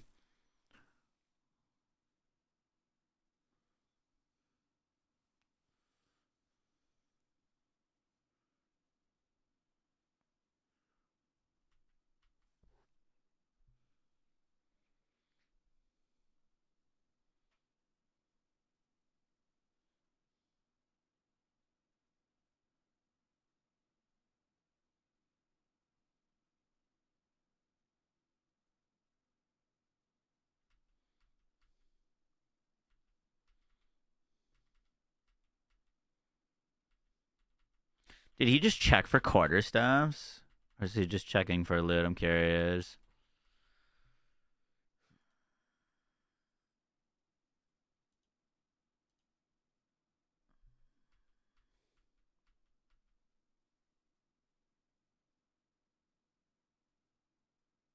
Stormwave. And Falling Thunder. I mean, part of it kind of depends on what build you want to end up on.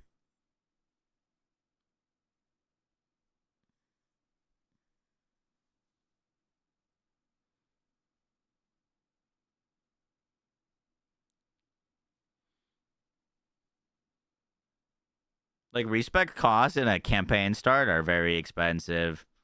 Especially when gold is very valuable. Whoa, that damage was sick. Oh, he's got 56% shock magnitude right now.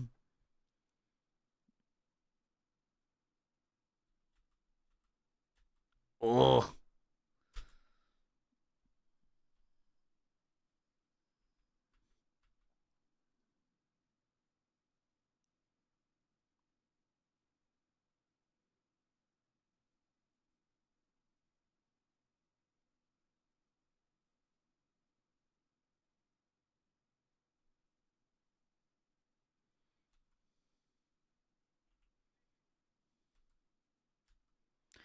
He's not even putting a bell down.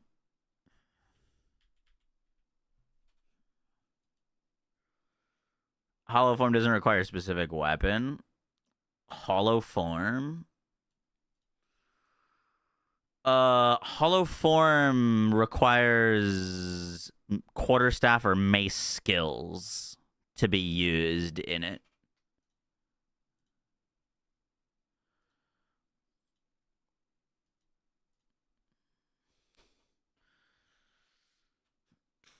Very squishy. Yeah, bro. Monk gets shit on in the campaign. It's kind of crazy.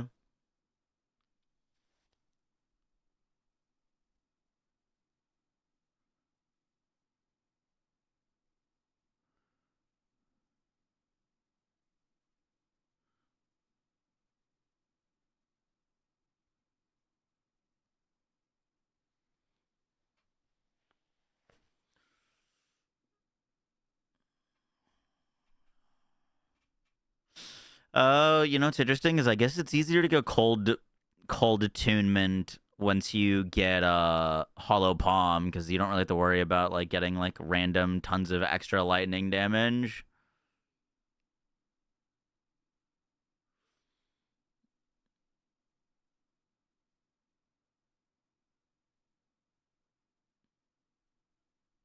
He was using lightning attunement at the start of bosses to get his shock. Makes sense. Clever. That's what he's doing here. He's Tempest Flurrying to shock.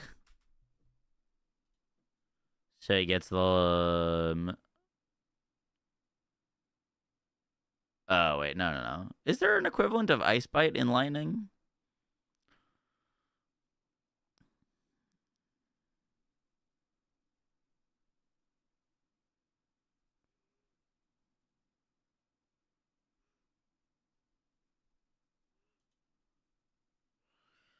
It's the same as me.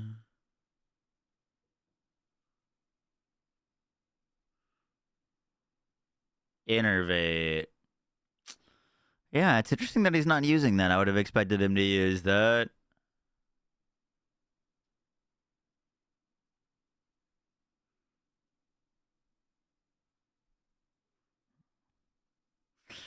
No charged mark either. Interesting.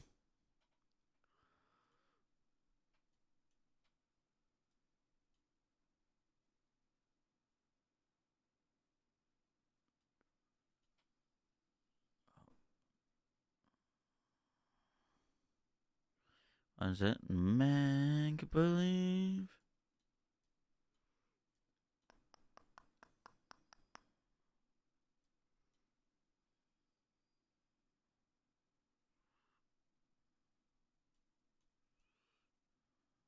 And now I'm seeing red.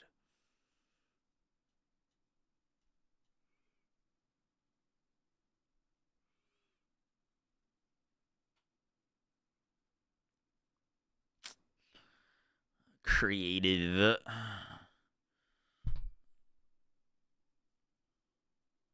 More cold damage, not more lightning. Yeah, but isn't Innervate just a free damage is extra? Doesn't override anything. So, but detects you use yourself killing a shocked enemy with supported skill. Oh, it's only on kill. That's why. I see. Yeah, Innervate doesn't make any sense. He's not killing things with Tempest. Yeah, it's only on kill. Wait, so isn't Ice Bite on freeze then? Oh, Ice Bite's on. Yeah. That's a big difference. Ice Bite's way easier to use for bosses because you don't have to kill anything. Makes sense.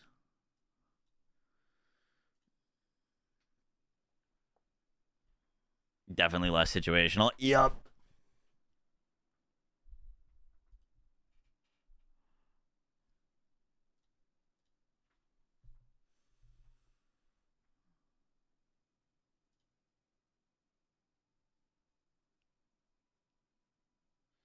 I'm reaching for you.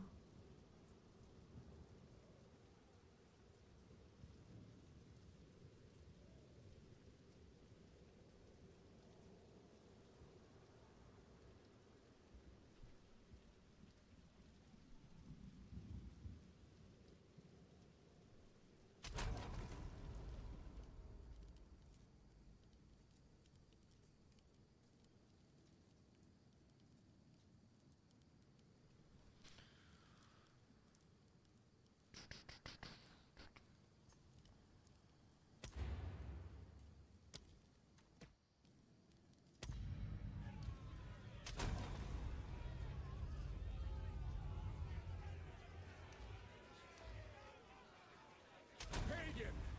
You failed to liberate your brothers, just as you have failed in poisoning my subjects against me. Call out! Must be excited to try out Hollow Form. Yeah, it looks really cool.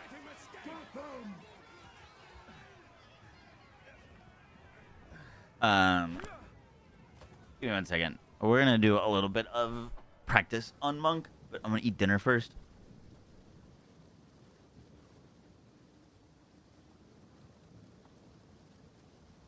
Since it freezes primed enemies. Yeah, but the use of that isn't all that great because you just want to attack things, not like most of the time that you're playing a cold build, shit's just freezing around you. You're not like, oh, it's about to be primed and now I'm ready to work around. I'm not going to hit them anymore. You know what I mean?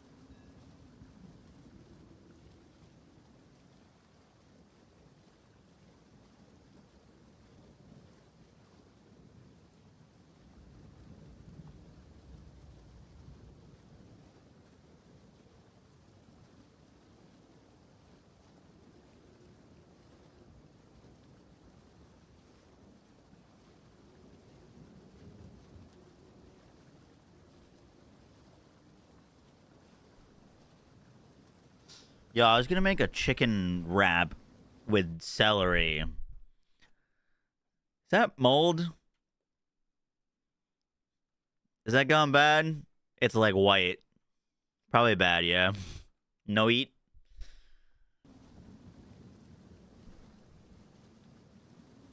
Is Leech dead? Pass. Probably, right?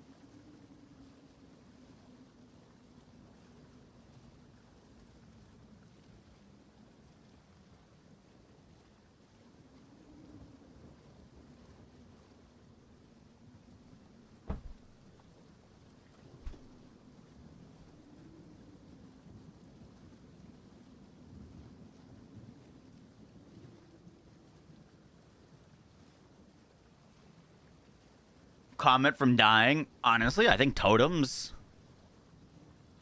There's no cost of using totems, and totems don't have any cost.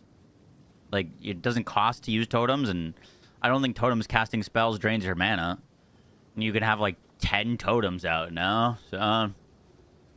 I think that's the way you do it now.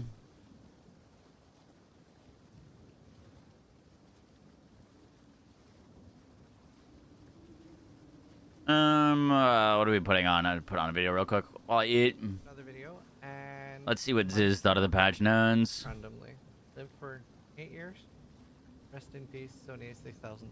I am going to make a quick TLDR of the patch notes. You'll just have to believe it's me from my voice, as you cannot see my face, but it is me. I swear. I'm currently smiling.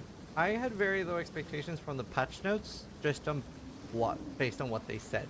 They said that they weren't going to have like insanely big patch notes because most of the work they did was, adding the new link mechanics and endgame stuff. And I don't know, a few people in my chat were a little bit disappointed that there wasn't more, but I do feel like the stuff that is added is quite impactful. So personally, as a very TLDR, I'm quite happy.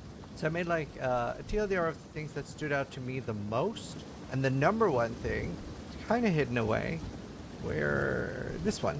Added 3 fluxes, which can be crafted from remnants to transform the resistances on your items from one element to another. This is massive. This is absolutely huge. We have res swapping in PoE 2 like we have in PoE Ooh. 1. This means that if you have like, 43 fire res on an item, That's well, you can fucking switch that to be massive, 43 dude. cold or 43 lightning, etc. So this is huge. Very, very big fan of this finally being added.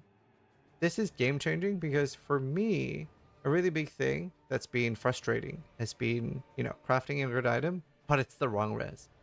Big fan of that. Another thing is the totem. The Ancestral Bond Keystone now causes placing totems to have no cost and not require consuming charges to place. It still causes totems to reserve 75 spirit each and doubles the totem limit instead of removing it completely. So that means, effectively, that you don't need to use charges and stuff like that. Yeah, it's nice. I'm a big fan. I love it. Very, very big fan of this. The reason for this is on hardcore, you are basically Dude, you you're just still hated his forced to camera. use like a easy way to get charges, like the lightning conduit chest. I can't even remember what it's called, but there's a chest that gives you charges quite easily. Yeah, now you can actually just play totems the way you'd want to play totems. Now, a downside to this, and I might talk more about this later, but like spells don't necessarily always have the best scaling. I don't know how it'll be, but it's tempting. It does sound really nice now. But there's a lot of minion love in here too, which is another thing I was looking at. But anyway, let's talk a little bit about the other generic things. There are a ton of new runes. This wrap I made, some random shit I had in my fridge. I threw it together. It's just grilled chicken wrap with some blue cheese, hot sauce, and pickles. A lot Fuego. of like crafting adjacent things. Now, a lot of that we don't have full info on yet. It's hard to find things here. But like there's, mythical early game runes. There are ancient runes, and just a lot of new runes. Now, it is interesting that they're leaning hard into this, but Dude, I feel like this is gonna be a little bit of a nightmare.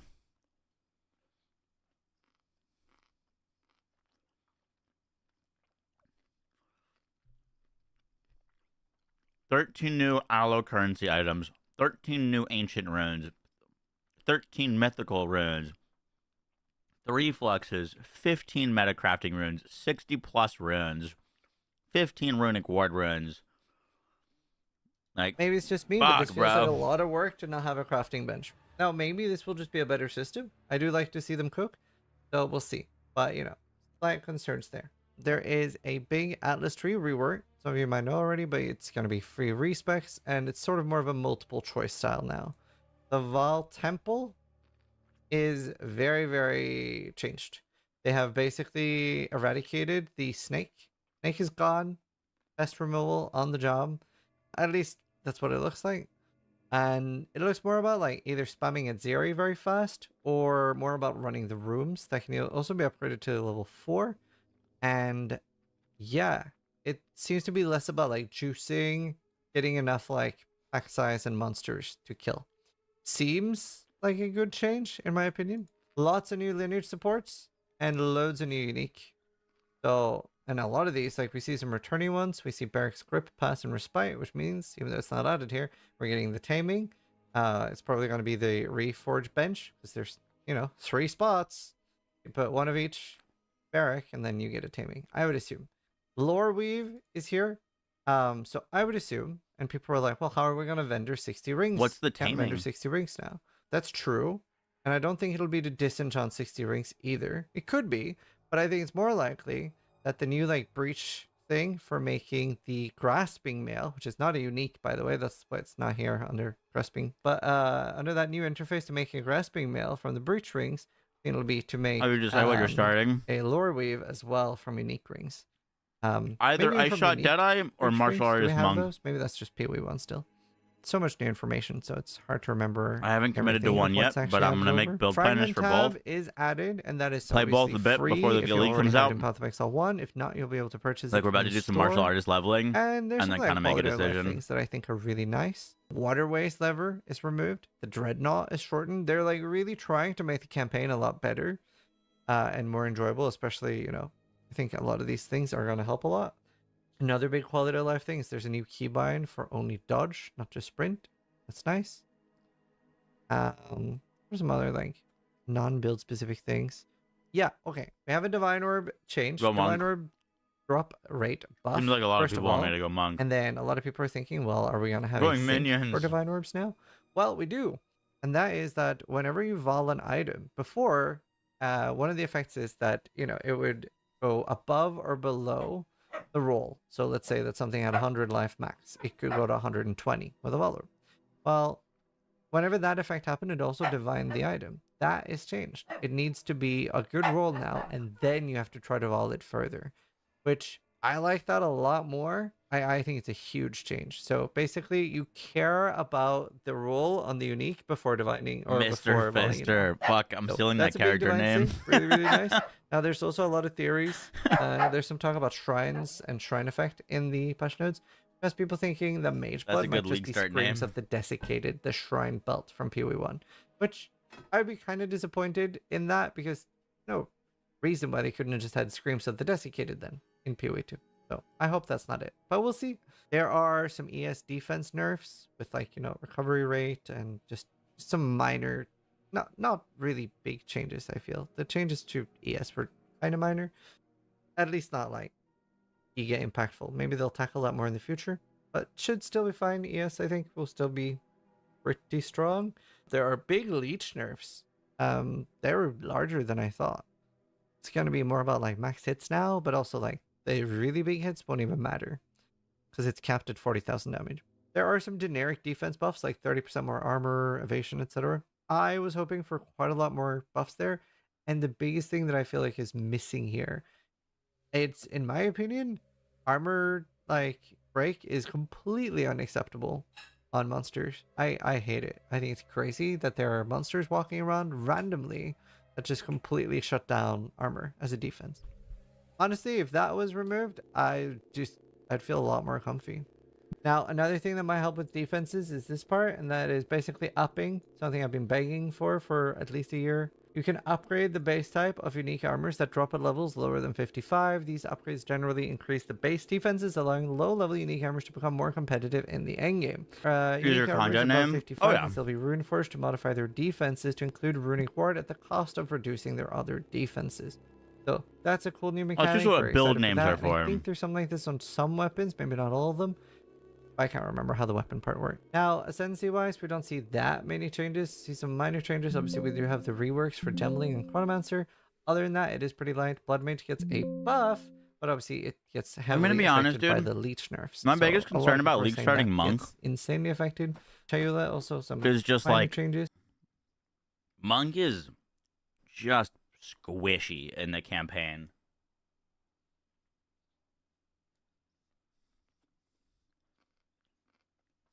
You're just gonna die a fair bit. You'll get through it, but it's squishy. You like armor evade or ES evasion's really good once you get ways to recoup your or get your energy shield back. But when you're running through the campaign and your energy shield goes down and then it just never comes back up and you have hardly any evasion, you just get clapped and you have to play melee.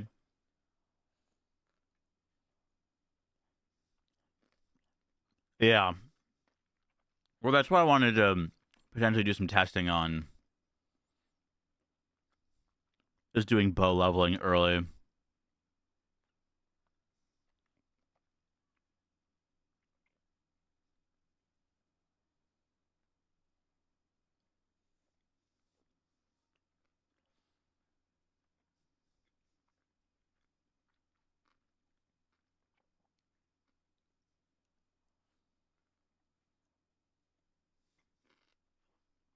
I meant to do lightning bow until you get ice strike.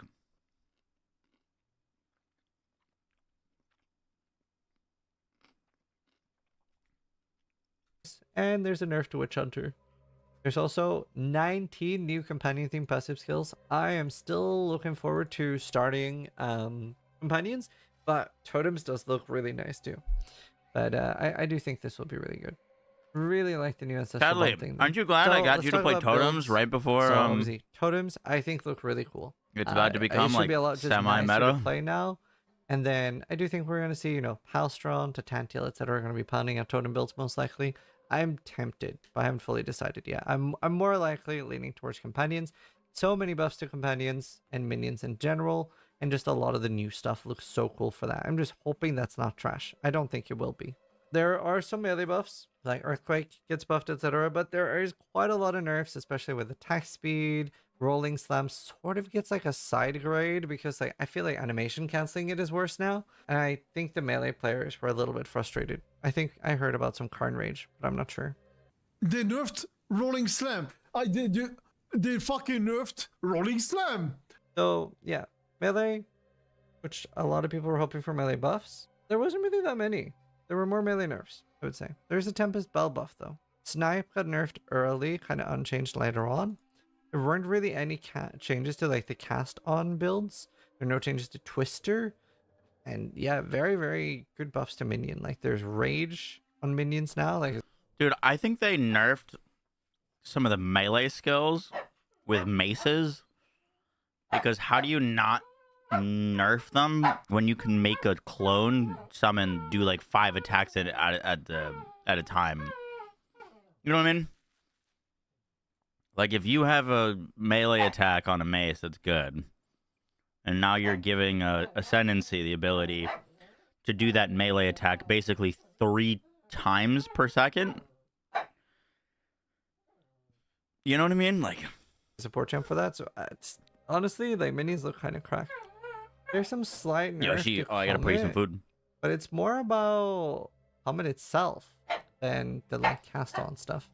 So I don't know. So you It's don't a play little martial bit artists more, surprising. but you get I it, but will like, have a bunch of build I guides don't know. up It's before weird from a league start balancing with what I perspective that think you are can good use it with choices and, mace like, skills. safe I just wouldn't choices, let it have been where used you with also mace have, like, skills. we try to factor in like what are easy respec options in case something is bad. I didn't have very high expectations for the patch notes themselves because I think like that's not the meaty bit of this expansion. One We were use getting code. so I'm not much, like, agreeing you know, with it. I'm just new saying content, new I'd chase imagine items, that new was stuff, their like, which is testing. what It's the like, game really holy needed. shit, this is But personally, broken with very the excited channeling and monk. just can't wait to get started. So gonna start cooking up some builds, seeing what we Like can they were make, using the work size, decent, the and I'll do slam, some rough rolling practice slam or runs. whatever. Might Yoshi, even try okay, try come on. Twister. Maybe I'll level with that because it didn't get nerfed. That's kind of crazy. But either way, I hope you guys enjoyed my TLDR. Sorry about the camera. I will try to get a new camera, I guess, before league start. Either way, sub if you liked the video. But more importantly, try to die less than I do.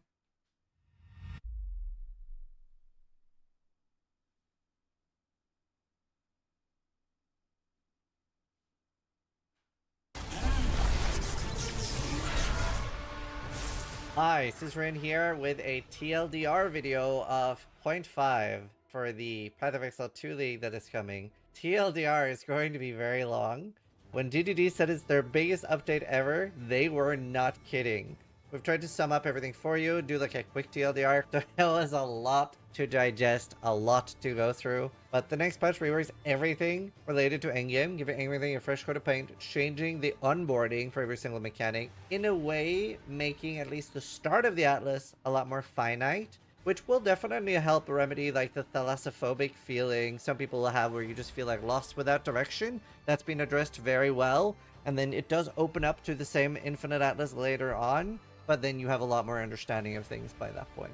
There are 2 new Ascendancies, 15 new Pinnacle bosses, new Atlas passive tree, which has been reworked, new Endgame master systems, which is like an Ascendancy system for your Atlas. There are new crafting systems for basically every mechanic has its own crafting system now.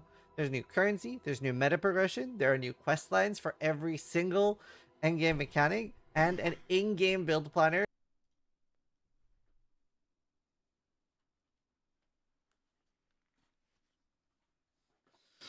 Pretty excited to punch shit next week. The only concern that I have with doing bow leveling is what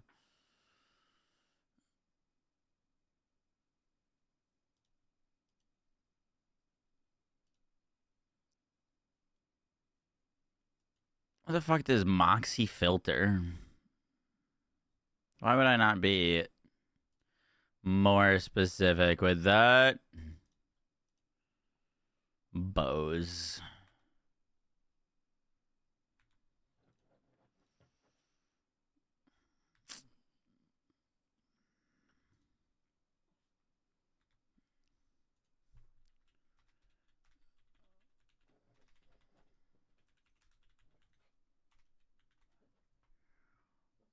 That's far too many filters. I know. I gotta manage some before the league starts.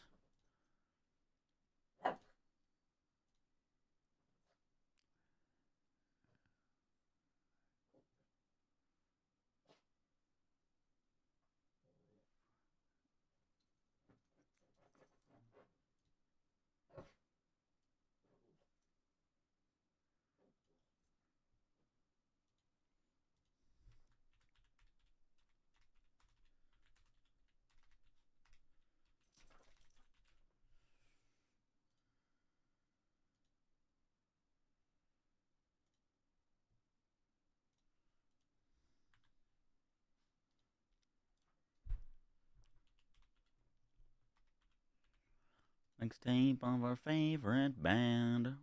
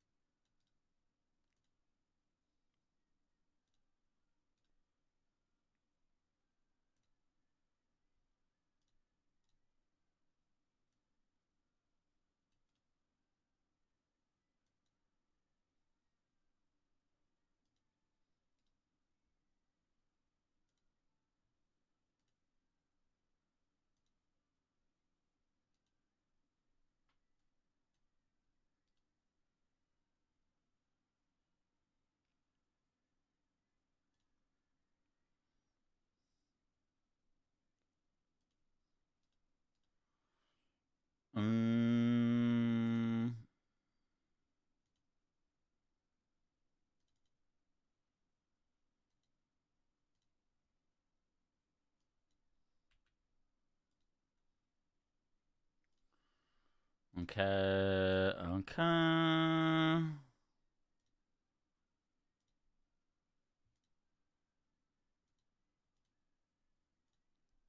She's out of control, so beautiful. Shit, I gotta turn on volume. Alive. I'm glad to see. I would appreciate it if you could. Good start to a speedrun, Hoze. No, we're gonna be like having to come up with some stuff as we go and figure this out. So not really like an efficient speedrun. I just want to like feel this out a little bit. Power, but at what cost? Do you think Ice Strike better than Falling Thunder for leveling? Or Ice Strike Glacial Cascade?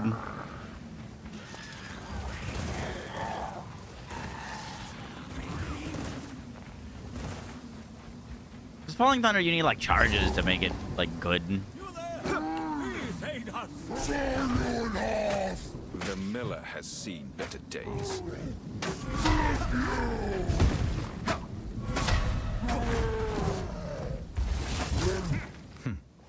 Effective.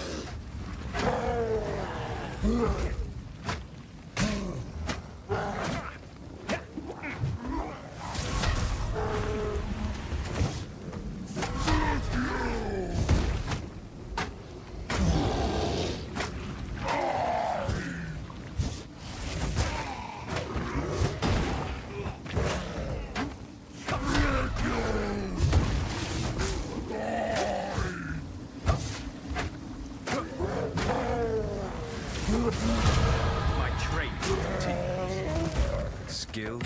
Oh shit, we got a bow at the rip. Nice. Well done. Please come inside.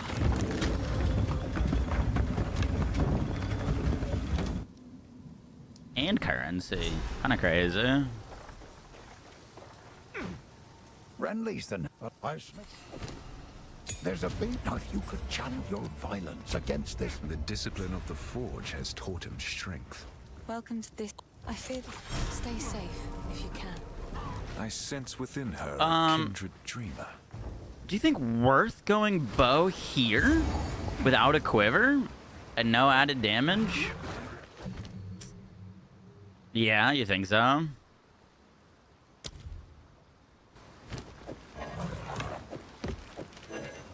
Really? It's gonna make me remove Falling Thunder? Crazy.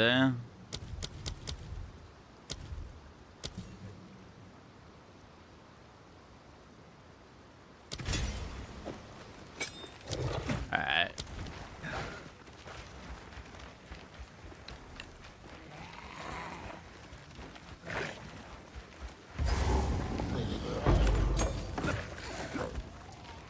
We got done. Now we get wrong.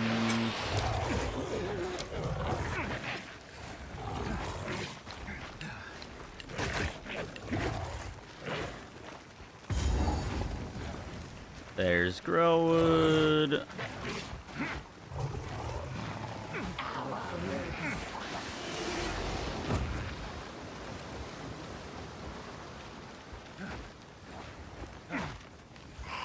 League mechanic. Comes with power longevity.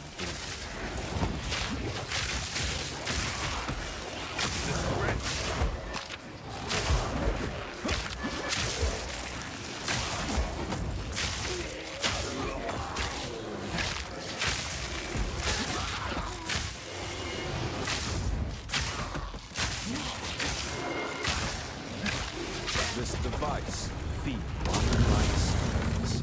There must be Orb, quiver, boom, life. Added lightning. Sick. Oh, you gotta go find a witch.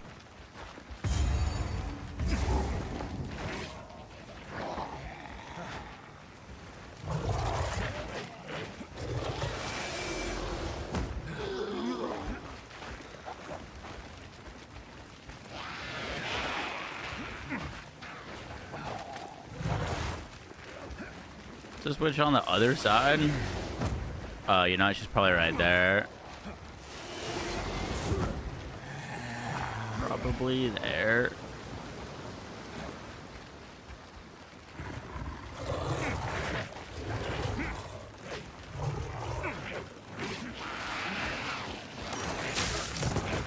Boots.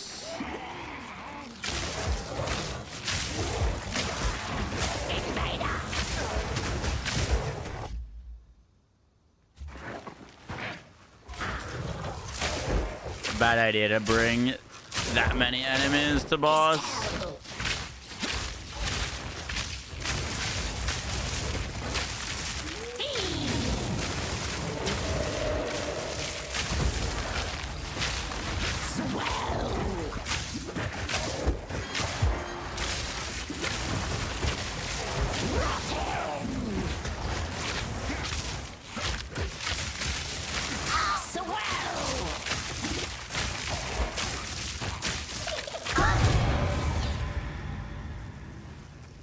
Twig focus.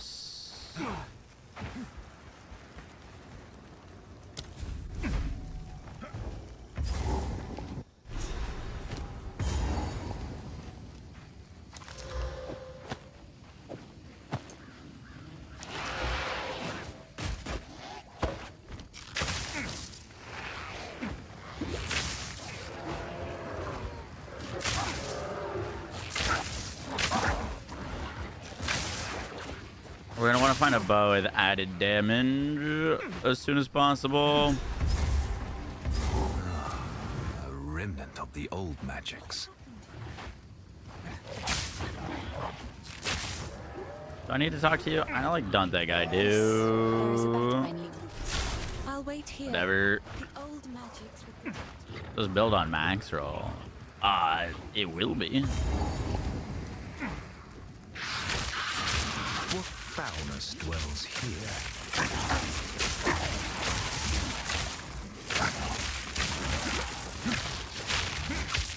Oh, you're supposed to chase me in here. Come on. Get in there.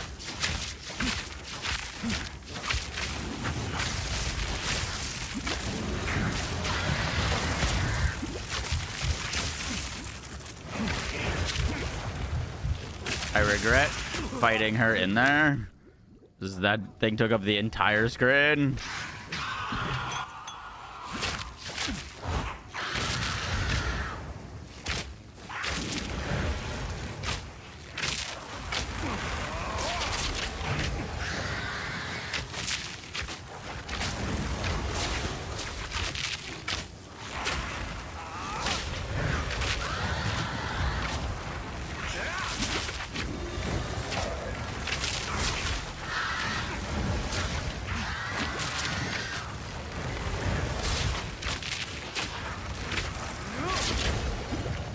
gotta be the single most annoying enemy in the game, I swear.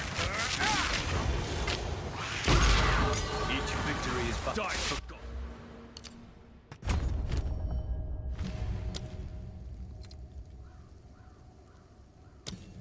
forgotten witch.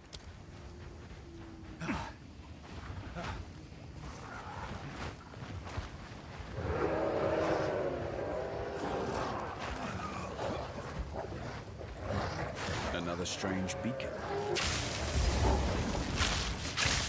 The beast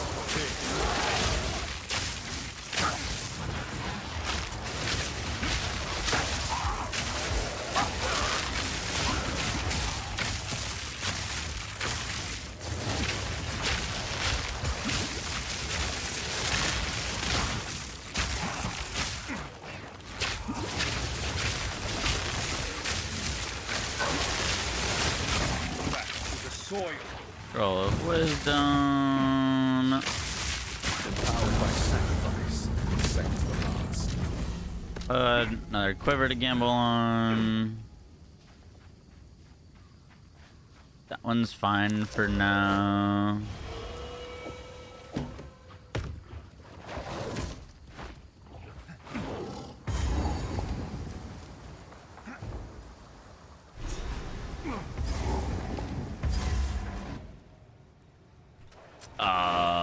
Check these little armory spike thingies. And for what? See if we can get I see the obelisk there. I want a flat damage bow. Or is his accuracy on it? Unlucky. Could that hold the runes I seek?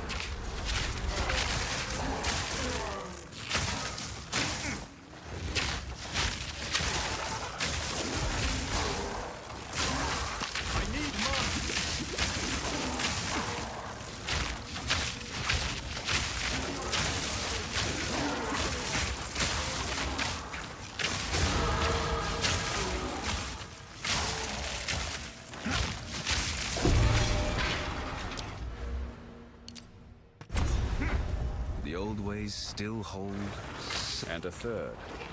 How much gold do we have? Oh, well, I technically have 10 million. Trying to think if I would have enough money to buy a weapon, even a white weapon here, like a white bow. I probably have enough to buy a white weapon, not a blue one. You don't have any filters? I do.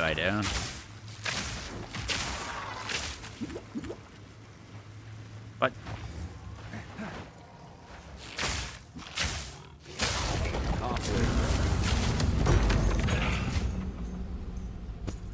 Chainmail.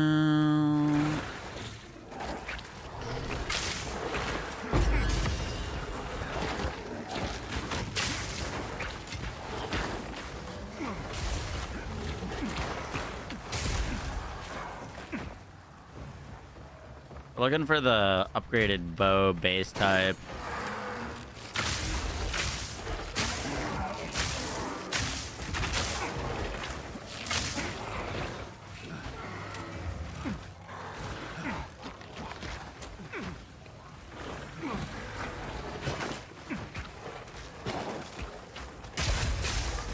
Dude, what is going on? Not a single one of these rusted digs have dropped an item for me. As in, like, not even like a random white item.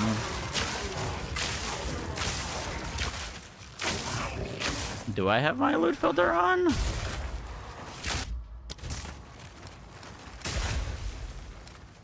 Monkbow hybrid. Yeah, I might have hit Z. I've hit Z a few times. See if my disabled it or enabled it. Oh, this is weird. Those things are like guaranteed item drops, and not a single one has dropped me an item.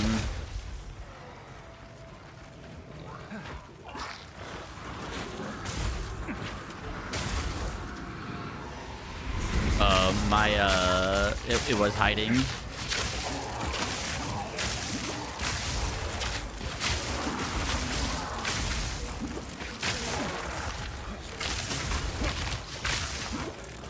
I like hit Z back and forth a few times though when we open those. I don't think anything like actually dropped at all. I think just unlucky.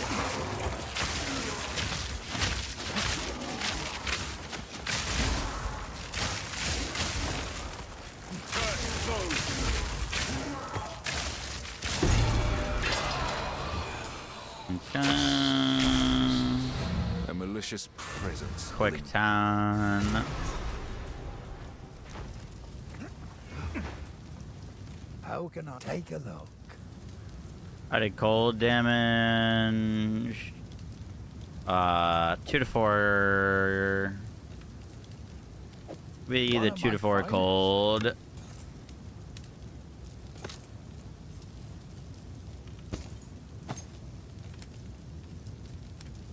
Added damage on gloves. Might make good scrap. And we get any boots? Fire talisman now. Next time. Don't know where it goes. Alright. Should be chilling.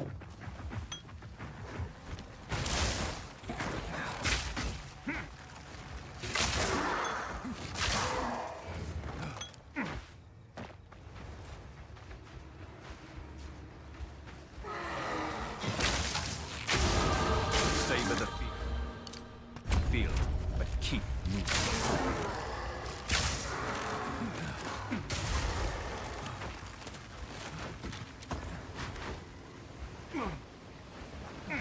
Beside me, my shadow horn.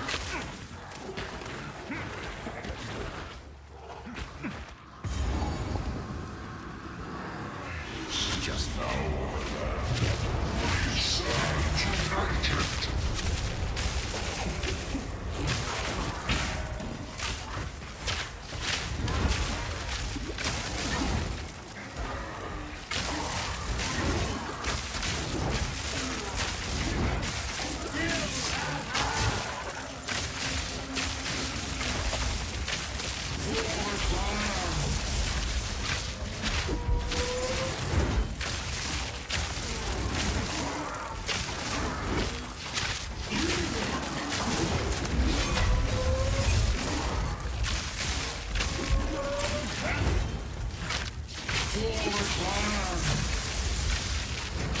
We go frost bomb next skill gem we get.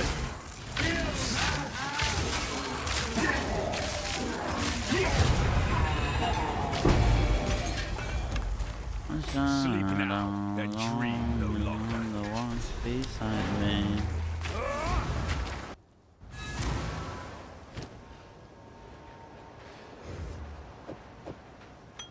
I sure wanna they'll find me. 7 to 11 to 9. Furious by Buddha. If you find a pint up there, do bring it back.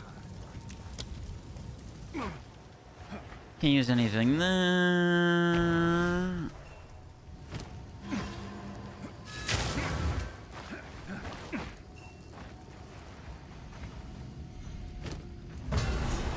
Good.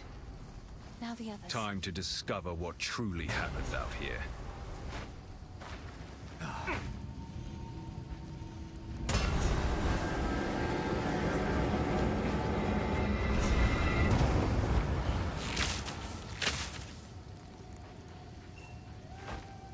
He's in. Stay safe. If you can. We gotta meet Una and Clearfall. Let's go find the Growlwood before we do that, though. Guess it gets down here. It's either up here or down there. I'm gonna go here, though.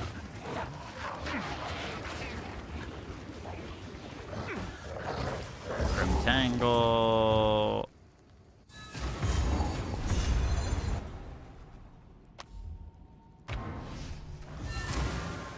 There's gold destroyed. I would normally sell it, identify it and sell it, but I have gold.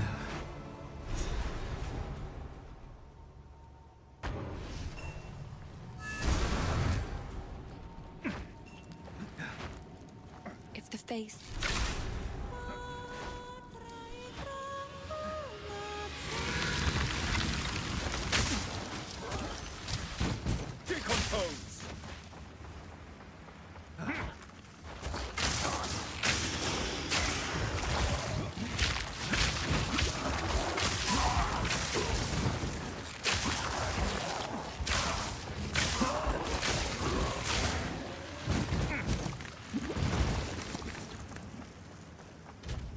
You're level 5 in a level 6 area. We're chilling.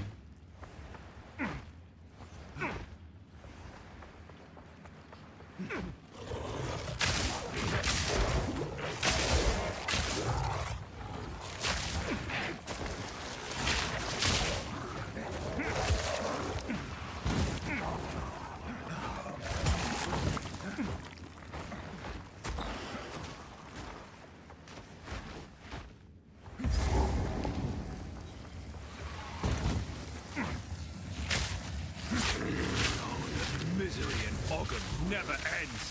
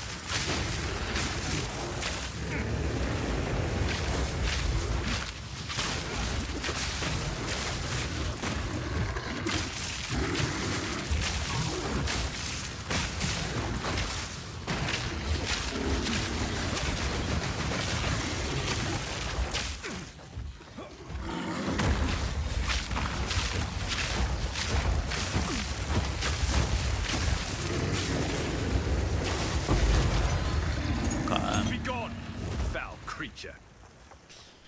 I mean, I got added damage on my quiver, I got added damage on my weapon, and I got added damage on my gloves. We got elemental armament, and that's it.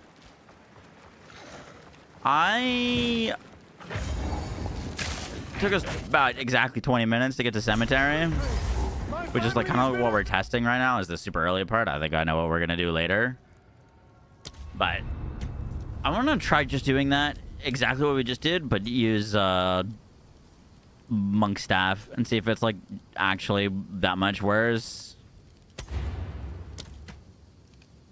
If I got unlucky. True. But like I had everything that I kind of needed there at the very end there, right? I had my added damage on my bow, added damage on my quiver, added damage on my glove. Just as you have failed in poisoning my subjects against me. Call out to your dreamer. Let us see you. Recapture the pagan. Don't let him escape.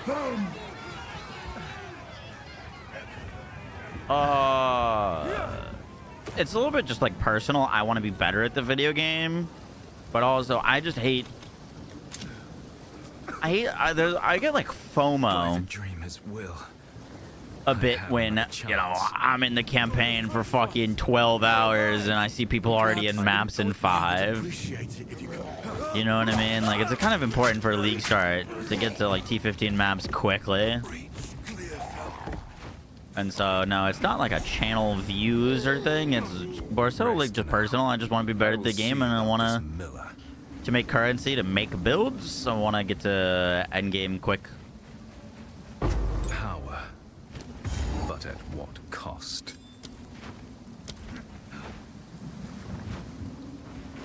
This is like the, I don't know, like, to me, this is the only game that I play that I kind of feel like this. Like, you know what I mean? Like, there's no incentive or drive for me to, like, get better at leveling up my flak in BL3 or, you know what I mean? Even in D4, like, I could care less how long it takes me to beat the new expansion. It's like specifically this game. The miller has seen better days. I tried shocking him.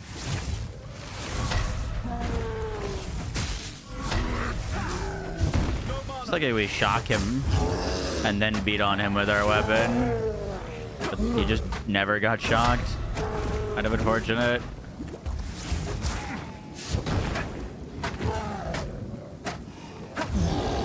Feel the shock. Random dude next to him got shocked.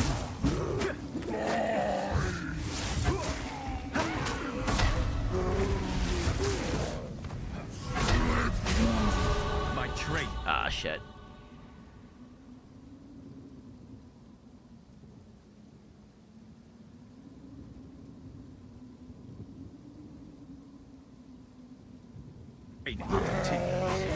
Alright, well, add whatever it was to that time.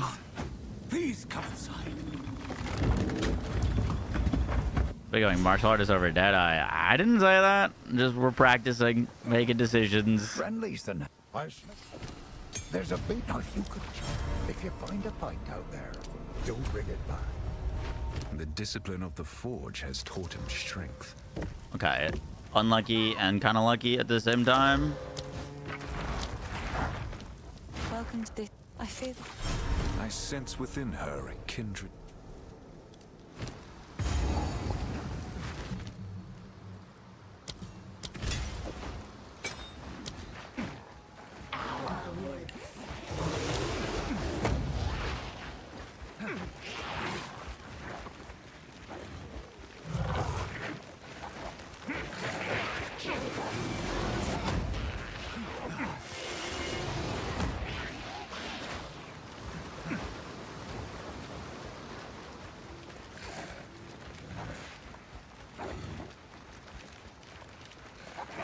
This relic hums with power long dormant.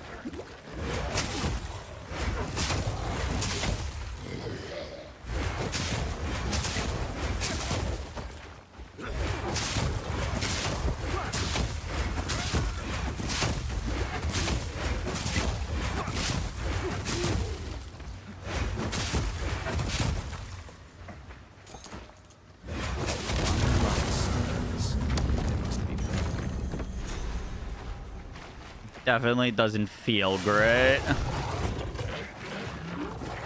I'm assuming up here... I guess that's Mud Bear. I was looking for this chest with the extra skill gem.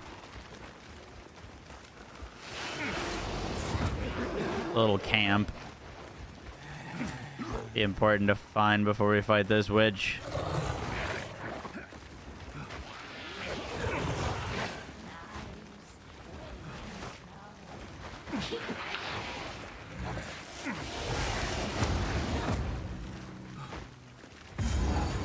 There it is.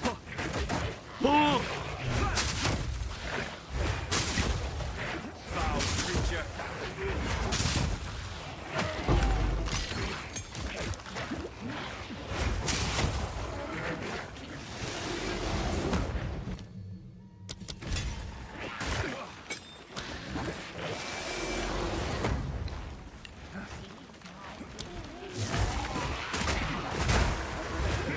I love when they run into that and break it themselves. Very good.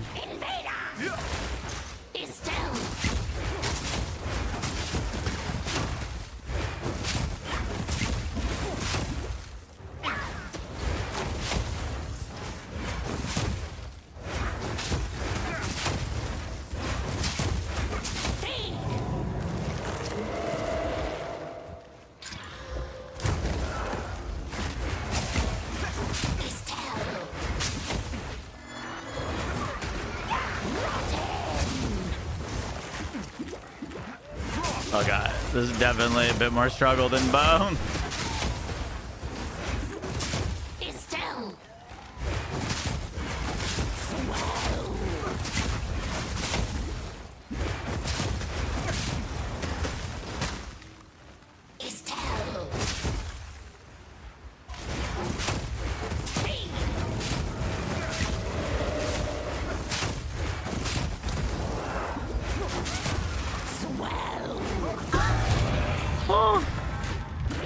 Tripped at the end.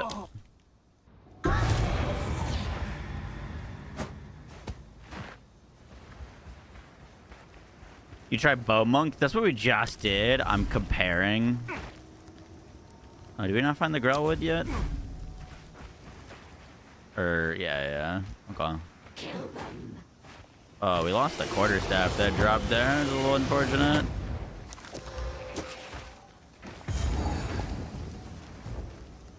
The damage is insane, yeah.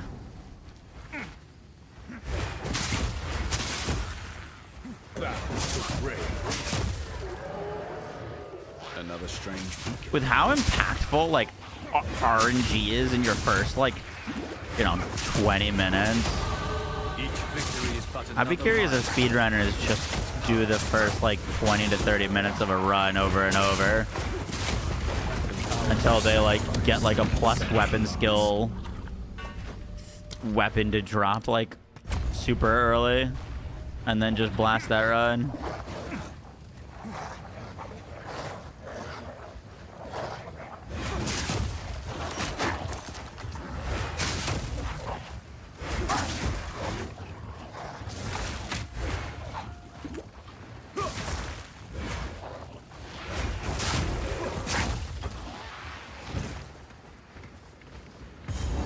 Okay, there's the Grim Tangle.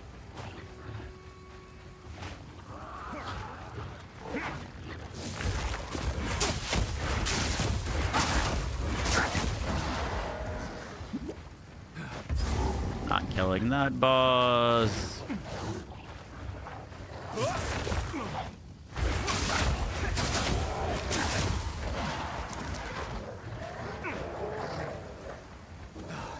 Like, if you don't get an added damage weapon or, like, a plus weapon skills weapon here, like, you just don't kill anything. It's crazy.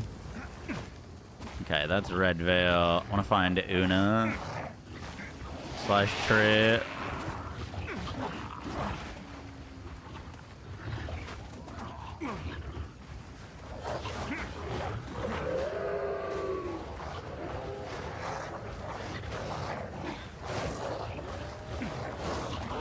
Did we find Hut Lady? I don't think we found Hut Lady.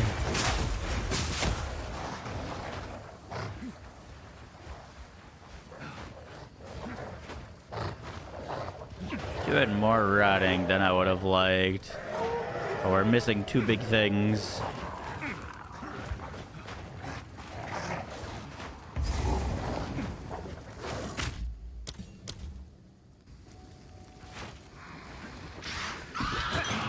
What foulness dwells here?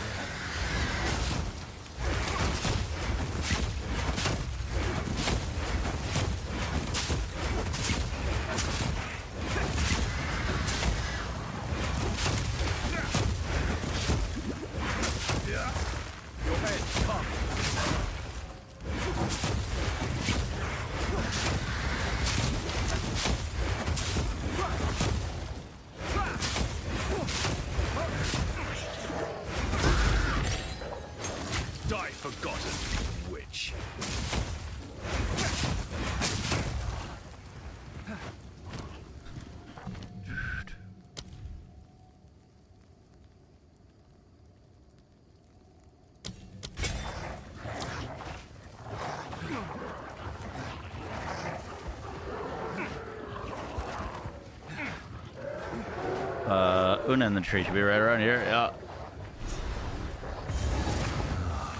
A remnant of the old magics.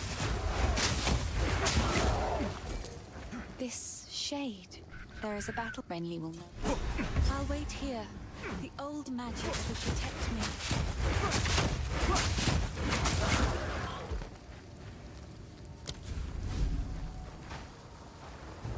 Okay, 8 minutes so far. Generations of senseless attack speed on that.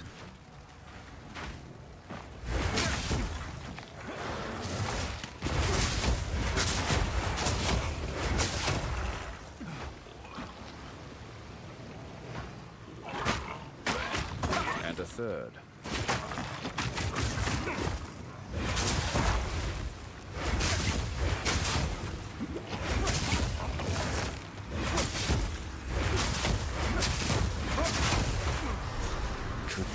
Hold the runes I seek. I need mana.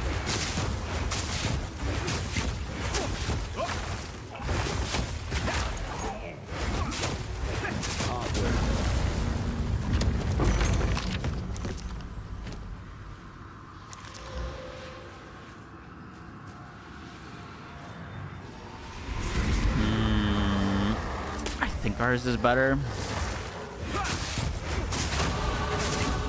Oh, you know what? Actually, the Fizz is better because we did Cold Attunement.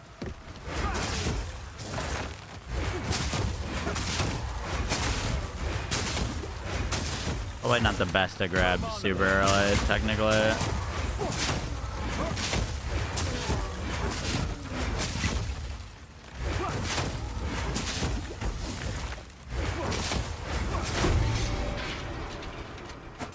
The old ways still hold Cool. I have no room for that.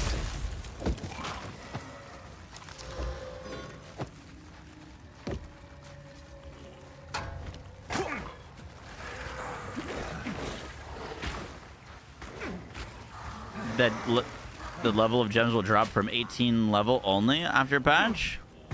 What do you mean? Like you can't get level 20 gems anymore?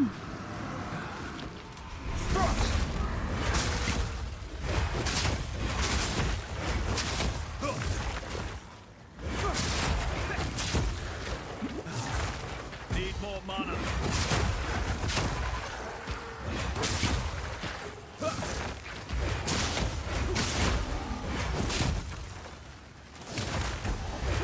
Yo, why is this so fucking mana hungry?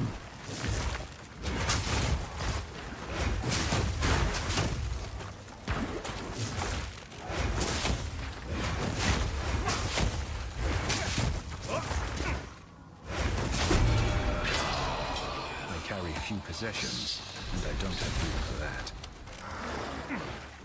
Like spamming mana flasks.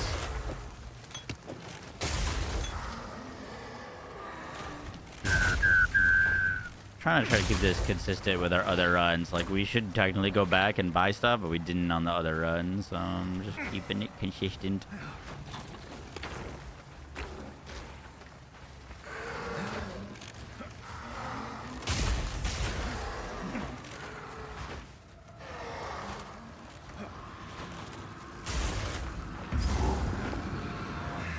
Just one more.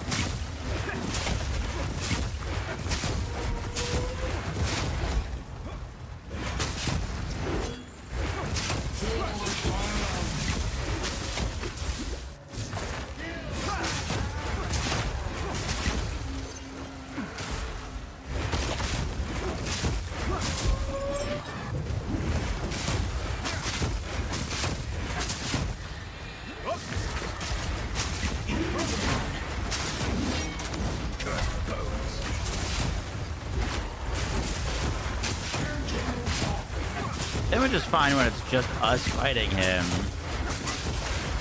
The ads are real fucking annoying, so I have like 0 actual AoE damage.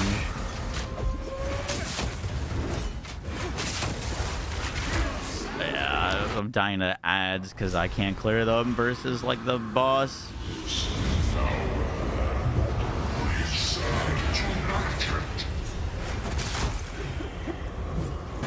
Yeah, I'm trying to stay at that range.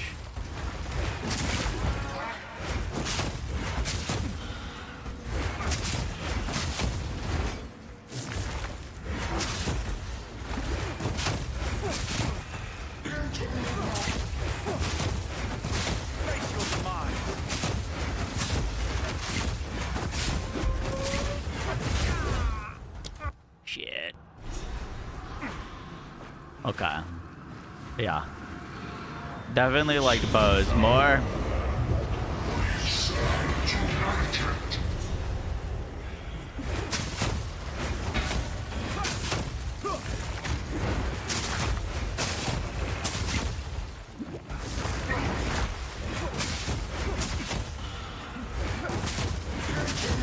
It's only for like the first quite literally like 8 levels. Holy.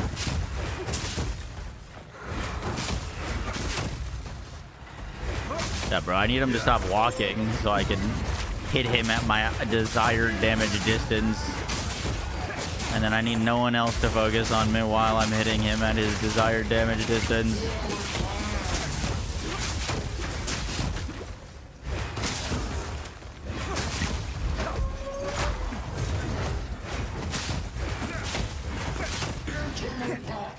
Like, it honestly might just be better for me to basic attack him.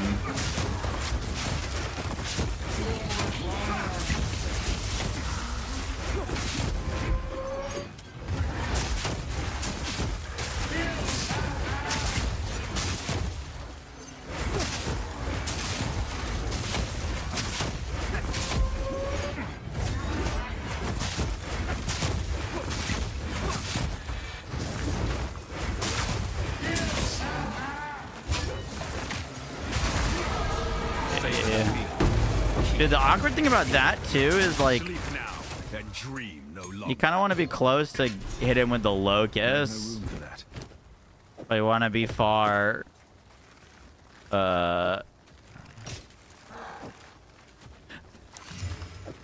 Ooh, nice chest biz. Nice boots.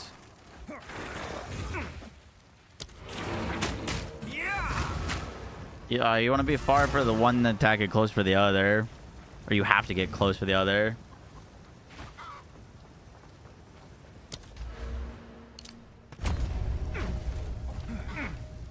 Areas I would have. Stake to the cairns. Try crossbow leveling. We could try crossbow leveling.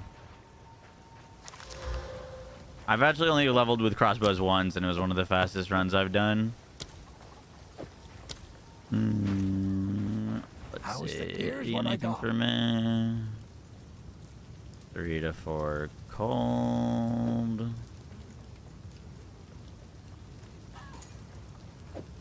One of my finest.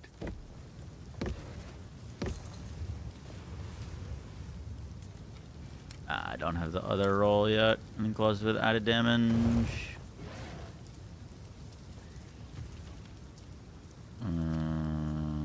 We could og these. Oh wait, no. Whoopsies. Added lightning. Bum. Edge.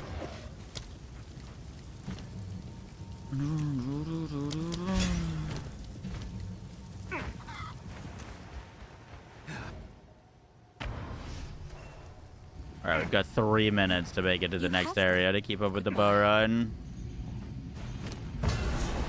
Good. Now the others. Time to discover what truly happened out here.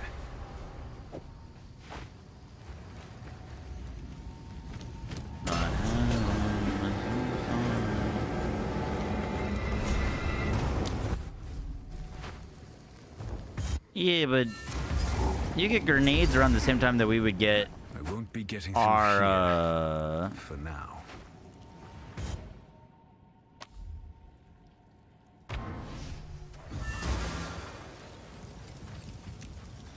The wound on the green.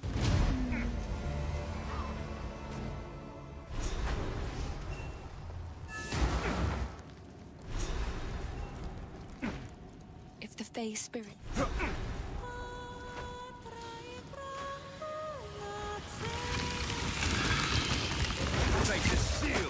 When you say crossbow leveling, for how long do you mean?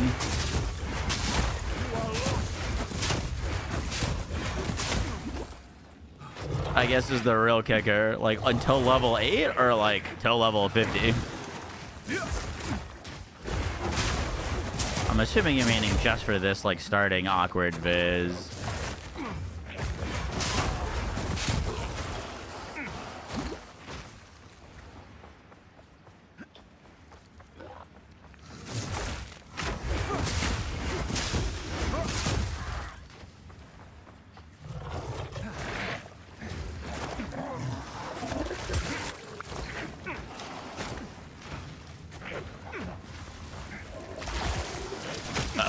I think I'm dead.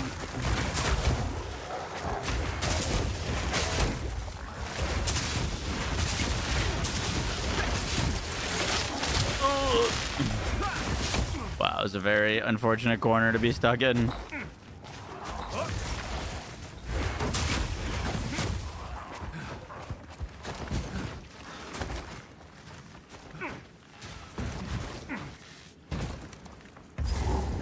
Okay, there's the cemetery. I want to do the druid, because that's what I wanted to compare to.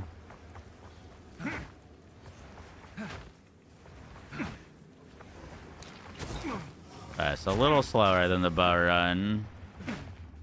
Not by like a crazy amount, considering we died, though. Let's see how this kill looks. Oh, the misery in Ogham never ends.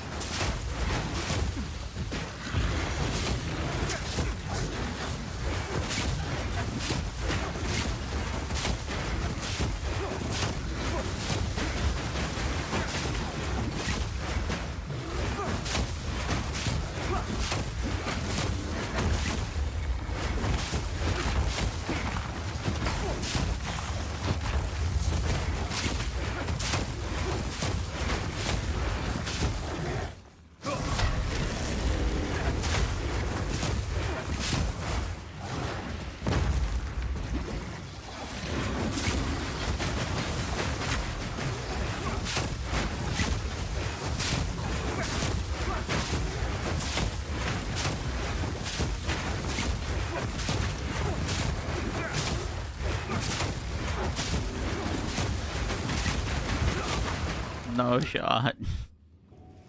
I thought he was dead.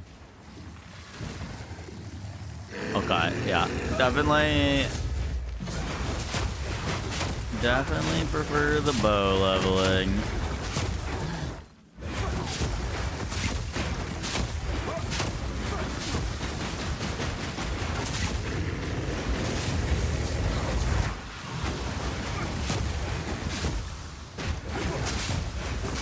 To be at the, like, exact right distance to do damage to him.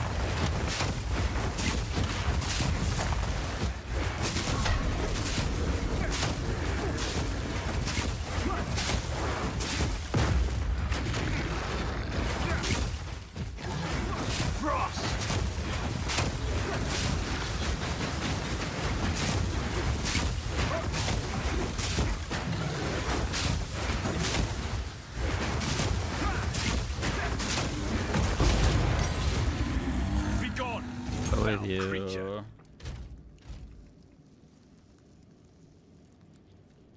But cutting conk area on GC is actually easier to use. Really?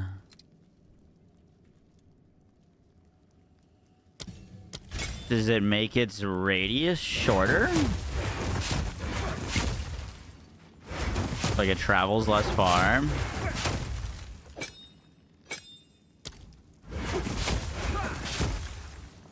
Oh, it does travel less far. Okay. That's good to know. Alright, let's go a little bit further. See if that feels better. Now that we know that. Okay, so conk area first. Quickly! My family! I said... He has the manner of a man lost in his own mind. Another such device.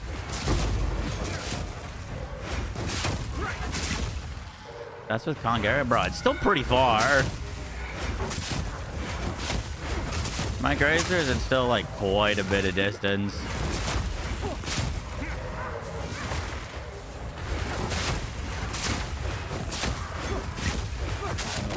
Words to life. A rare find.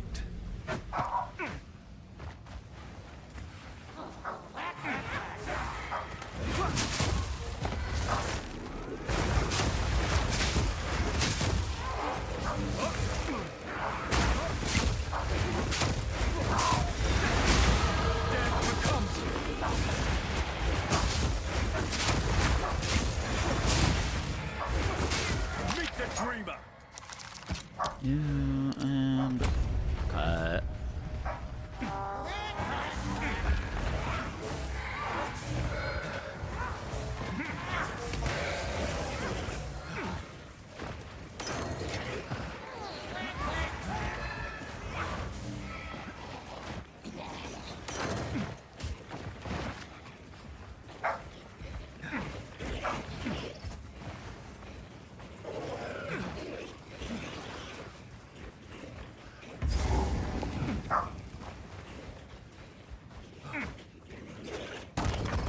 Wow, yeah, lucky.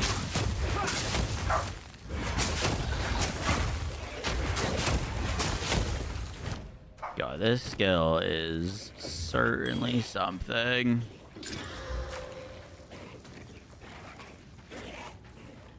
Ah, fuck. I should have used that on my,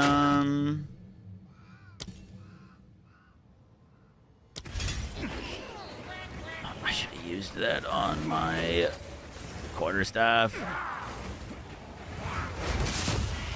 We need a better quarterstaff ASAP.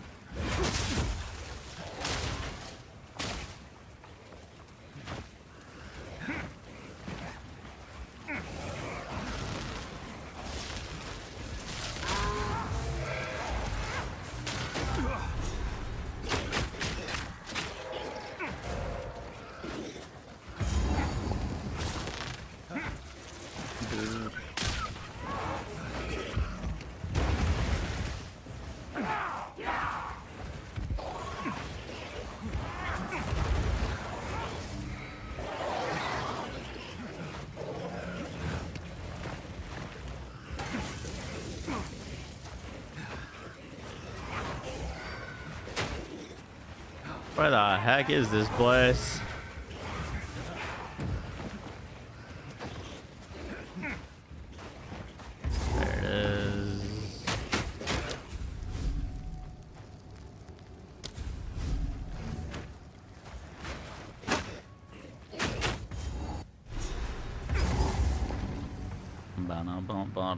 This place harbors an everlasting malice.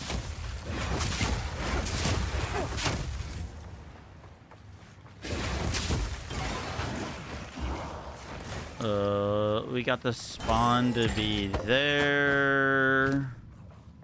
Ramps, Aquas of Magic, item with new random modifiers. Feel like we could get a better base quarterstaff to use that on.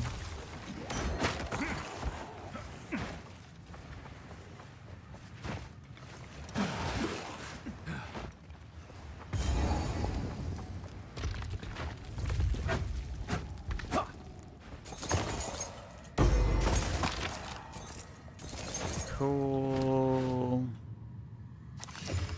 Wow, nice amulet.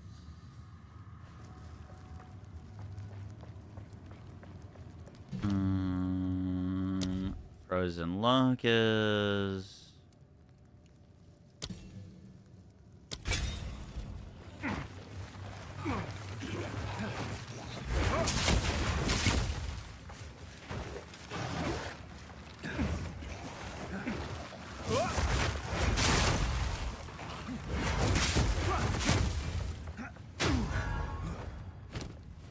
Ah, shit. That probably should have been Ice Bite, now that I think about it. God. Those reflected. Oh, they're just the absolute worst.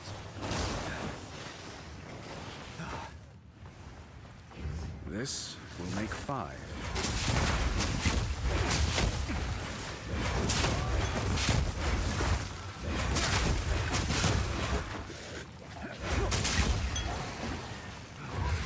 Oh. Big mechanic we should have always do.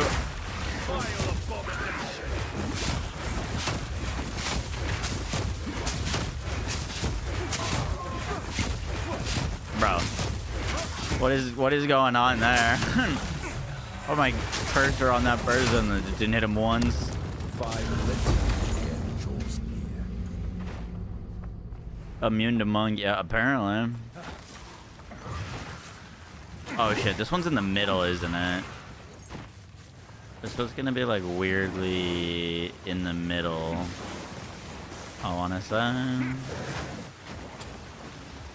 Nah, it can't be right here.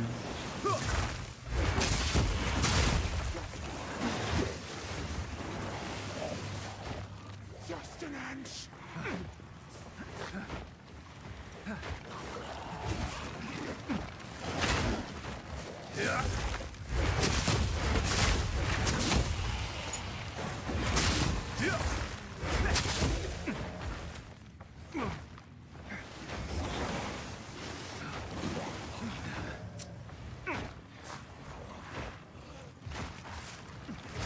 Rough early. It is rough. Everyone was telling me don't use it, so I wanted to try it, and I hate it.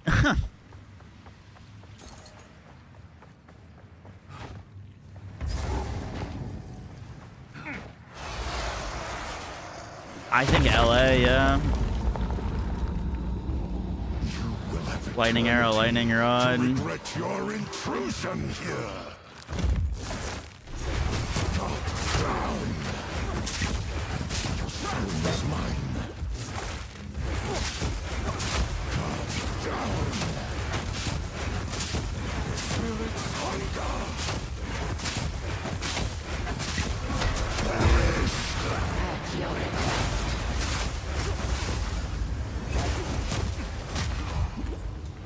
Soul is mine. Rend your soul. Perish. Soul is mine. Cut down.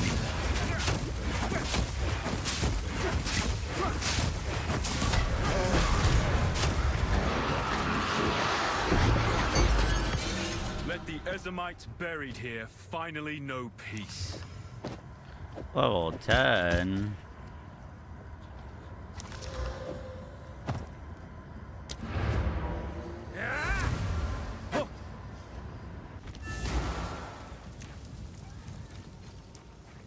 Oi, take a look.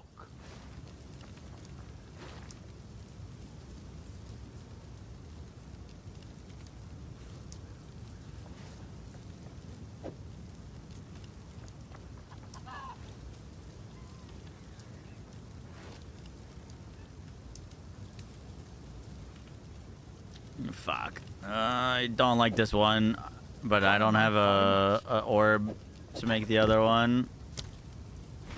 Unfortunately.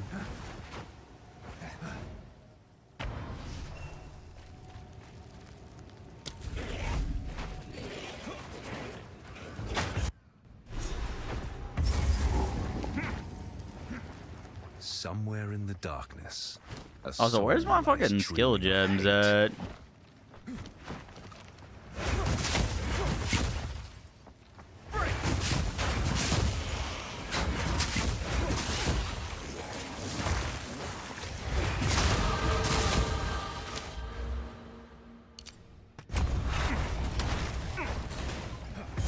Oh, I thought we fought the boss.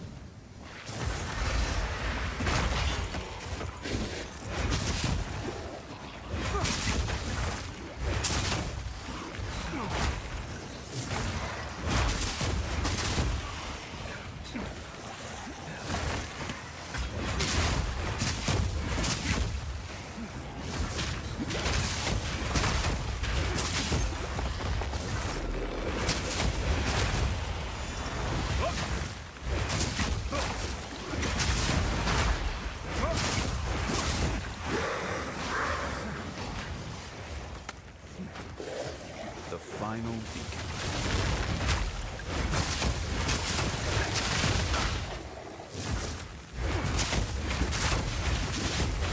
Holy shit, that was a lot of damage very quickly. Yeah, bro, I would do a lot of things to not use this skill early. This has been like a really rough run. I hit like one thing at a time.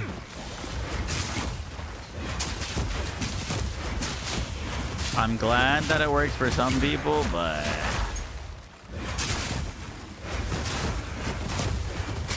not my cup of tea. The way reveals itself. This boss kill should look a little bit better now that we have a slightly better staff.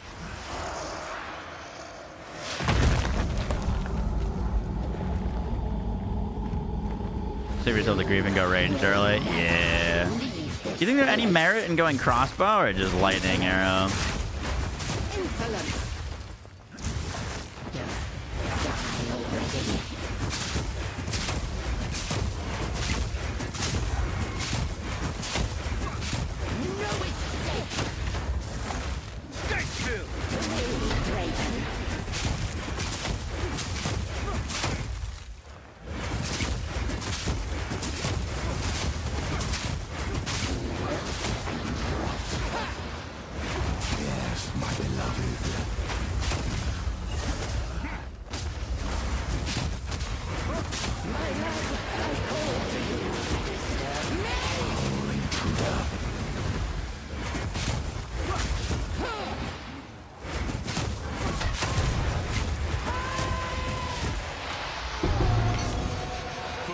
thaumaturgy causes nothing but pain and misery.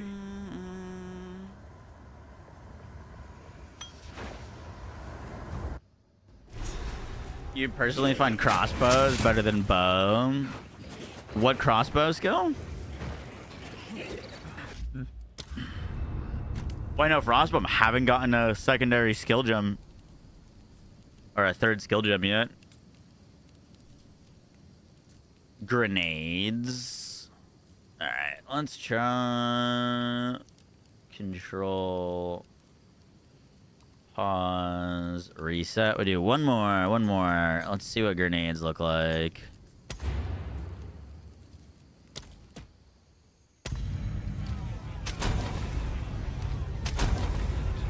Pagan!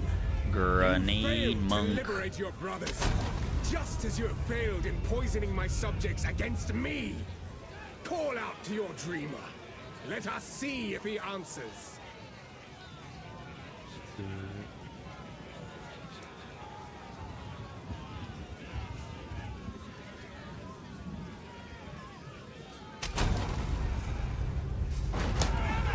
Recapture the pagan! Don't let him escape! You get plus fire damage crossbow. That's best case. Oh god. By the dreamer's will, I have another chance. Any specific support gems? I'm glad to see. I live. Now I would appreciate it if you could.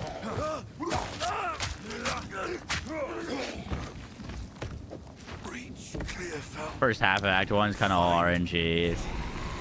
RNG definitely plays a very big role, I will but see about this. I feel like we've had relatively equal RNG on our runs so far. Power. I have a $10 million, so I'm only going to town at the exact same points. So we're keeping our RNG exactly equal.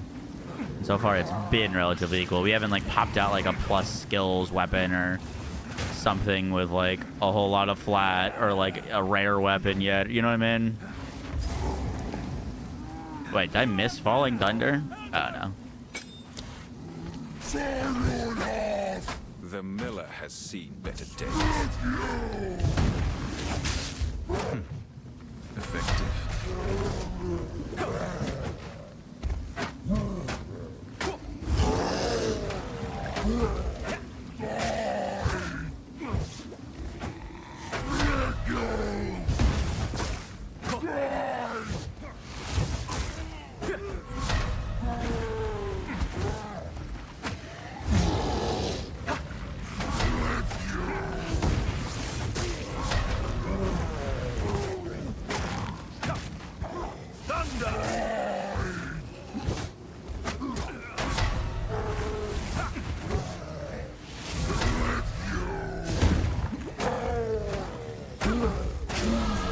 My trade will continue. Skill always beats raw strength. Crossbow, beautiful.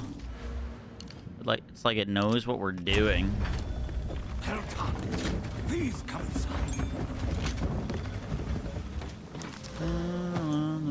I'm gonna run on.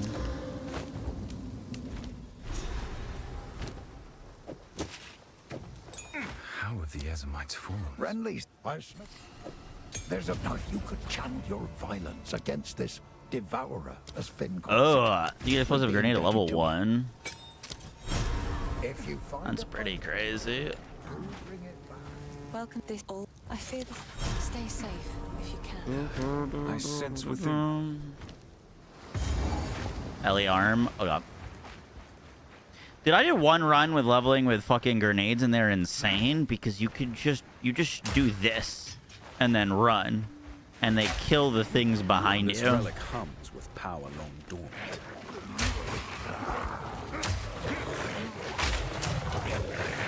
I cannot. Foul creature.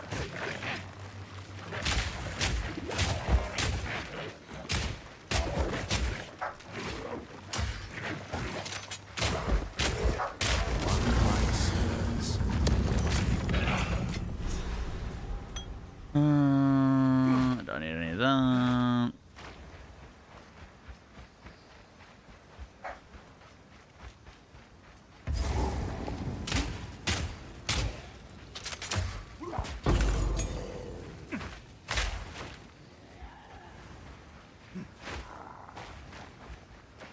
Wait, elemental armament over multi-shot?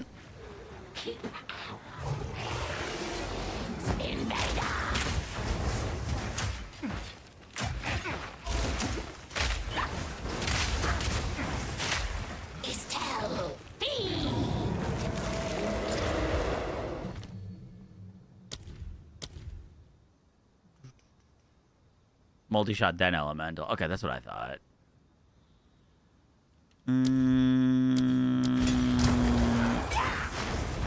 Give me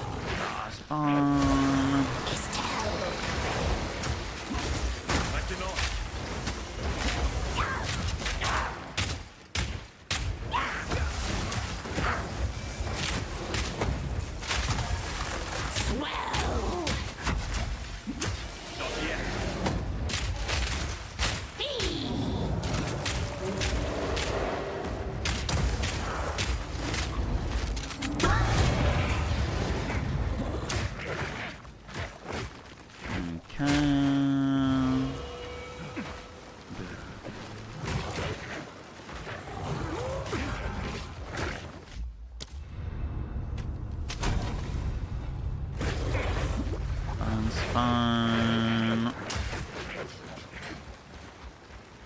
Like, isn't that crazy, bro? Just boom. Dead.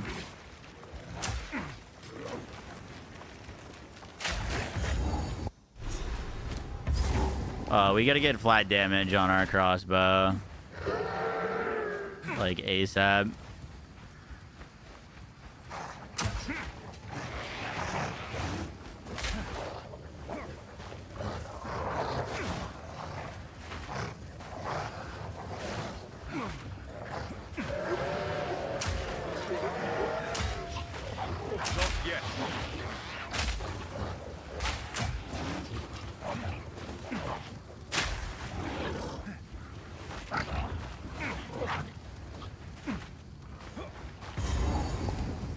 Okay, there's the Grim Tangle.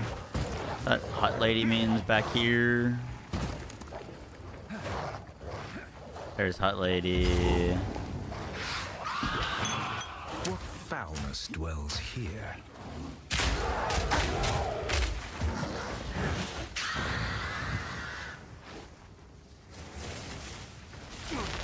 Come on.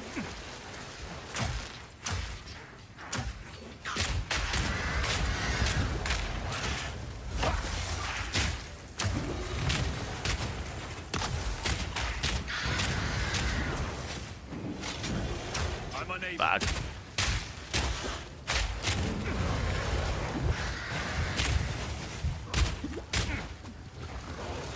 Nah, it's so bad that ads are getting involved with this.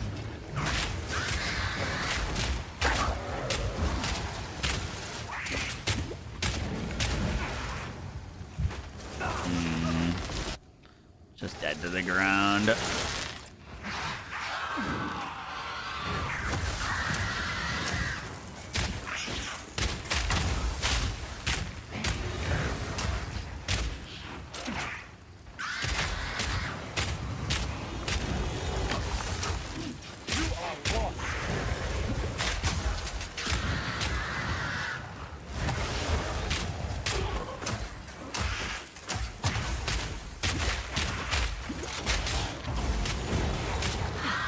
She not just stunned? Bruh, she's got a fucking energy shield aura. Not yet. Holy fuck, dude, she's at half health. I need to flat damage ASAP on this. She keeps getting all of her health back with the energy shield aura. Every time she teleports, she gets all of her health back. That's fucking crazy.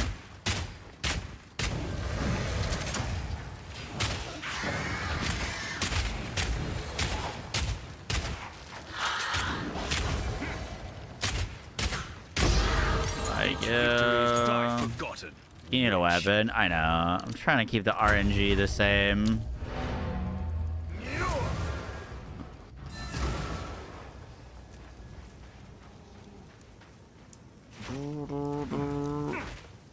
How can I? Anything take your fancy? Okay.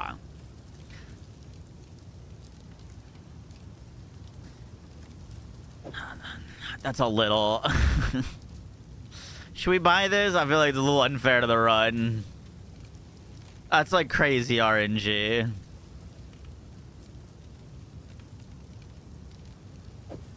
Absolutely. Okay, let's just see what it does. Let's see what it does for us.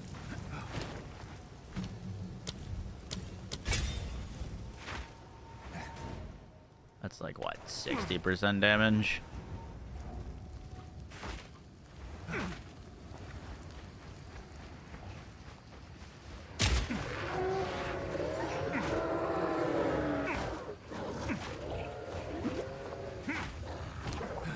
Another strange beacon.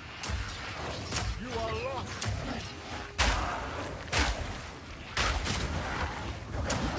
I cannot.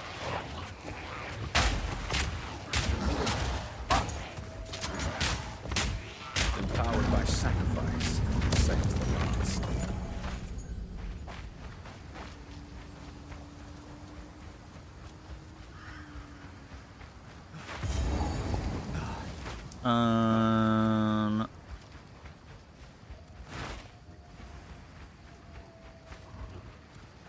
We can actually do this boss.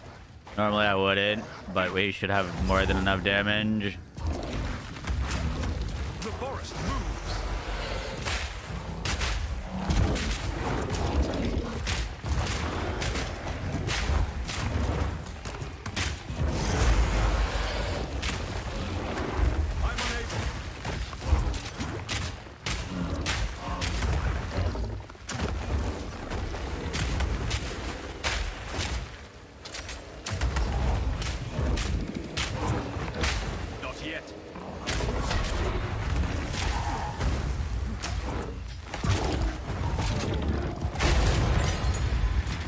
Best not tarry if the trees here behave. Can I taste this more than I can taste? Alright, that's a lot of damage. We didn't find Una yet, but let's just keep going.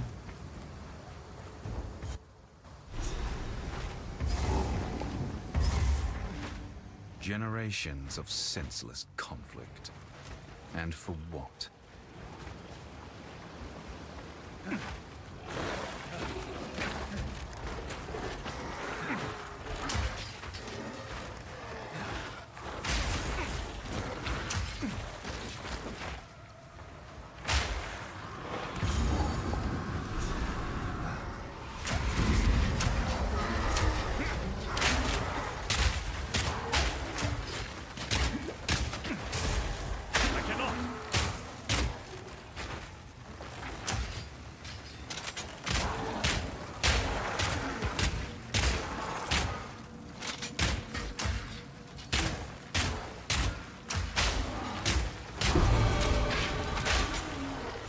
The old ways still hold some power.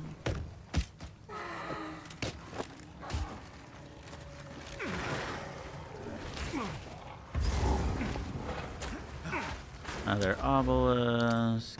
Finally get some attack damage. I don't think the skill speed really does too much for us. Not yet.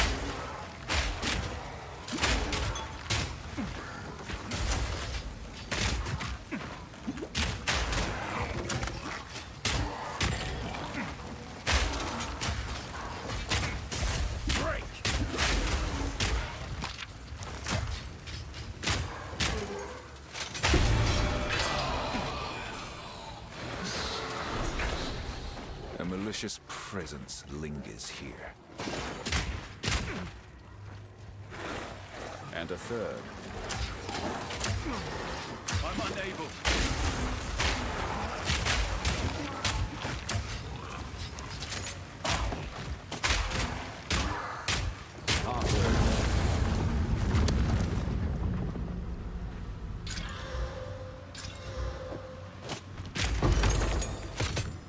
A little bit for some amount of damage on the gloves.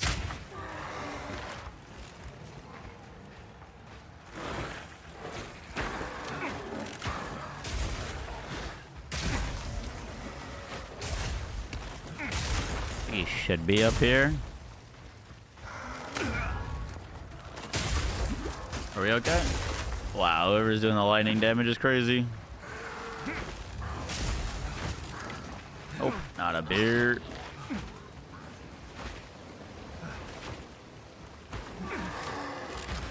It's gotta be in this middle area then.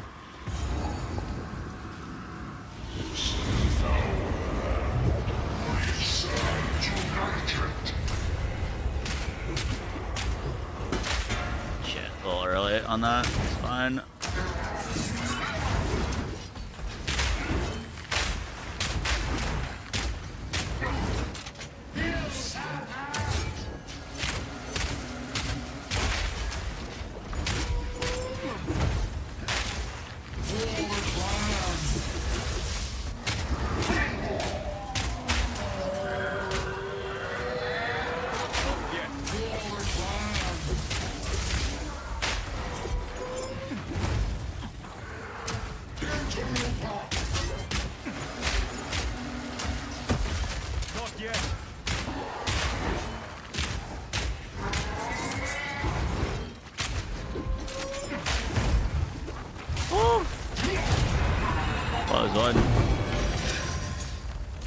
Sleep now, and dream no longer.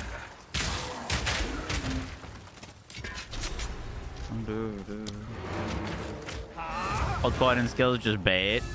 I don't think so, but we just don't know what skill is gonna do what with quality, so it's hard to be like, oh, it's gonna be great on this build, because who the fuck knows, you know what I mean? That's why it's a really kind of risky league starter, because you just have no idea what is gonna be the best skill on it. If you find a pint out there with that extra quality.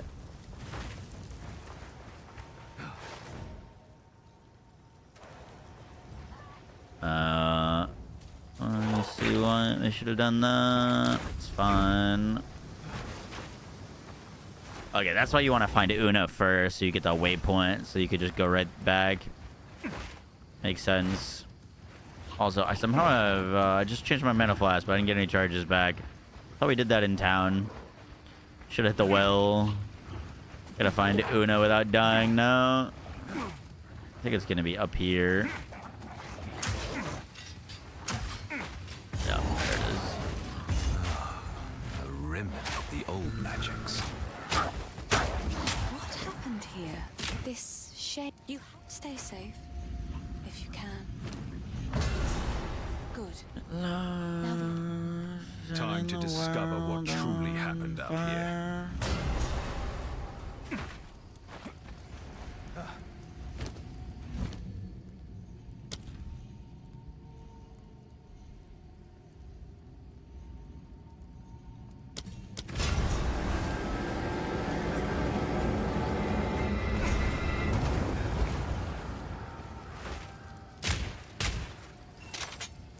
He's unconscious.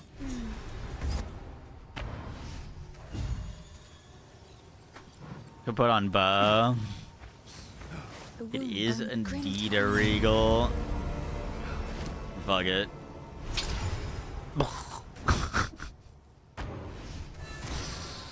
That's fucking crazy.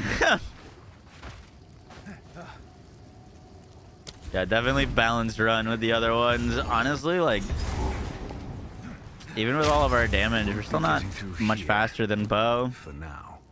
If the Fae spirit. Just kind of wild.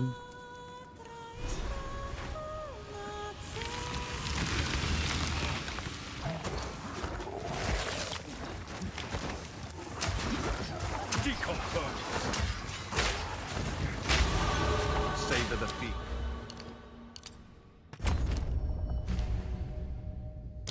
Feeling. Not ready yet.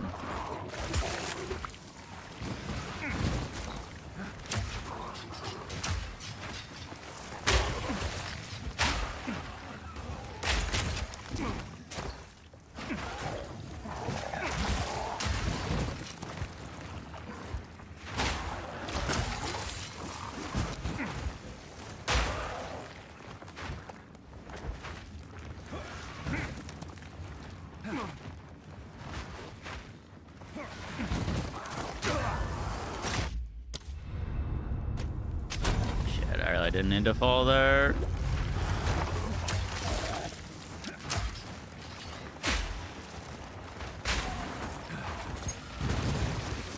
Dude, my character does that weird, like, almost like... Fuck, I'm actually throwing this run.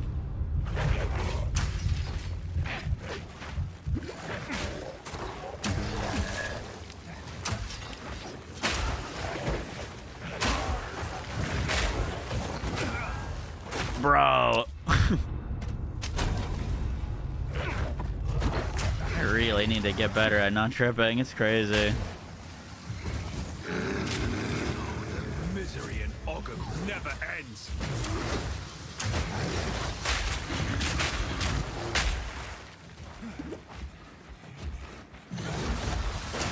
Not yet.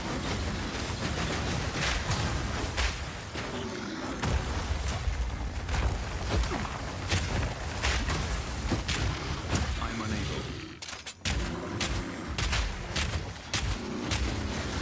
I cannot. Shit, shouldn't have gotten too close to him. He teleported because I didn't.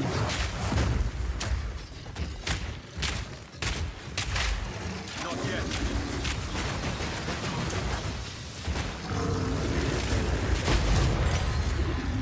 Be gone, foul creature.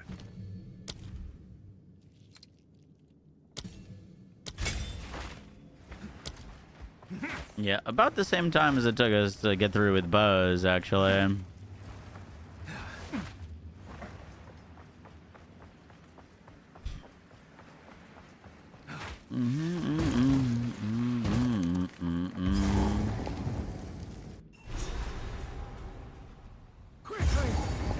Well, the difference is bows I had garbage dog shit gear, and crossbows I've got really good at the moment. I'm not saying one is better than the other, but for me personally, I think it might just be easier to stick with the bows.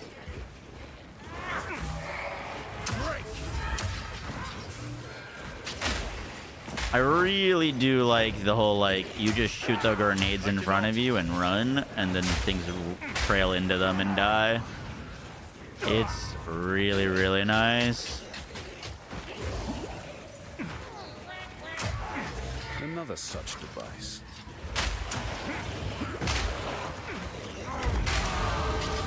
Not yet.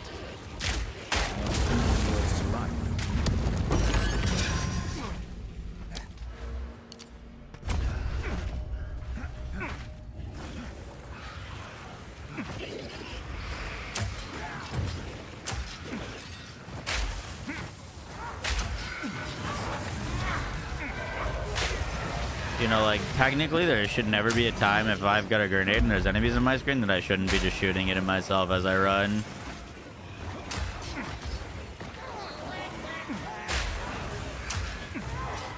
I cannot.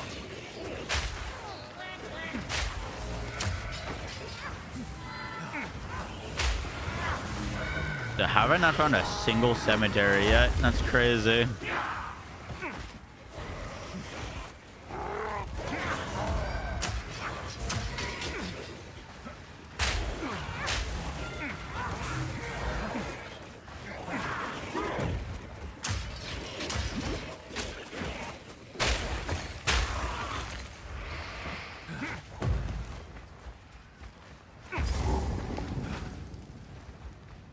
There's our rings. And unlucky.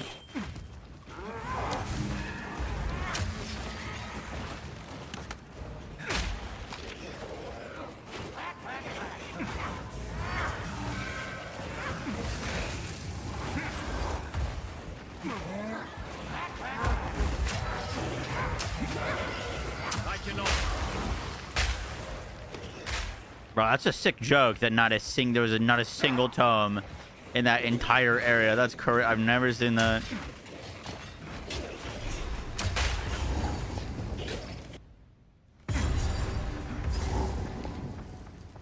Somewhere in the darkness, a soul lies dreaming of hate.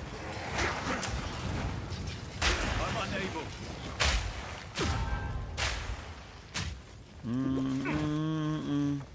Dude, that's the worst trips. When you're running and trip to not a melee attack, but a ranged one. I'm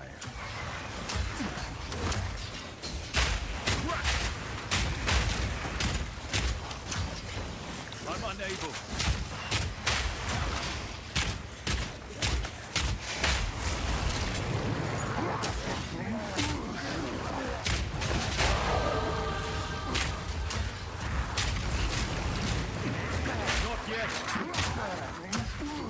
Why we got a whole fucking army here? What in the fuck balls is this? I cannot.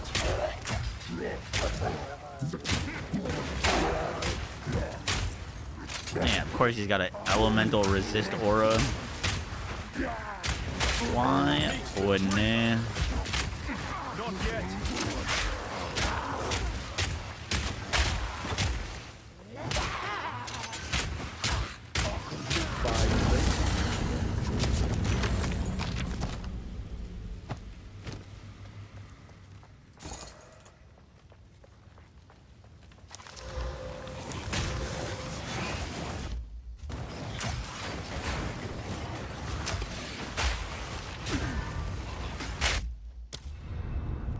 Oh, that explosion probably saved my life.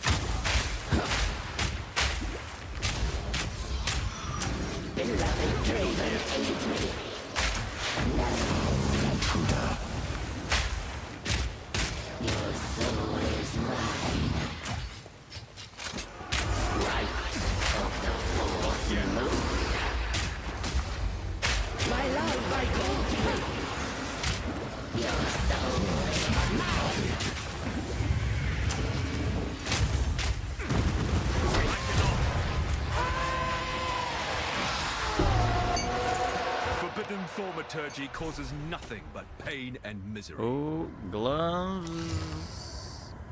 Fuck, no damage on him. That's crazy.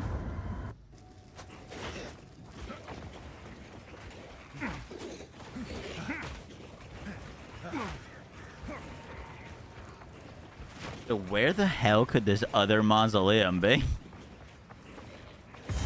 Oh, it's all like tucked in another side of the map.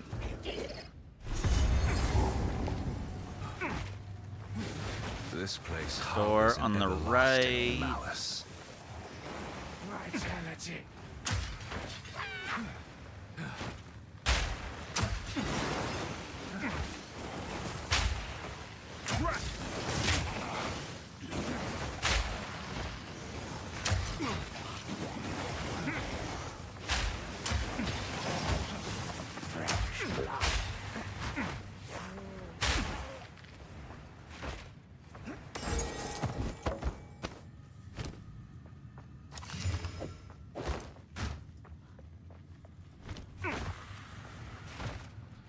Nice chest piece. I don't know why I can't move there. That's fun. It's okay. I didn't want to be able to move.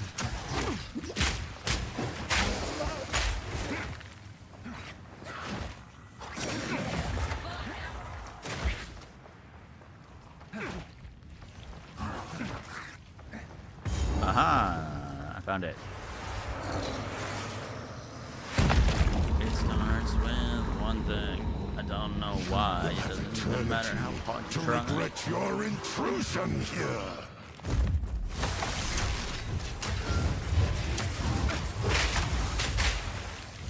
Rend your soul. The spirit's hunger. Rend your soul! Not yet.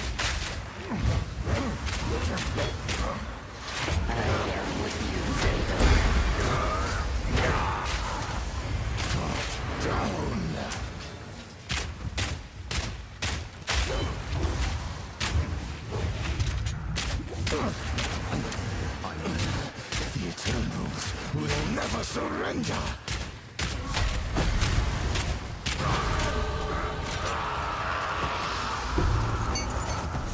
Let the Ezamites buried here finally know peace.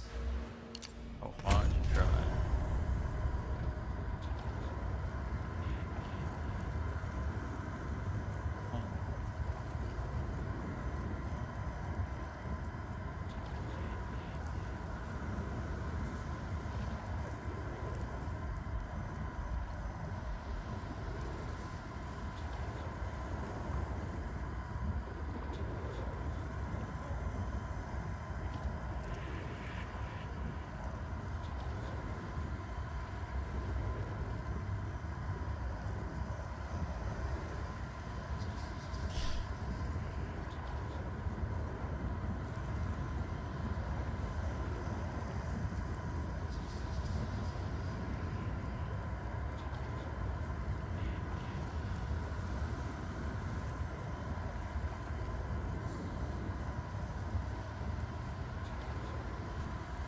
Okay.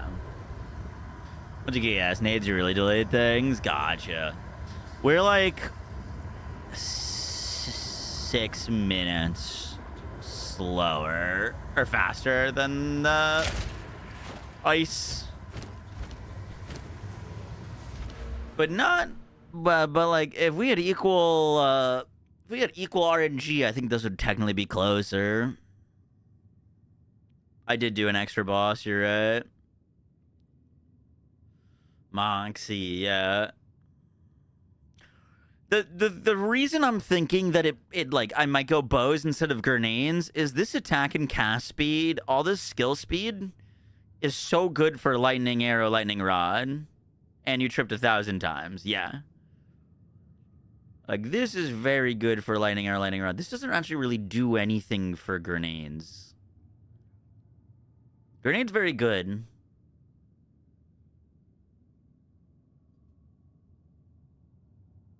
But you know what I mean? Like how fast I shoot the grenades, it's just cooldown based is my attack speed. It's just purely cooldown based. One lightning arrow nerf slow you down now.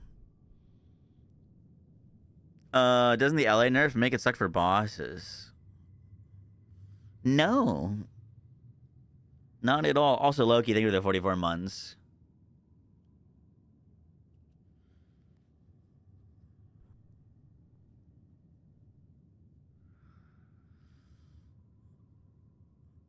No. It chaining to the same enemy has nothing to do with bossing. I think people are misunderstanding this nerf.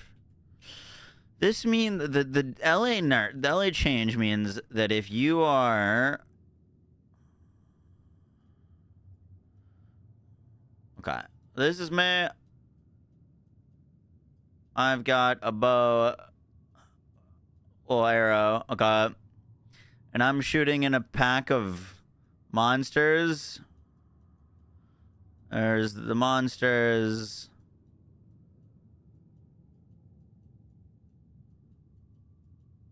Okay, what the LA nerf means is that it was chaining.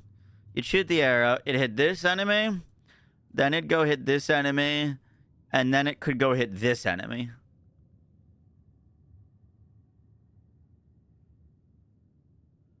This doesn't affect bossing because bossing is a single target. It was never chaining to onto itself on a single enemy. Three-fingered phantoms, yeah.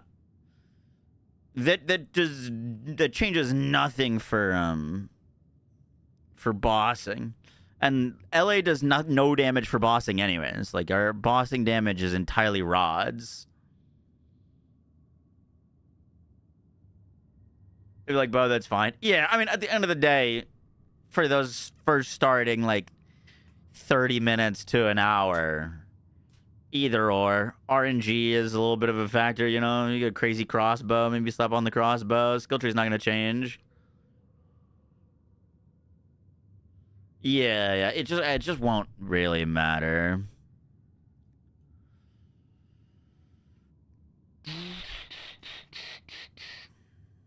You think maces will be the way? What, with the rolling slam? Oh, I didn't know Rax invented paint. Fuck.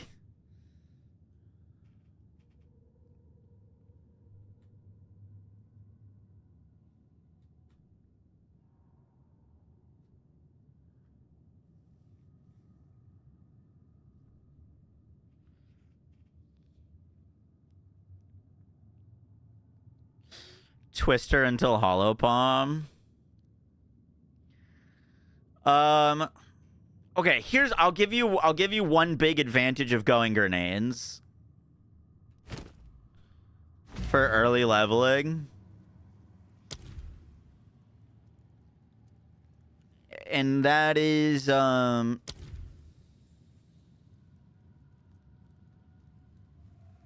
like technically, I mean, you'd end up cutting more gems, right? Like you'd probably pick up flash grenade.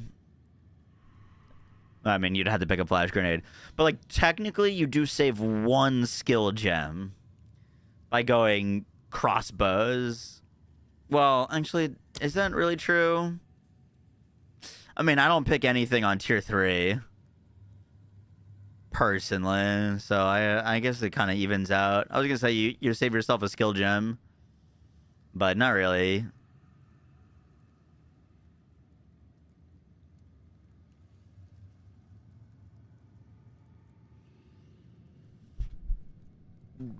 Martial artist start? Oh, we're theory crafting and testing some stuff.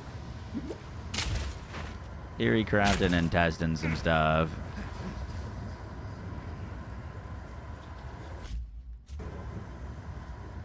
With Brink being level 1, should make Bone Shatter, Rolling Slam easier.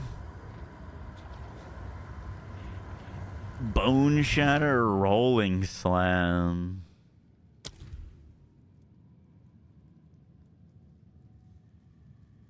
What did you say is being made level 1?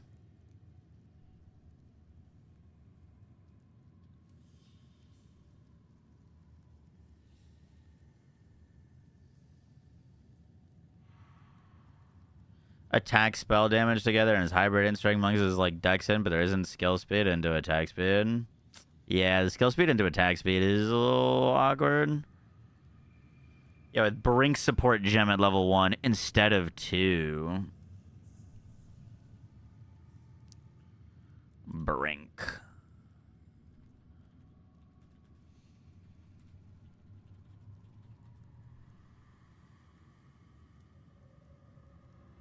What's this do? Stun build of Cosmo Sport hits cannot reach 100%. Enhances with support skills cause more stun buildup. Oh, I see.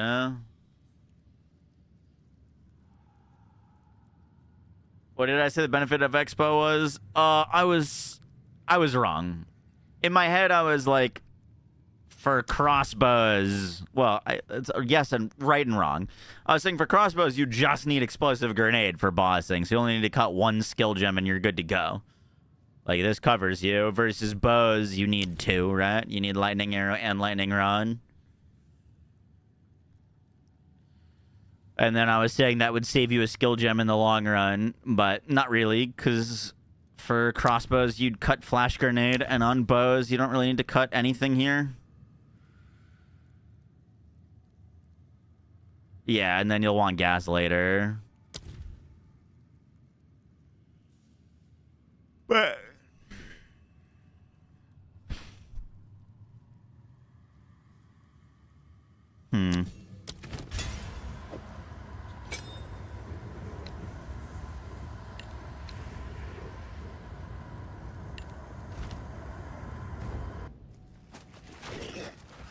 Vile abomination.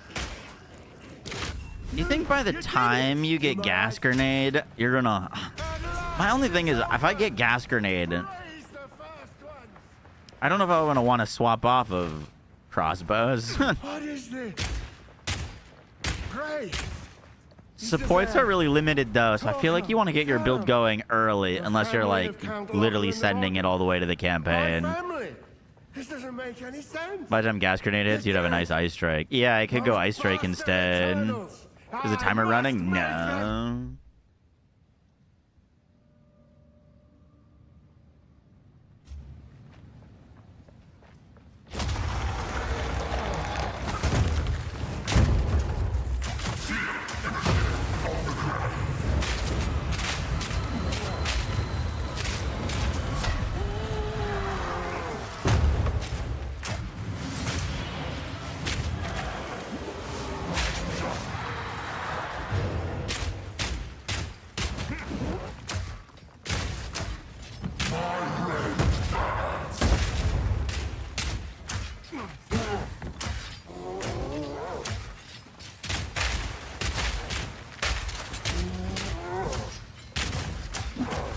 Not yet.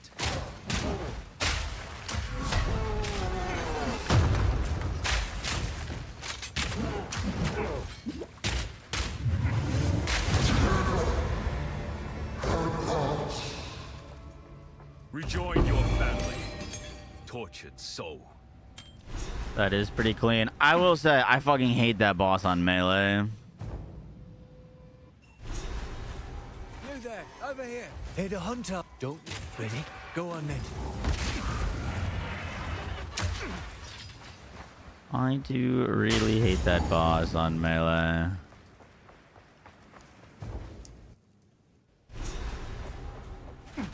Okay, I'm gonna give one more reason to go bows over crossbows. You have to go multi-shot, right? Support. That's a useless support gem for me.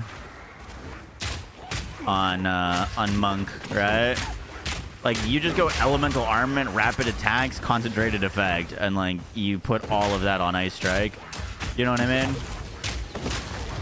Like, that doesn't change anything for ice strike. You'd literally be cutting mostly the exact same support gems. You know what I mean? I don't know. I think I'm gonna do bows for a little bit, just to get going.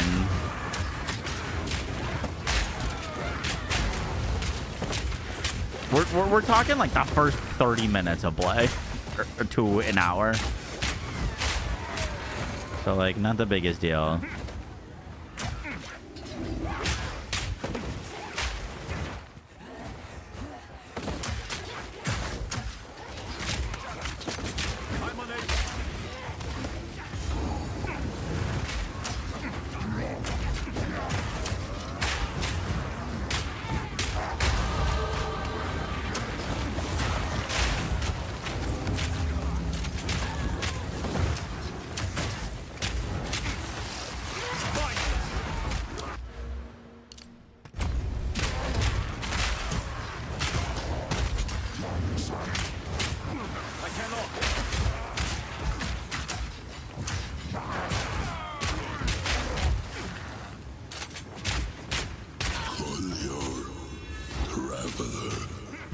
Was that the benevolent dreamer?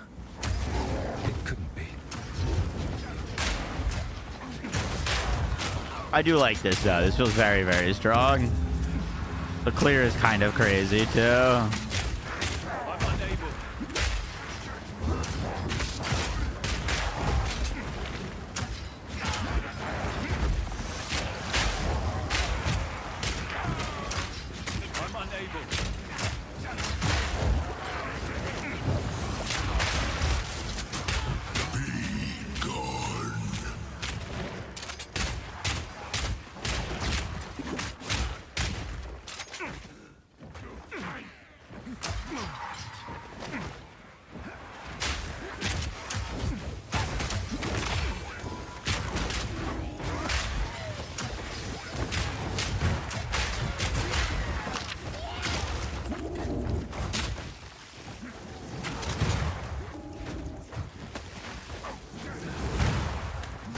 Surely they're not over here, right? Cool.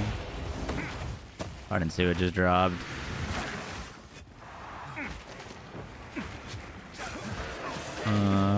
That looks like dead ends. That also looks like a dead end. It's gotta be by this checkpoint.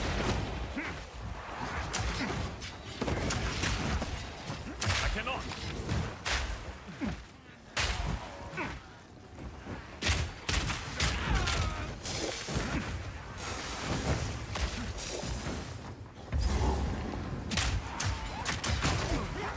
These men know not what they exalt.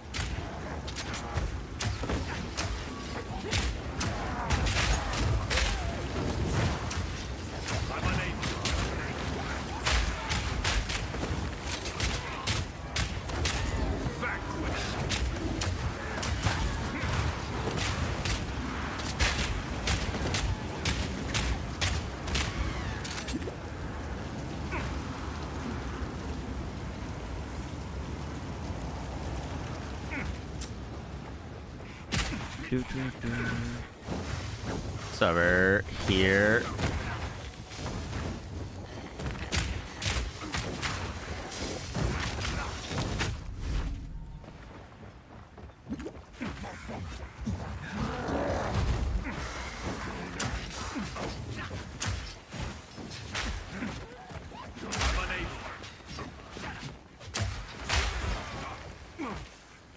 What?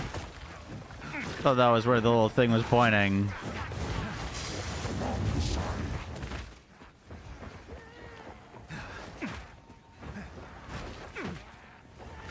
Am I crazy? I feel like I've explored the whole map. But this is a dead end, and that's a dead end.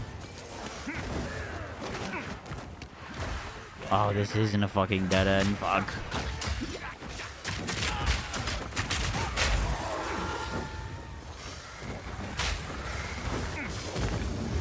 It really looked like one. Not yet. Free. Wretch.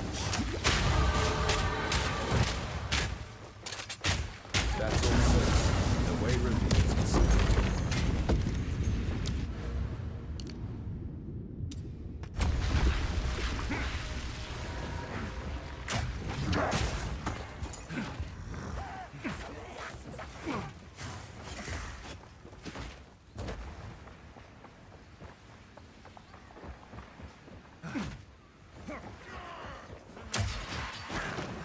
Brother, what?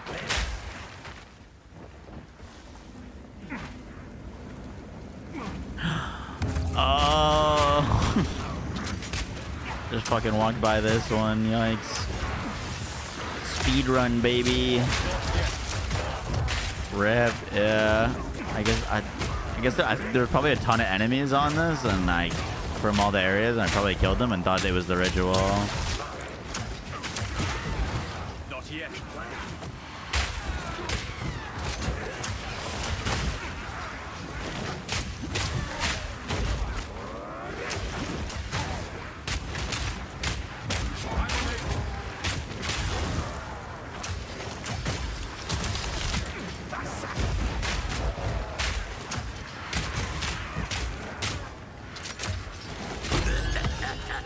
Still feels a bit awkward for mobbing.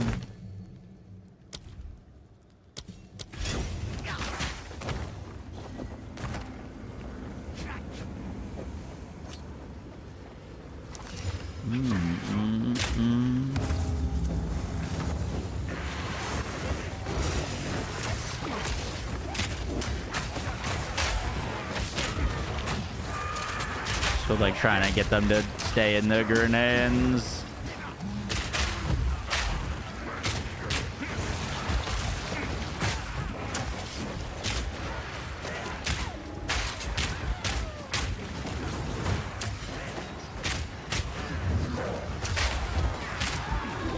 Not yet.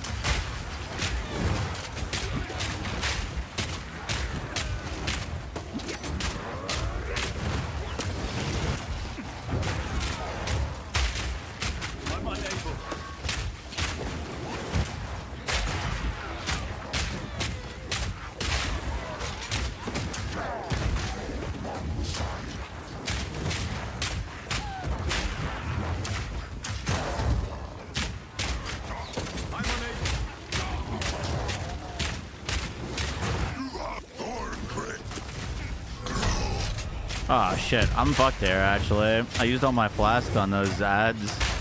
I didn't even realize. Rip. But they're gonna have to play this perfectly. I'm on 1 flask left and we just started the fight. Kind of crazy.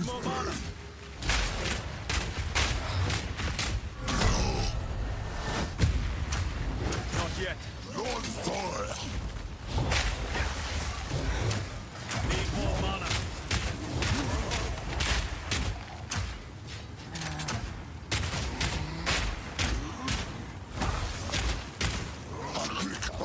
Not yet. Okay. 1 flask and a dream.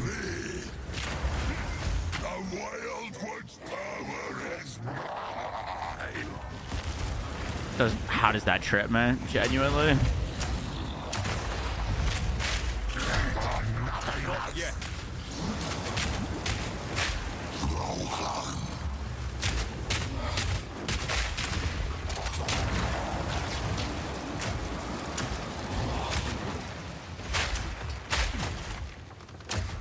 Oh, I'm so fucked.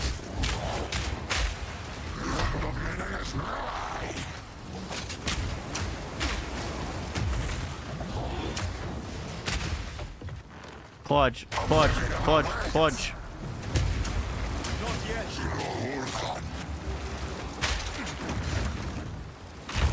Oh, bro, I tried standing still at the last second.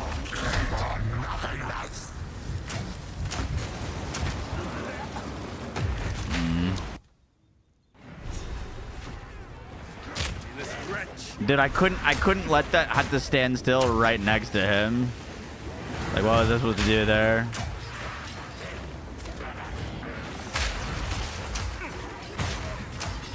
Okay, I've been doing the strategy with the grenades as launch them at my feet, let enemies hit me, and watch them die.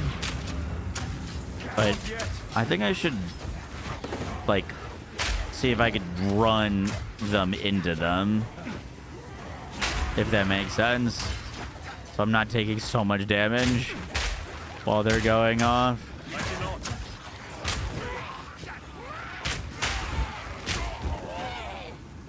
Yeah, I was way cleaner.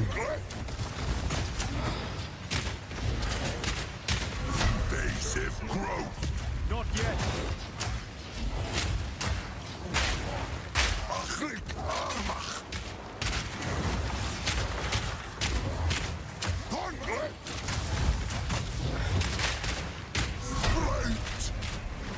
I cannot.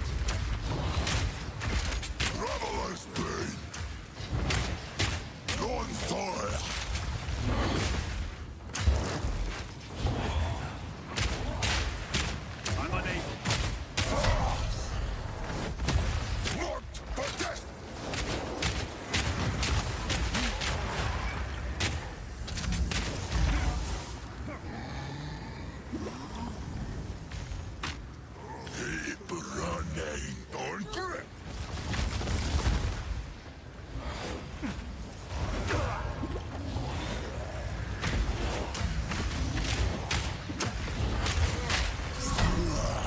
Wait, why didn't he transform? What the fuck?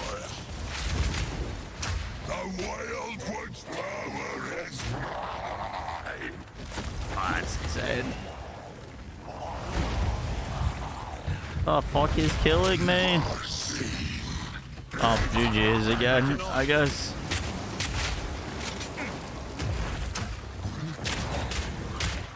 I took so much damage at the end there.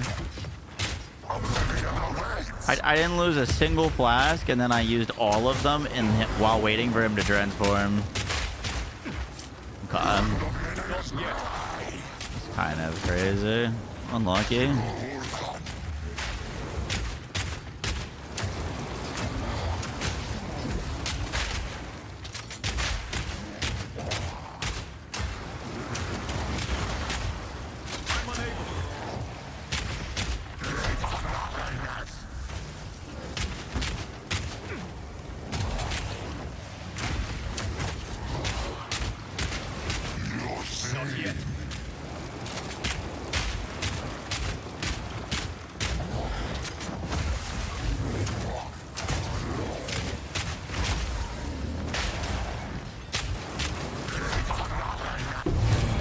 surprised that kill took so long, to be honest. Whatever this was, it's not over. This dark power will return. A little surprised it took so long.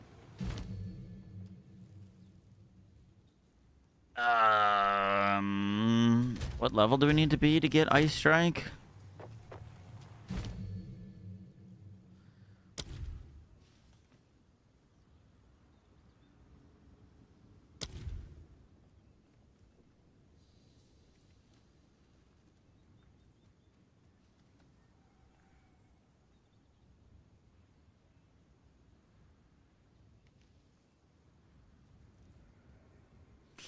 I'm trying to think.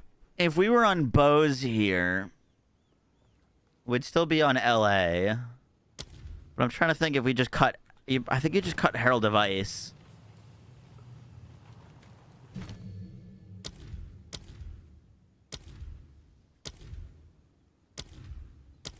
What level are you? I'm 10. Or what level do we get to use Ice Strike? You need 14 for Ice Strike. Yeah, I think you just cut Ice. And shatter Okay. they shall.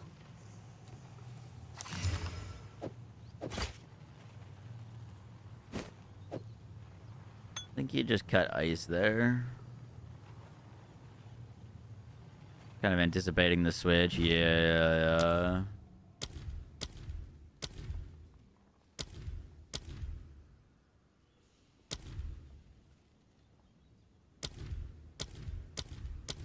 I don't think we cut supports for Flash Grenade or Explosive Grenade. Well, technically, yeah. See, this is why I think this would be better on Moze, because this would be like rapid attacks, elemental armament, concentrated effect. You could just cut Cold Attunement into Herald of Ice, and then you're good to swap. You don't cut Ice, you'd hurt yourself really bad. Okay, all right. Oh, use LA Weakness with it, and I don't know, Ice Bite. Yeah, can you get Ice Bite this early? You can get Ice Bite this early. Okay.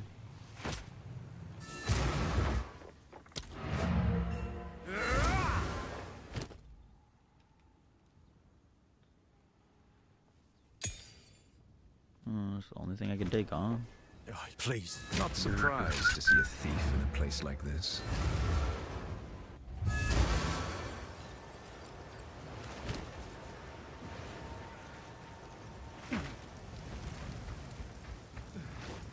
Here's what I've got.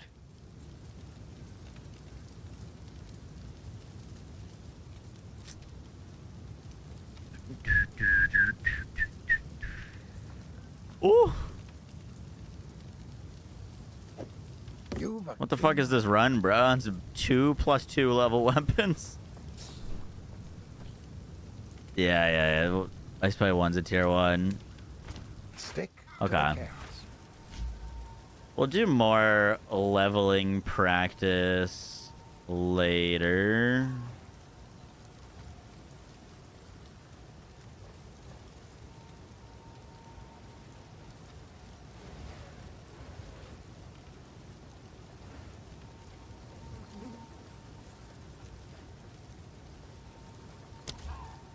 Hollow Palm.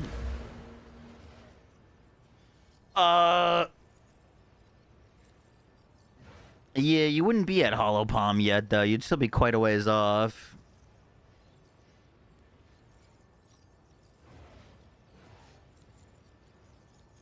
Hollow Palm with Stone Fist is gonna go crazy. That's actually gonna be kind of nuts.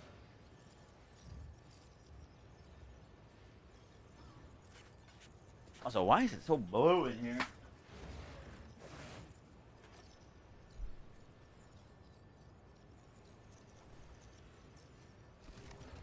What I'm planning on for martial artists? We haven't fully cooked up exactly what we want to do. We were just testing some like early leveling stuff. I think math-wise, we are going to be doing... we don't... Maxwell doesn't have the thing built in yet, which is kind of annoying. But we're probably leveling as a ice cold monk up until we get to whirling assault, which you don't get till way later. And then I want to do the hollow form whirling assault. We want hollow palm ASAP. Beelining the play.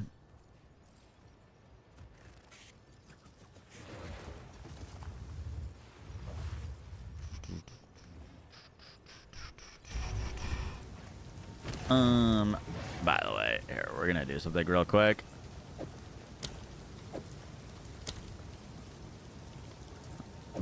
We can cheat a little bit because we are in the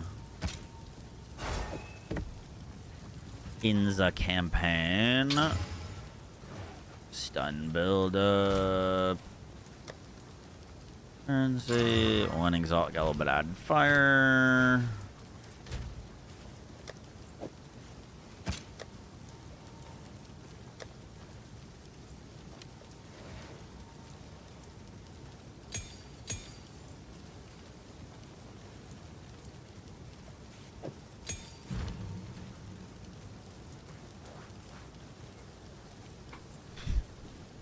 People were saying Wind Blast isn't terrible.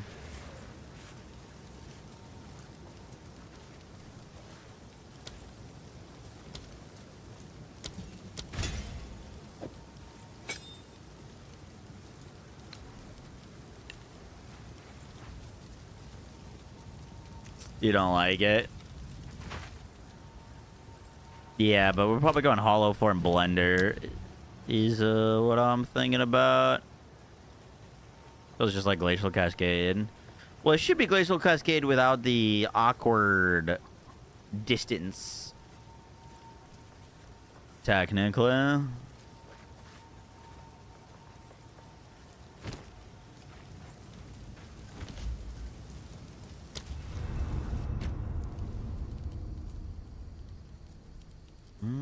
Go.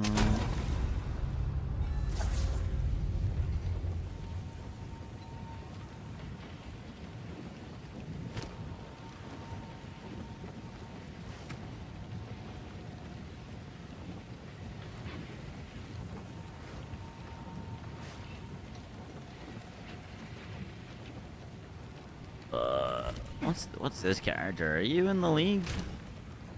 You are not in the league, no.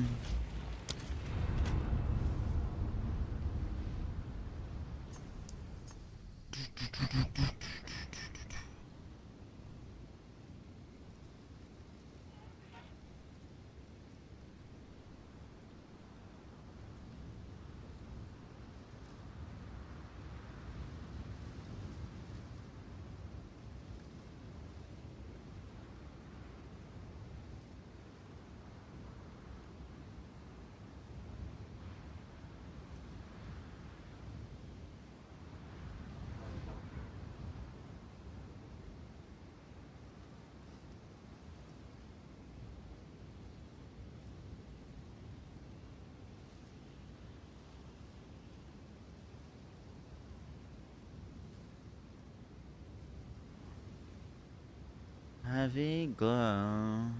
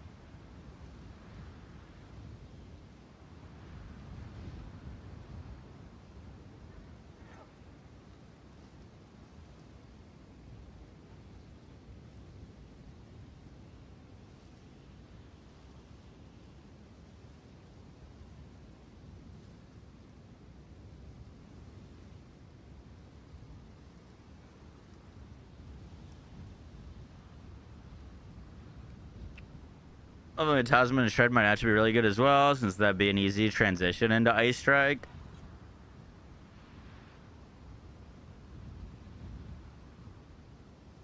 Yeah.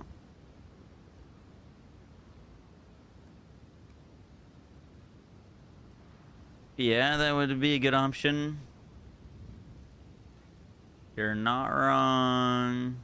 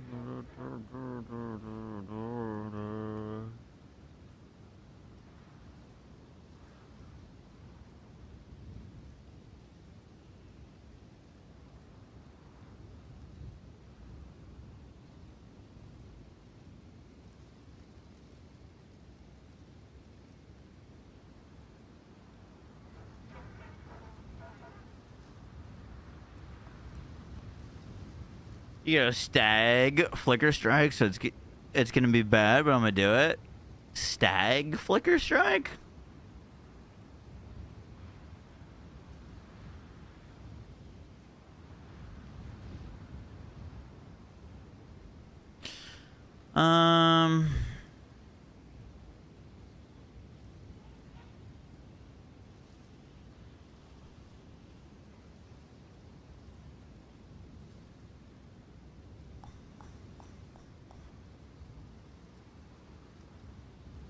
Where is it?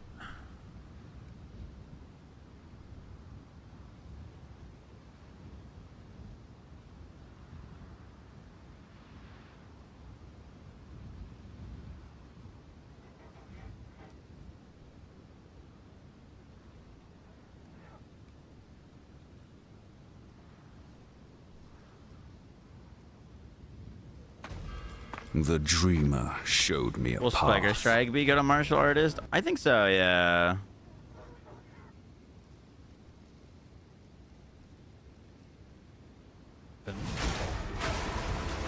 The monk may still walk the dreamer's path, but the martial artist redefines how. Mostly by punching things very hard.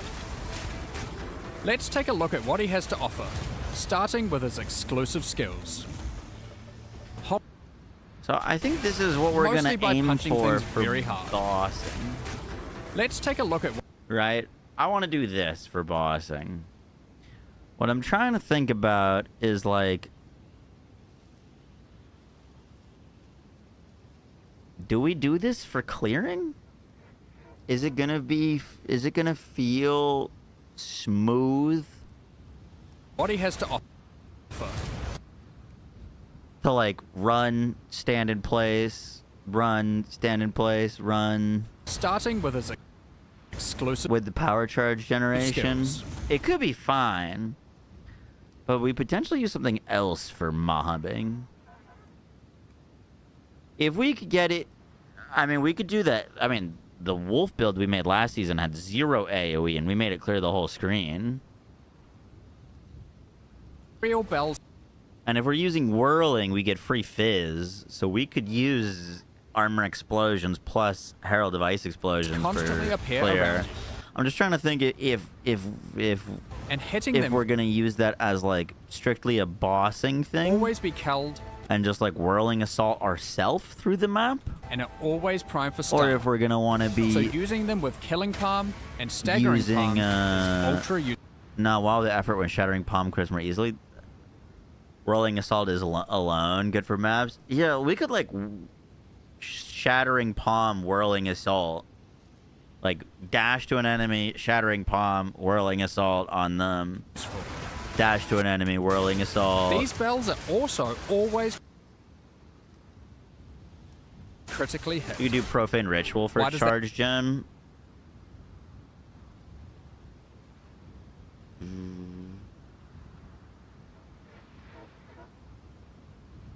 Profane Ritual consumes nearby corpses, yeah. Mark a corpse with a Profane Ritual, dealing counts damage over time to nearby enemies. When the ritual is complete, the corpse is consumed, you gain a power charge.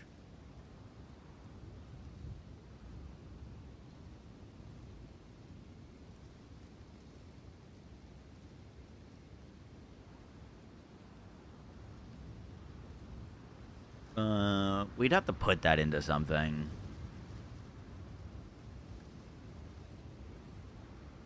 We'd have to put that into like a cast on freeze, cast on crit, something.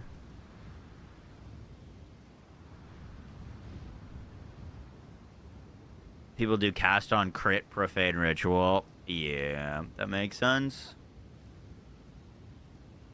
Do you think gain combo from all attacks hits could be good for Flicker Strike?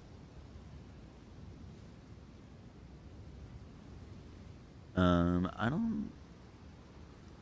Flicker doesn't care as much about combo, does it? It just cares about charges.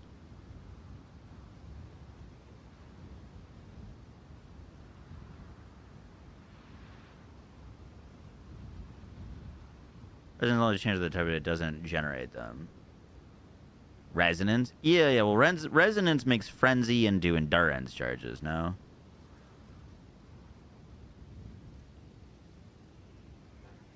Power charges instead of Frenzy charges. Oh, yeah, we could use Resonance with Combat Frenzy.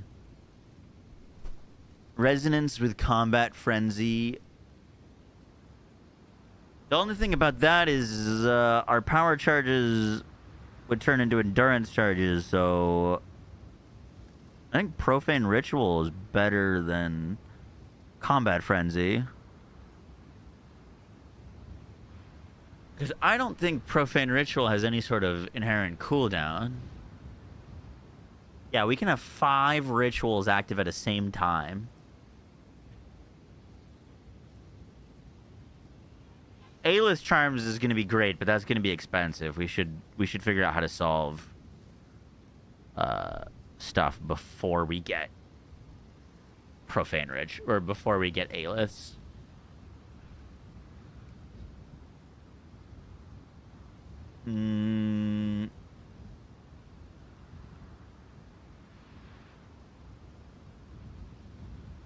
A-list is a luxury. Yeah.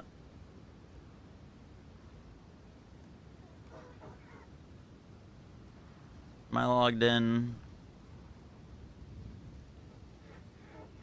I am. Okay. I'm gonna spec some stuff. We started this earlier, but let's just... we're gonna like I want to rough draft this. My plan right now is to rough draft something and then level it ourselves and then refine it.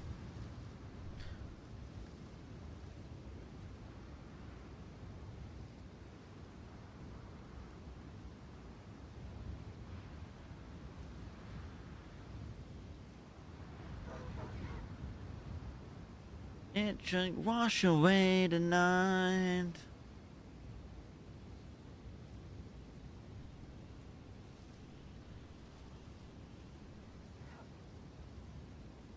What about pin boots? Pin boots is only good for...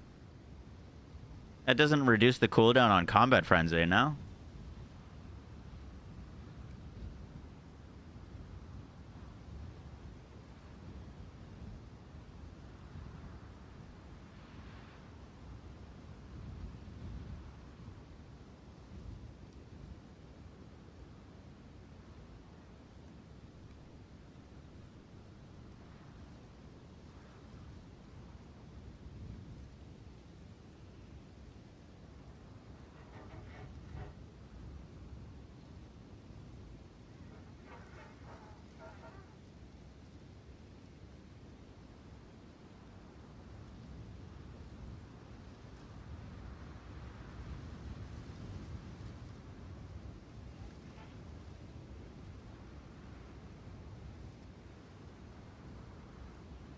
I get my walls away tonight.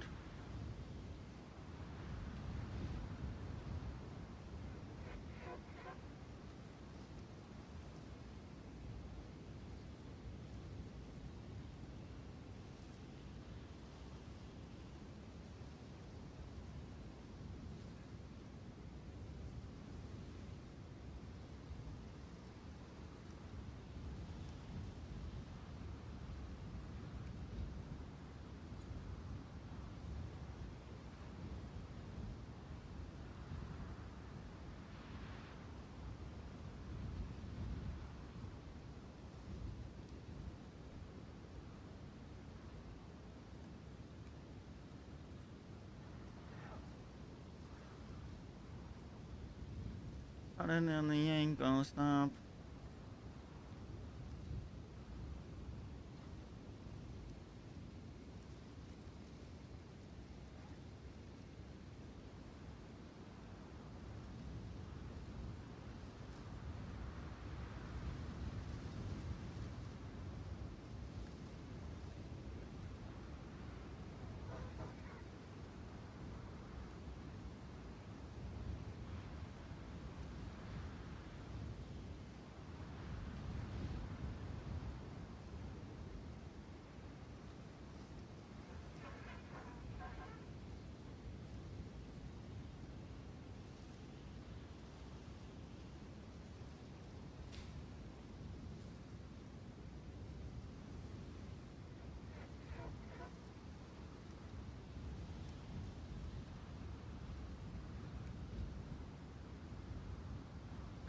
$15.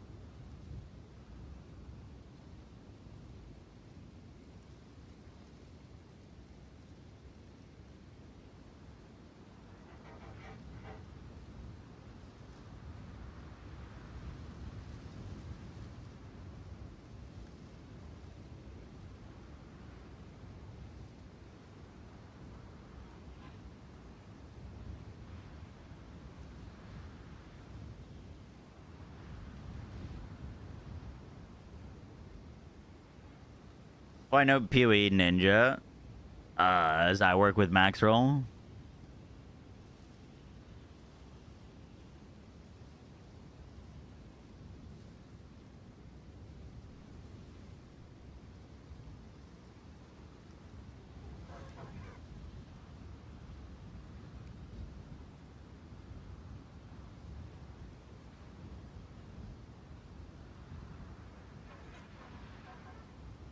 Okay. We're gonna have to see what stages we get all these things. Character, I don't know, Act 3.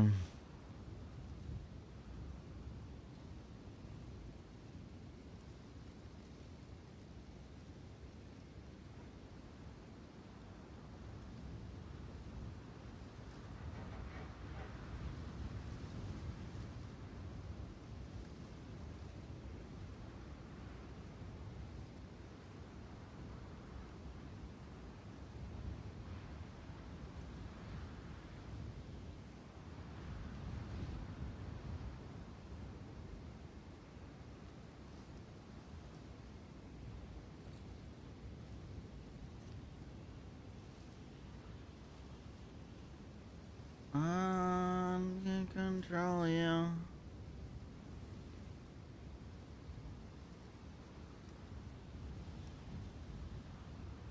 That's way more than Act 3.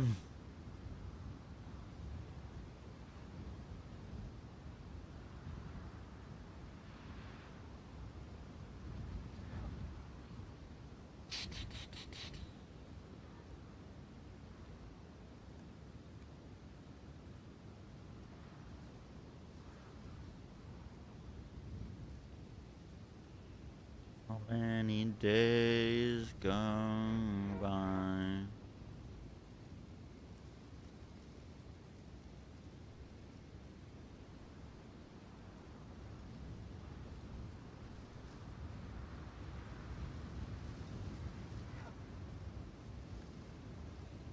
Alright, we notably have not taken any survivability yet.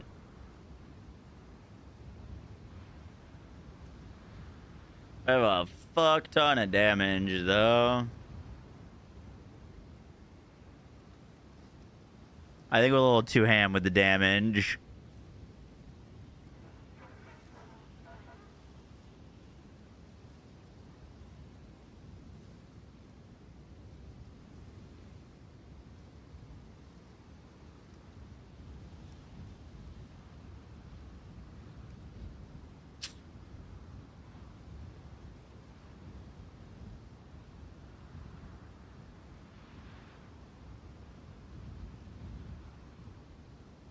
Alright, let's fix this up a little bit. That's too much going on. Right around here, we're gonna want extra area. Let's round it out a little bit. Get the evasion. Got a little bit of evasion there. A little bit of attack speed and evasion.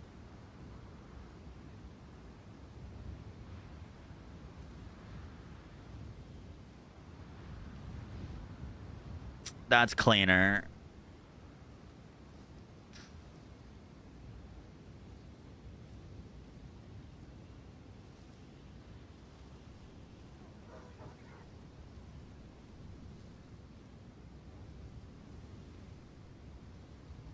We'll break these down into like bigger steps and stuff like that once we get everything sorted. As we dance in the dead of the night.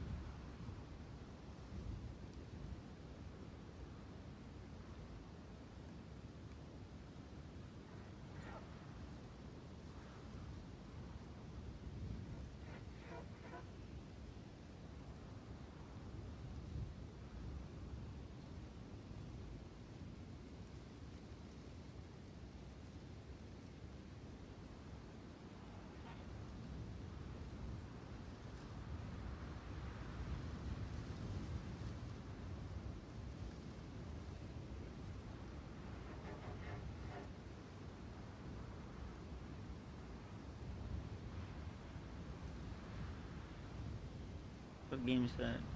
Playing yet?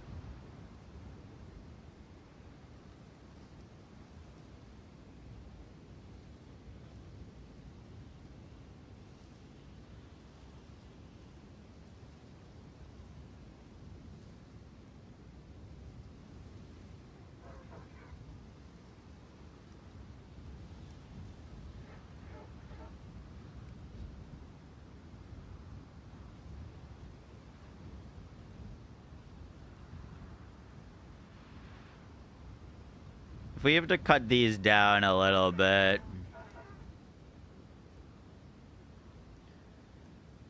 We can do that.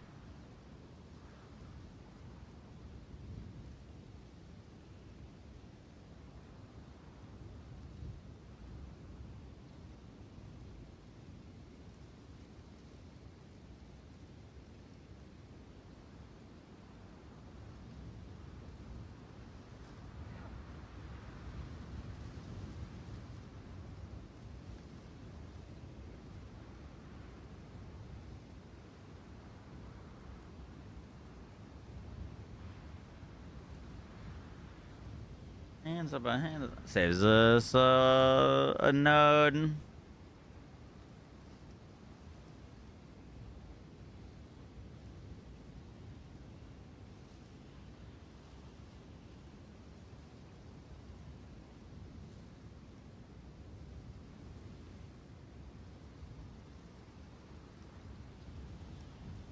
Just playing over the new ascendancies. No, not yet.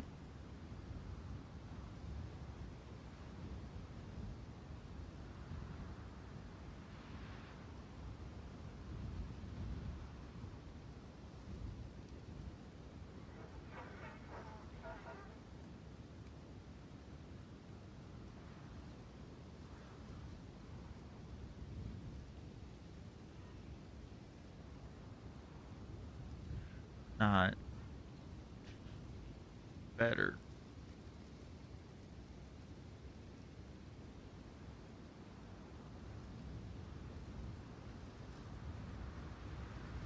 Falling from grace, I wanted will come upon.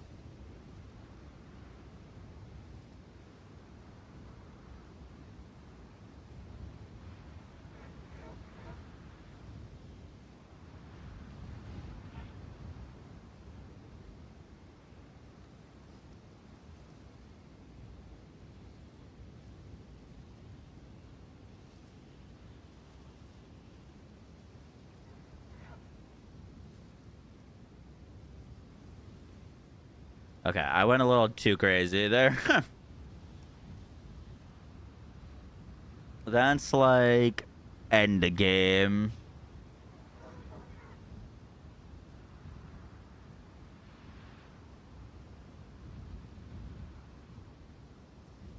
You can assign the same weapon set to the... You can assign 2 different weapon sets to 1 weapon. I have a buyer. We're gonna be on Hollow Palm, so like... Let's say I only want to use... Let's say I only want to use Ice Shot on weapon set 1. But I don't have anything in weapon set 2. You just click this. Say this thing, lock to all weapon sets that hovers their mark. So if I click this, now you'll see that you'll see there's a little mirror copy of my weapon. If I go to weapon set 2, it's a copy of my weapon. So now I can use 1 weapon. And if I put my Ice Shot in 1, I shoot my Ice Shot. And if I put Freezing Salvo in 2, I shoot my Freezing Salvo. With the copy of my gear. You'd want to, for bows particularly, you'd want to lock a... You'd want to lock both. So now, Freezing Salvo, you see it's using a copy of my weapon and a copy of my quiver.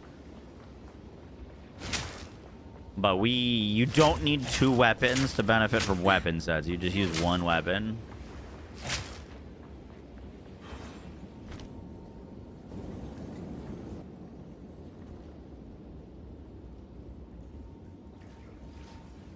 Was Hollow Palm just bait? Not with Stonefist, no. A good endgame quarterstaff will most likely be better for it, but we're talking like many divines, if that makes sense. So no, like our Uber endgame will be using like a very expensive quarterstaff, 1000%. But in a league start setting, It's pretty good. I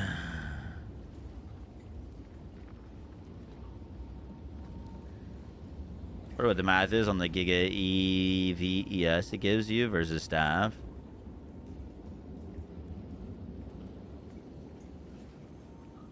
Well, that's just attack speed and crit chance. Doesn't do anything for our,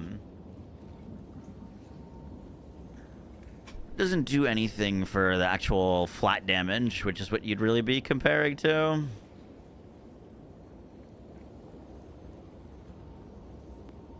What I need to figure out is if we are going to be using Hollow Palm into maps, I guess at what exact threshold is it worthwhile to go crit? Because I haven't spec'd any crit here. Because crit usually bad early because you need a crazy base weapon. And now we would just need a lot of energy shield to make crit worth. It's 0.1 per 10 item energy shield. So how much energy shield would I need to make that like 12%?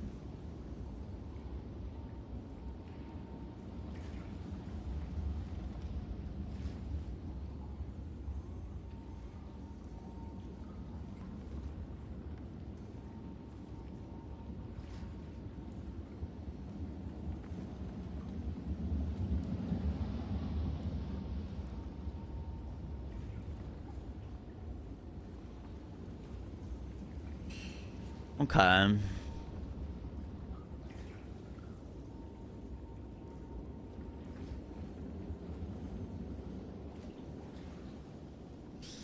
We would need 1,000 energy shield to get to 10% crit chance. Makes sense. 1,000 energy shield on our armor. That's not super easy to get to. I'm assuming this isn't scaled by percentage increases to energy shield, right? Like, I don't think me picking up 30% increased energy shield does anything for this.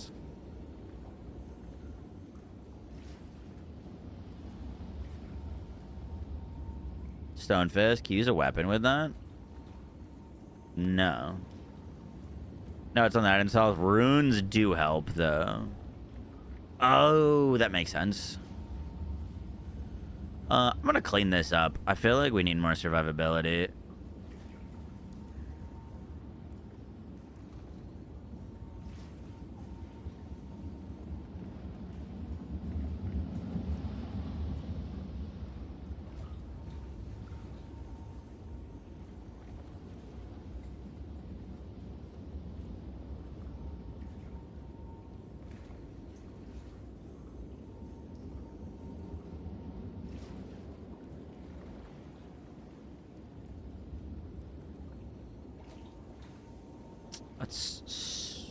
That's so many skill points spent.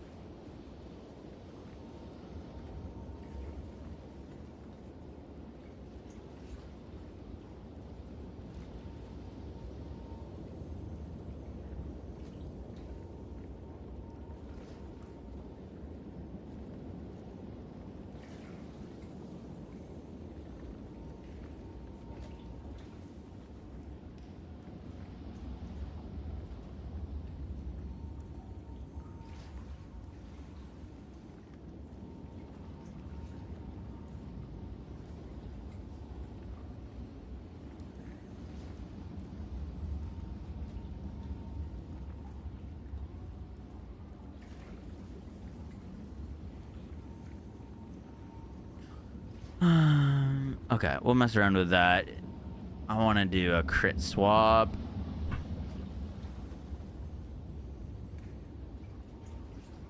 Look at Spectral Ward.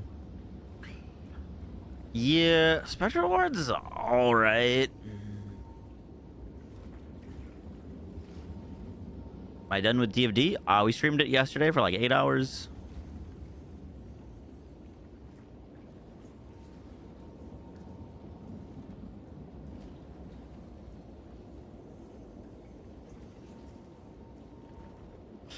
Honestly, I think this is overkill. Look. Yes, these are good points, but like, if we just cut that out, it saves us genuinely so much. Like, these are good nodes, but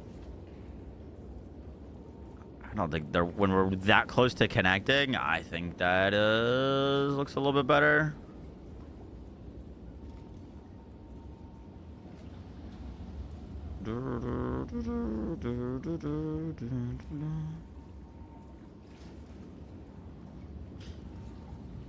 That looks a lot better. I like that.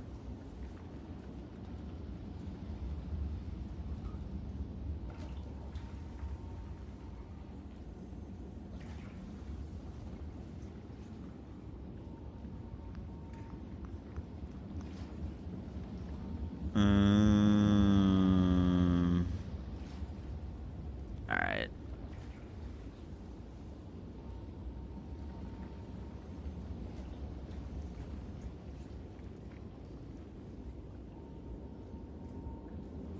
Let's make this efficient endgame. Crit focused.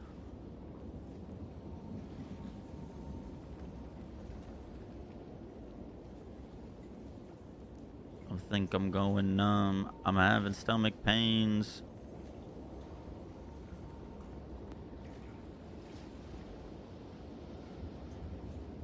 We are gonna cut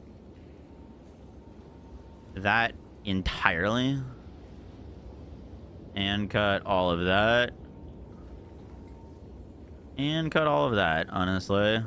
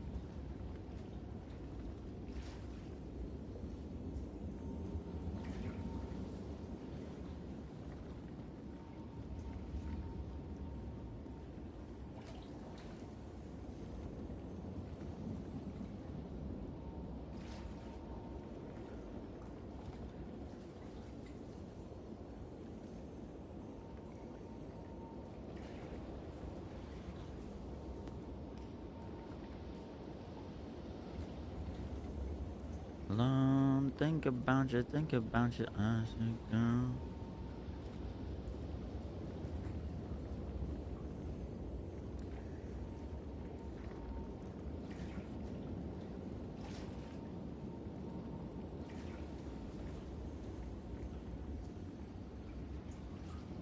Deciding on that one.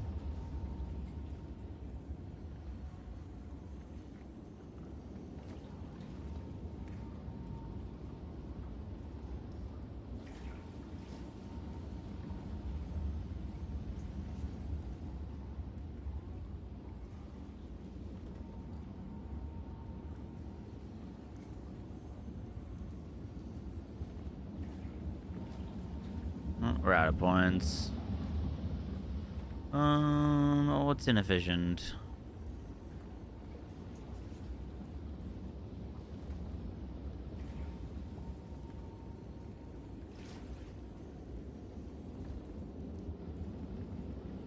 Not sold on those nuns.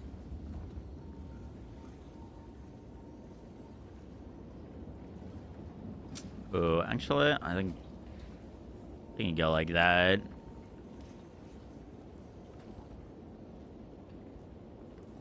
The stats you get from Stone Fist count towards Hollow Palm? That's the whole point, no? That's literally why that node exists, is for them to count for Hollow Palm. What are you on about?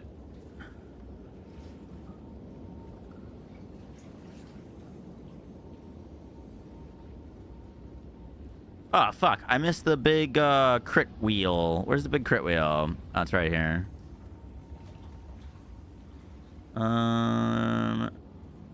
Generic attack increases. No longer super helpful for us. Boom.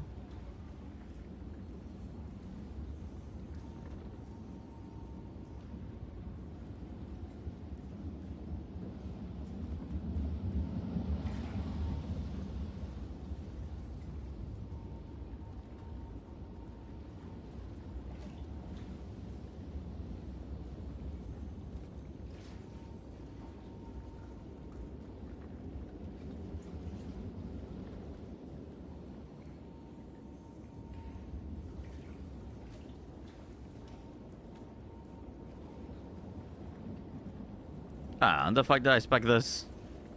I think I thought that was Herald.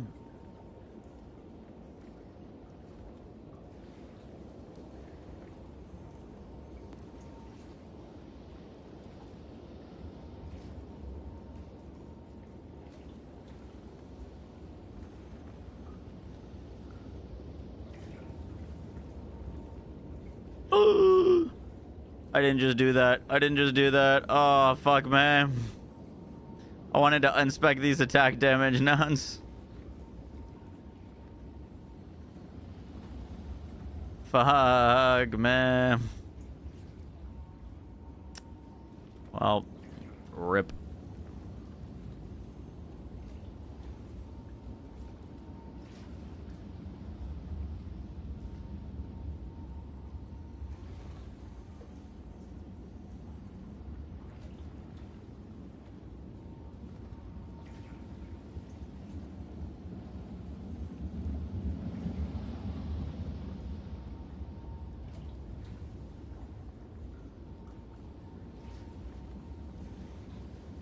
Do we need residents? We'll figure that out later.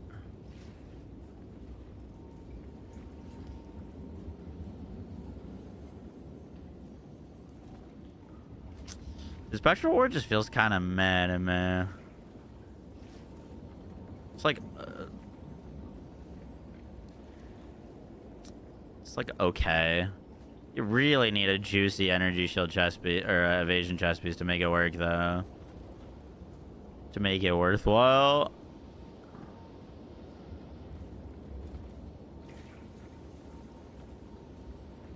Are we gonna stay on Hollow Palm for Endgame? I don't know. I guess it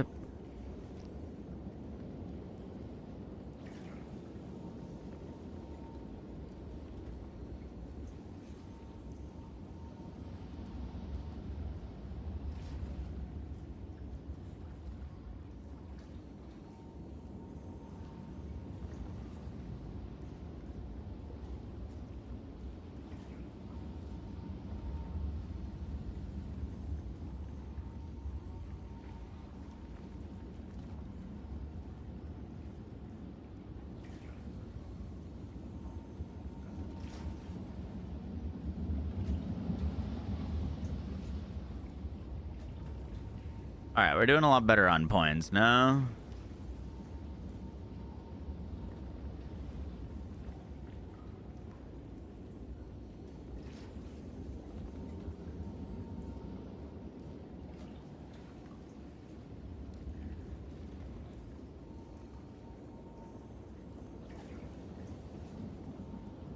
Doing a lot better on points.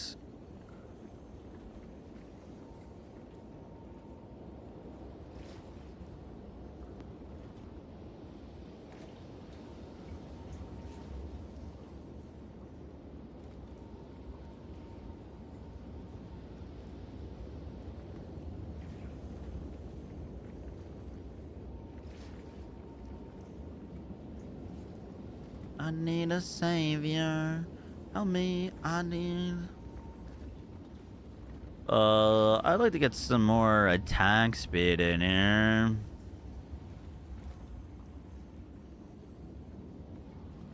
Oh, oopsies. I missed this.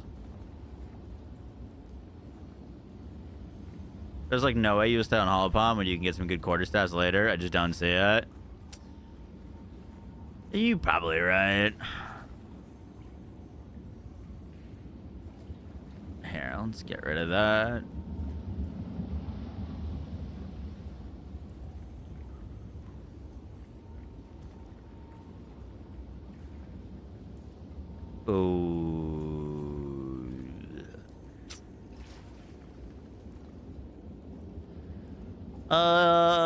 Thoughts on anointing subterfuge mask?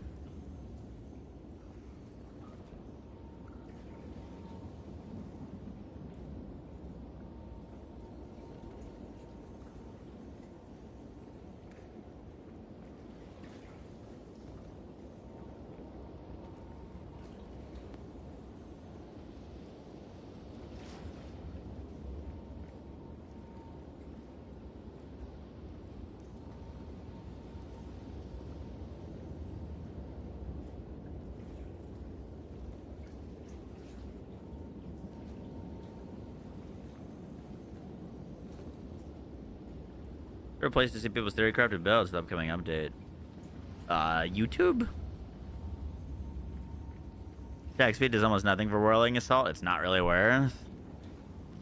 Okay, that's helpful. Because I only have the starting skill, attack speed.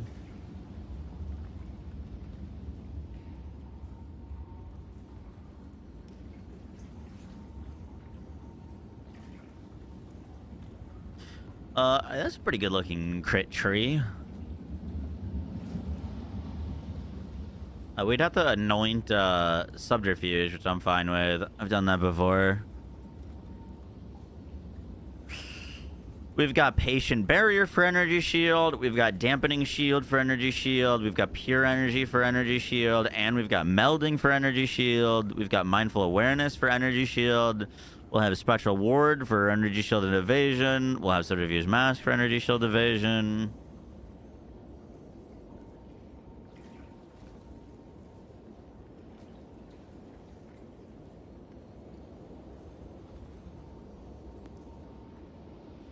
What scales the speed of Whirling Assault? Is it cast speed? I don't think it inherently scales all that well. Skill speed is attack speed plus cast speed. It's not like some unique thing.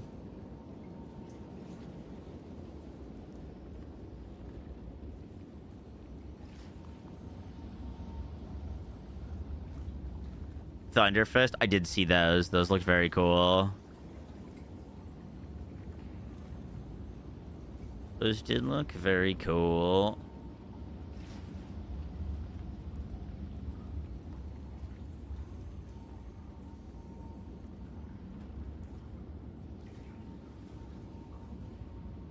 Your mom likes the Thunderfist? Does she know?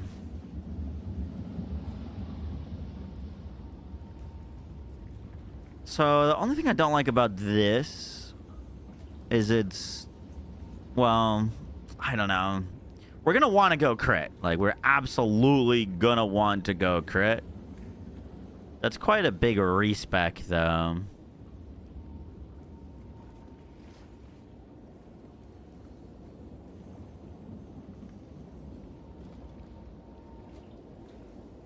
The thing is, as soon as you get, like, Garakon's Resolve, any of the, like, percentage attack nodes just become totally worthless. They're just not worth anymore. Hunter's bad this season? People are freaking out that they didn't nerf Huntress's Twister build. Nah, Huntress will be just fine.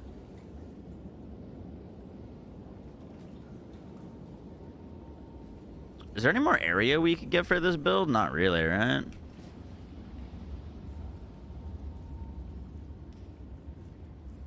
Oh, fuck. Where's the combo skill? Like, the broken combo skill that we can now benefit from. There's a fucking ridiculous combo skill. That's like 60% increased damage.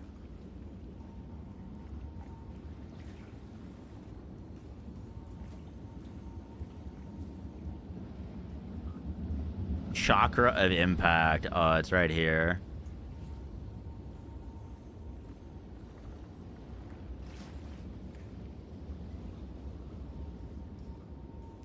20% increased attack damage, skills deal 8% increased damage per combo consumed. Yeah, I mean that's 60% damage.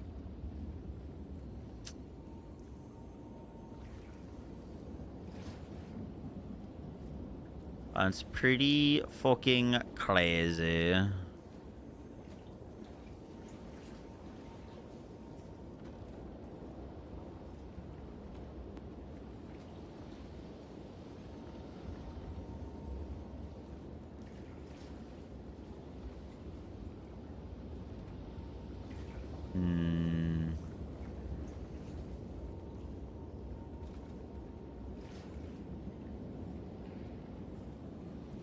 I really want that node.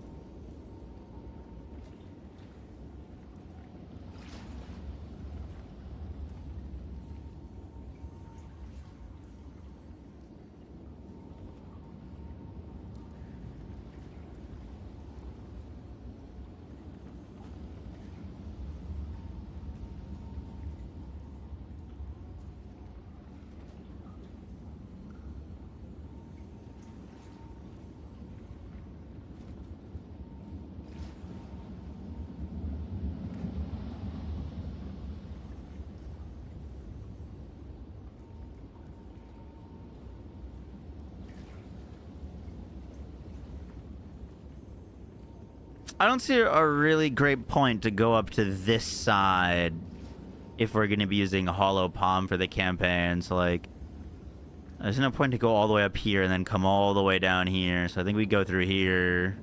We curl up for that. That actually makes the respec less awkward. Because we'll already be at this point to launch off of. If we go that route.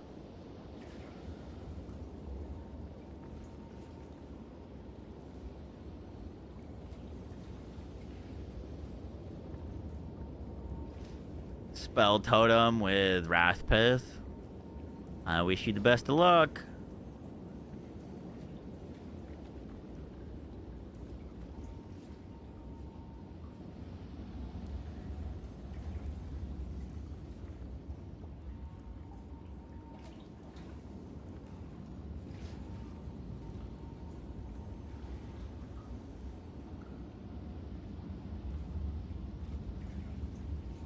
I go Hollow Palm. Leveling. Hollow Palm leveling, Quarterstaff endgame.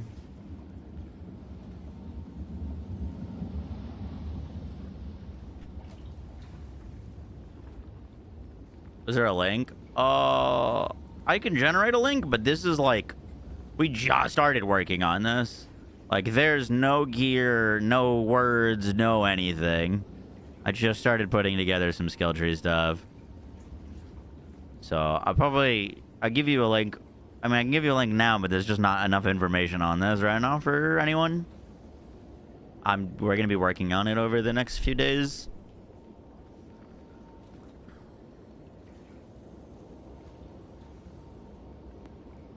By the way, I think we're potentially gonna go Chaos Inoculation at Endgame.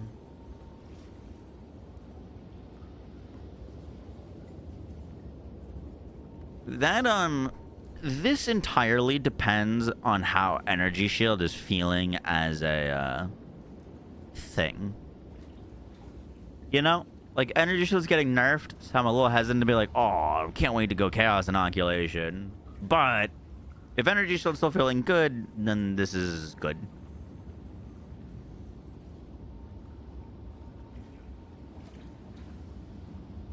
Use a bow to level instead of Hollow Palm. That or go Twister. I was gonna use a bow to level like 10. I forget what level we get. Ice Strike. ESA like 20 nerves. Yeah. Well, I've got some cool tech planned that actually I don't know if people are aware of how good this is. I've used it on 2 of my past builds and it was goated, and it's going to be even better now. It's like indirectly buffed. But here, check this tech out. So we go Mana Remnants. Don't bring it up.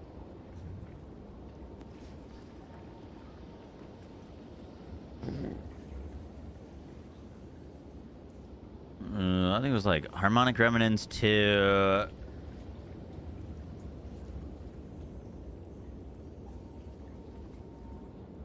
Remnant Potency, and then Catal's Rejuvenation. Wait, what the fuck is this? Why is the view of this so different than the other planners? Did they change something recently?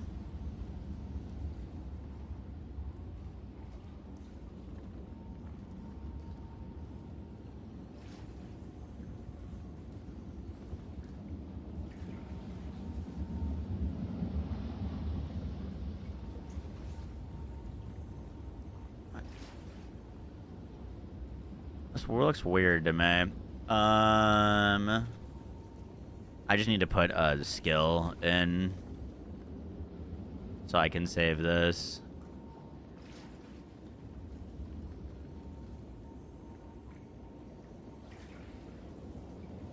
I need equipment as well just to save this.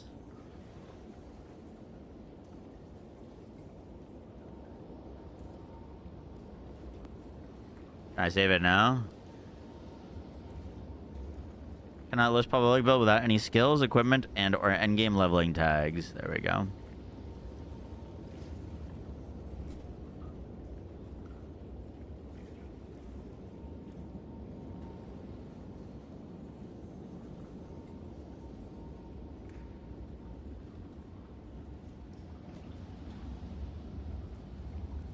Hey now. Thank you, sir.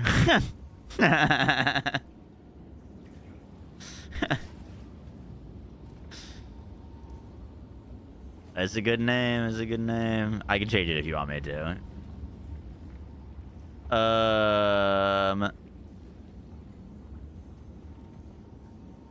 Oh yeah. So look.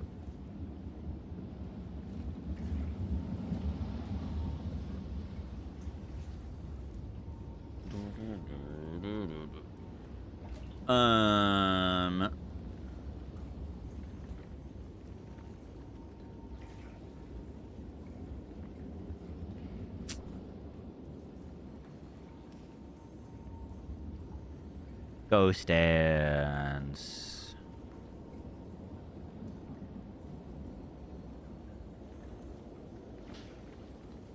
So Ghost Dance is getting changed to a cooldown skill, meaning it before you used to like be able to socket shorten duration into this and get more effective. Now it's going to be cooldown, so you need cooldown to get better Ghost Dance uptime, right? Ghost Dance is going to be very important for us for energy shield sustain. And if we go Mana Remnants with Catal's Rejuvenation, every time we pick up a Remnant, we get Catal's Rejuvenation. Catal's Rejuvenation stacks 8 times and is 5% cooldown per stack. That's ridiculous.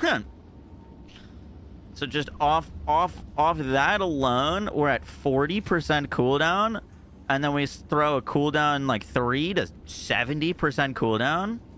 Use that on Wolf last league. Yep. Ghost Dance. You're thinking of Grim Feast. But yeah, that was gonna give us 70% cooldown on Ghost Dance, which is fucking crazy.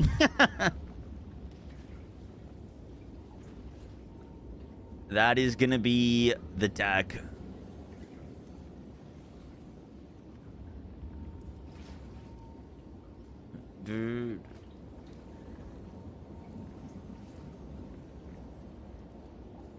I'm gonna see that in so many builds now. I shouldn't have said anything.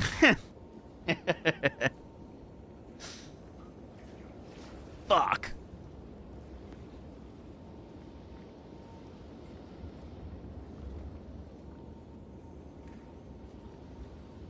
But yeah, I'm very excited to use that.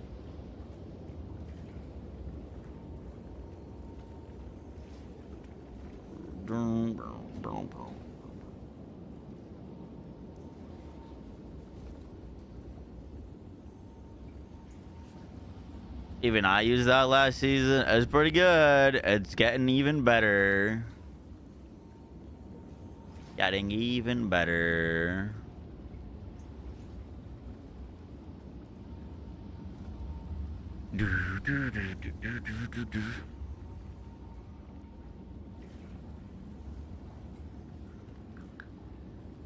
League starting on Hollow Palm Ice Strike. That is the plan, yeah. Well, one of the plans. I'm between that and Ice Shot Deadeye.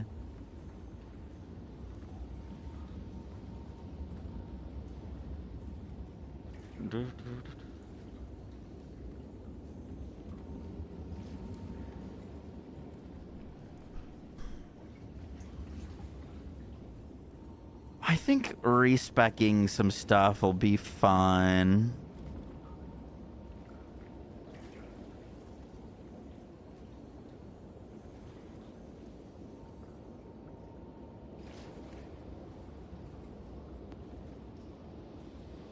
It should be fine.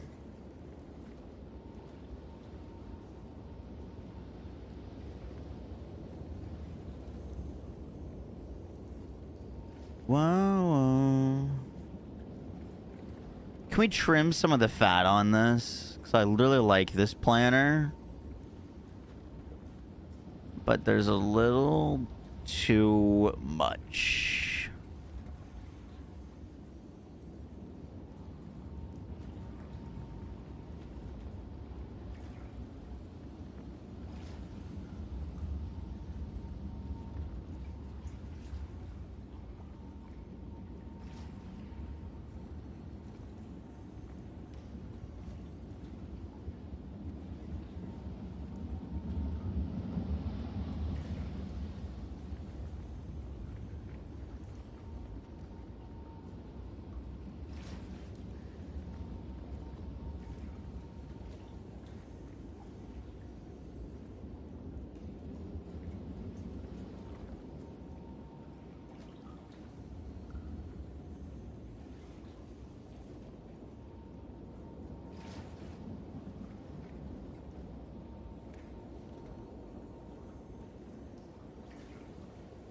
I don't want to cut anything, man.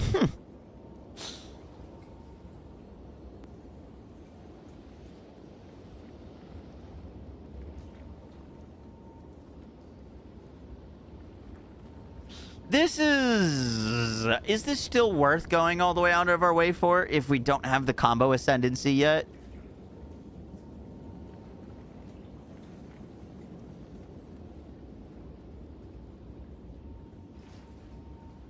Oh, we're gonna use Bell. 1, 2, 3, 4.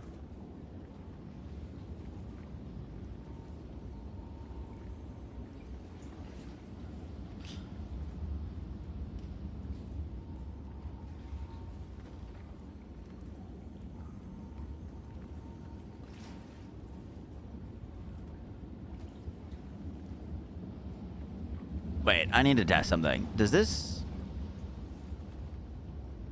No. Okay, that's not infecting that. How many skill points do you have at the end of a campaign? It's fine if we're not quite down to this stuff.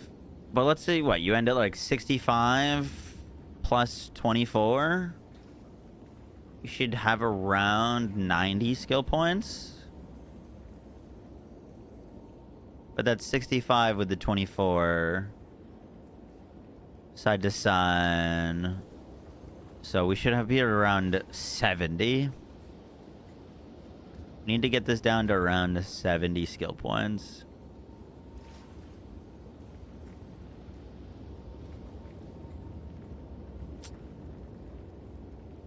How much survivability do we need for the campaign?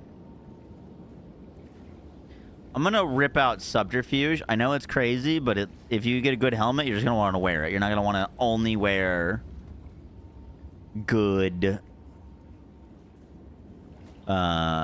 evasion helmets. It doesn't make sense.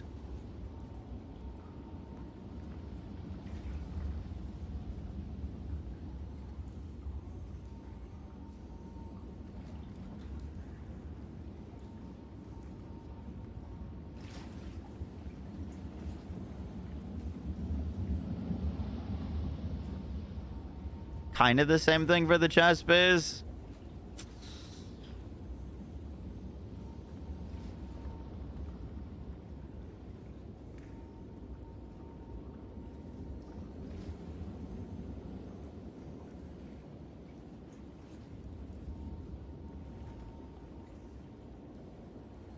I don't like that I just only cut survivability notes now.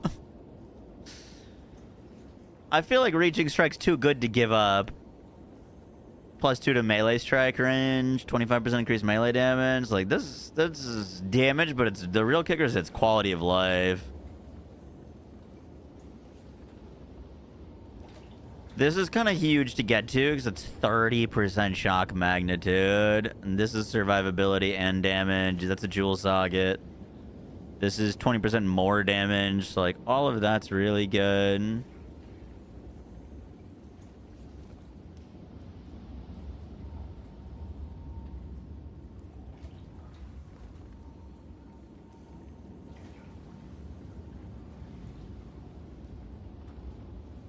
I'd honestly be more inclined to cut this.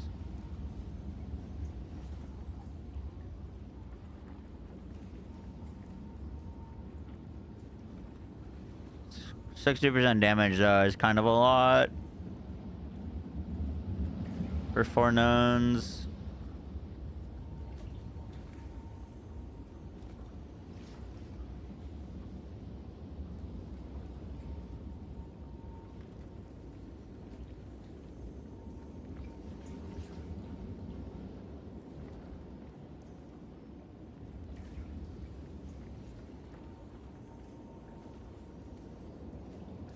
You know what? This mark stuff, not necessary.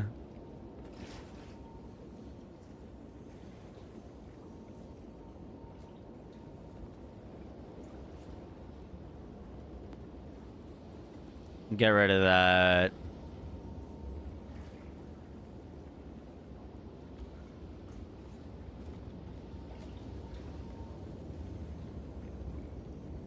Now we are good.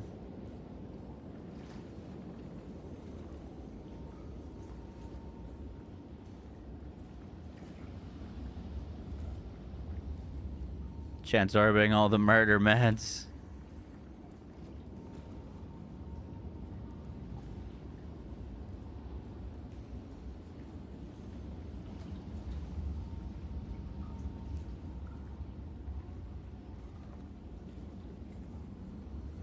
$17, $17, $70.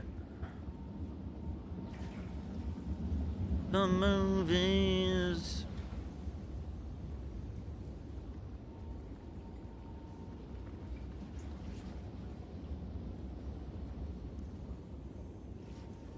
Cool. That looks really good. All right. We'll do some more monk leveling tomorrow. Monk leveling practice tomorrow and finish that planner up. We're gonna head out there though, because I gotta finish this ice shot video.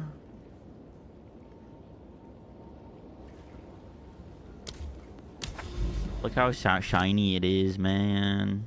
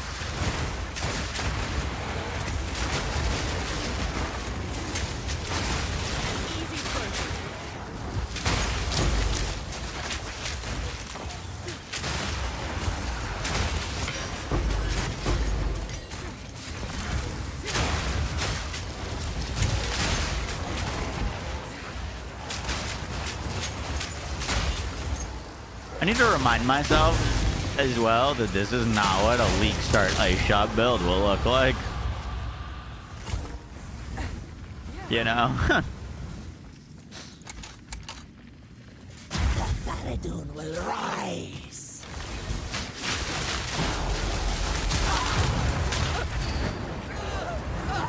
Like,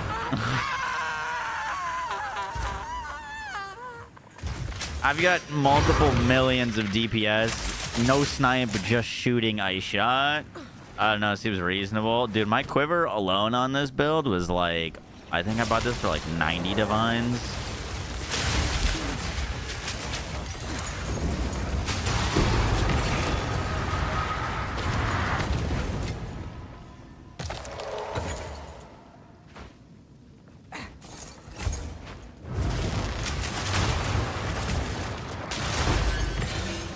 My bow actually isn't crazy though.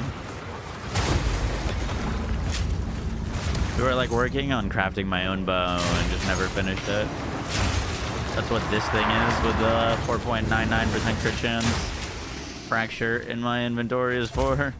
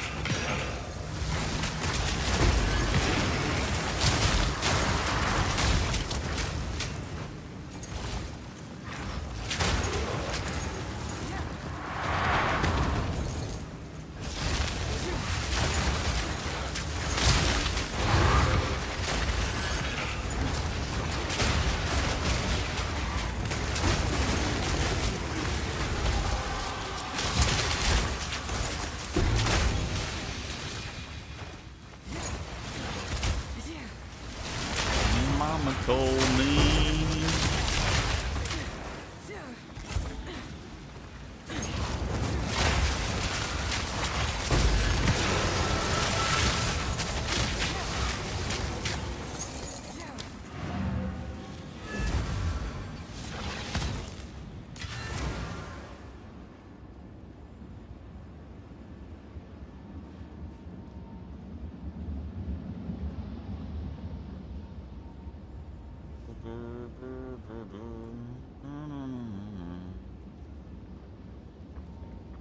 They nerfed Piety's Mercy? What's that? This build actually got pretty tanky.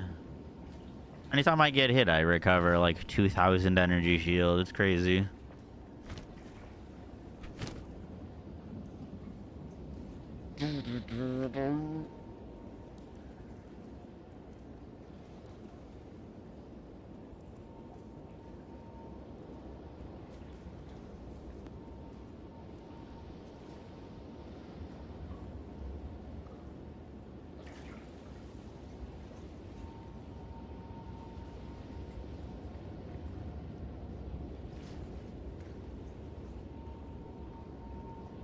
Exile exchange that was what we were using.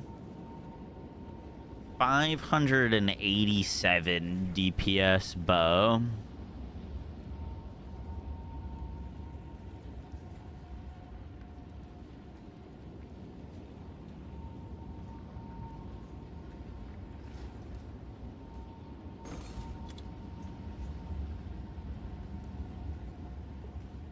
DPS 500. Oh wait, was that physical DPS or all DPS? Total DPS was 587. Physical was 510. 510 DPS 590. Oh, whoops.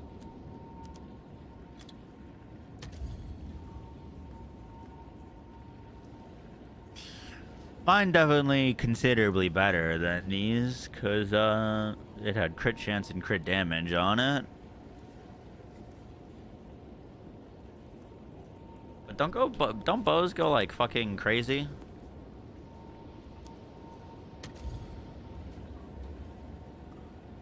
Physical DPS 800. I think the peak ones are like right around 1,000.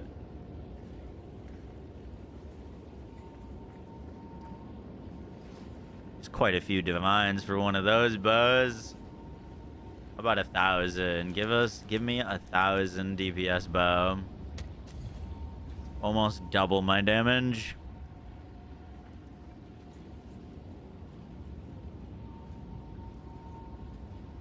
Jesus fuck, bro. Added fizz, attack speed plus 5 levels of projectile skills, surpassing chance to fire an additional arrow.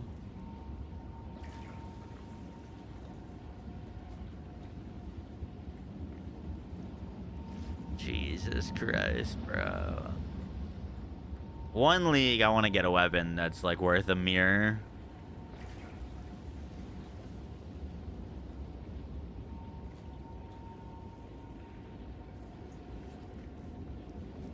Wow, it's a perfect 5% crit chance on that. That's insane.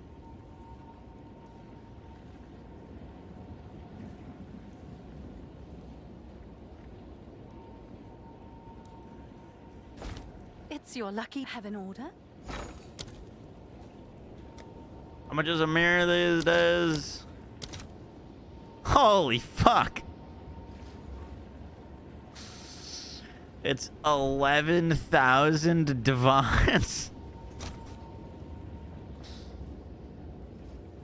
Did you drop a mirror last league? No.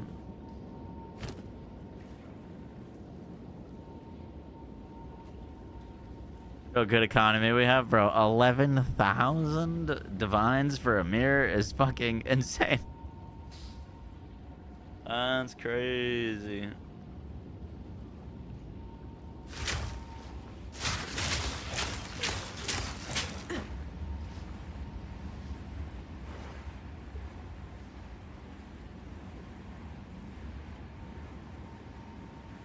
You're telling me my spear is worth 33k divines? Yeah, I guess so.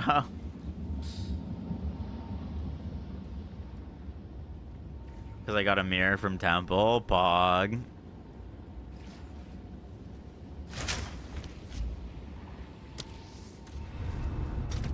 Do you think the full stun wind build will work on martial artist? Yeah. And you got those little bells you can summon to help you out with it too.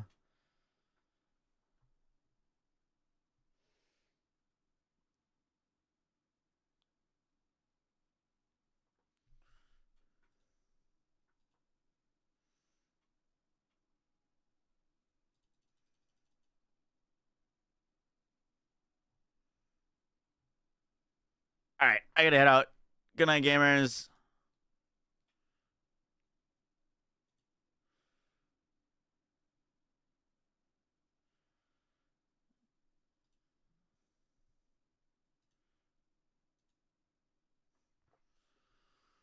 Let's go raid.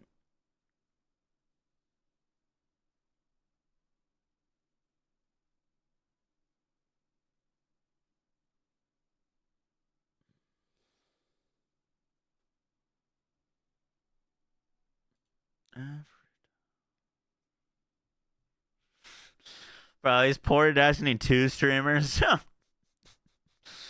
Just like scroll through my follower list and then all the Destiny 2 streamers like heartbroken. So sad. The end is here. Oh. Sad, sad, sad.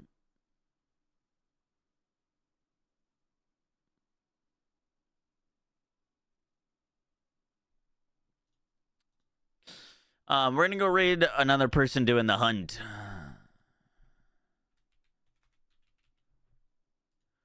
You guys don't know what the hunt is an event to benefit St. Jude's put on by the Borderlands community.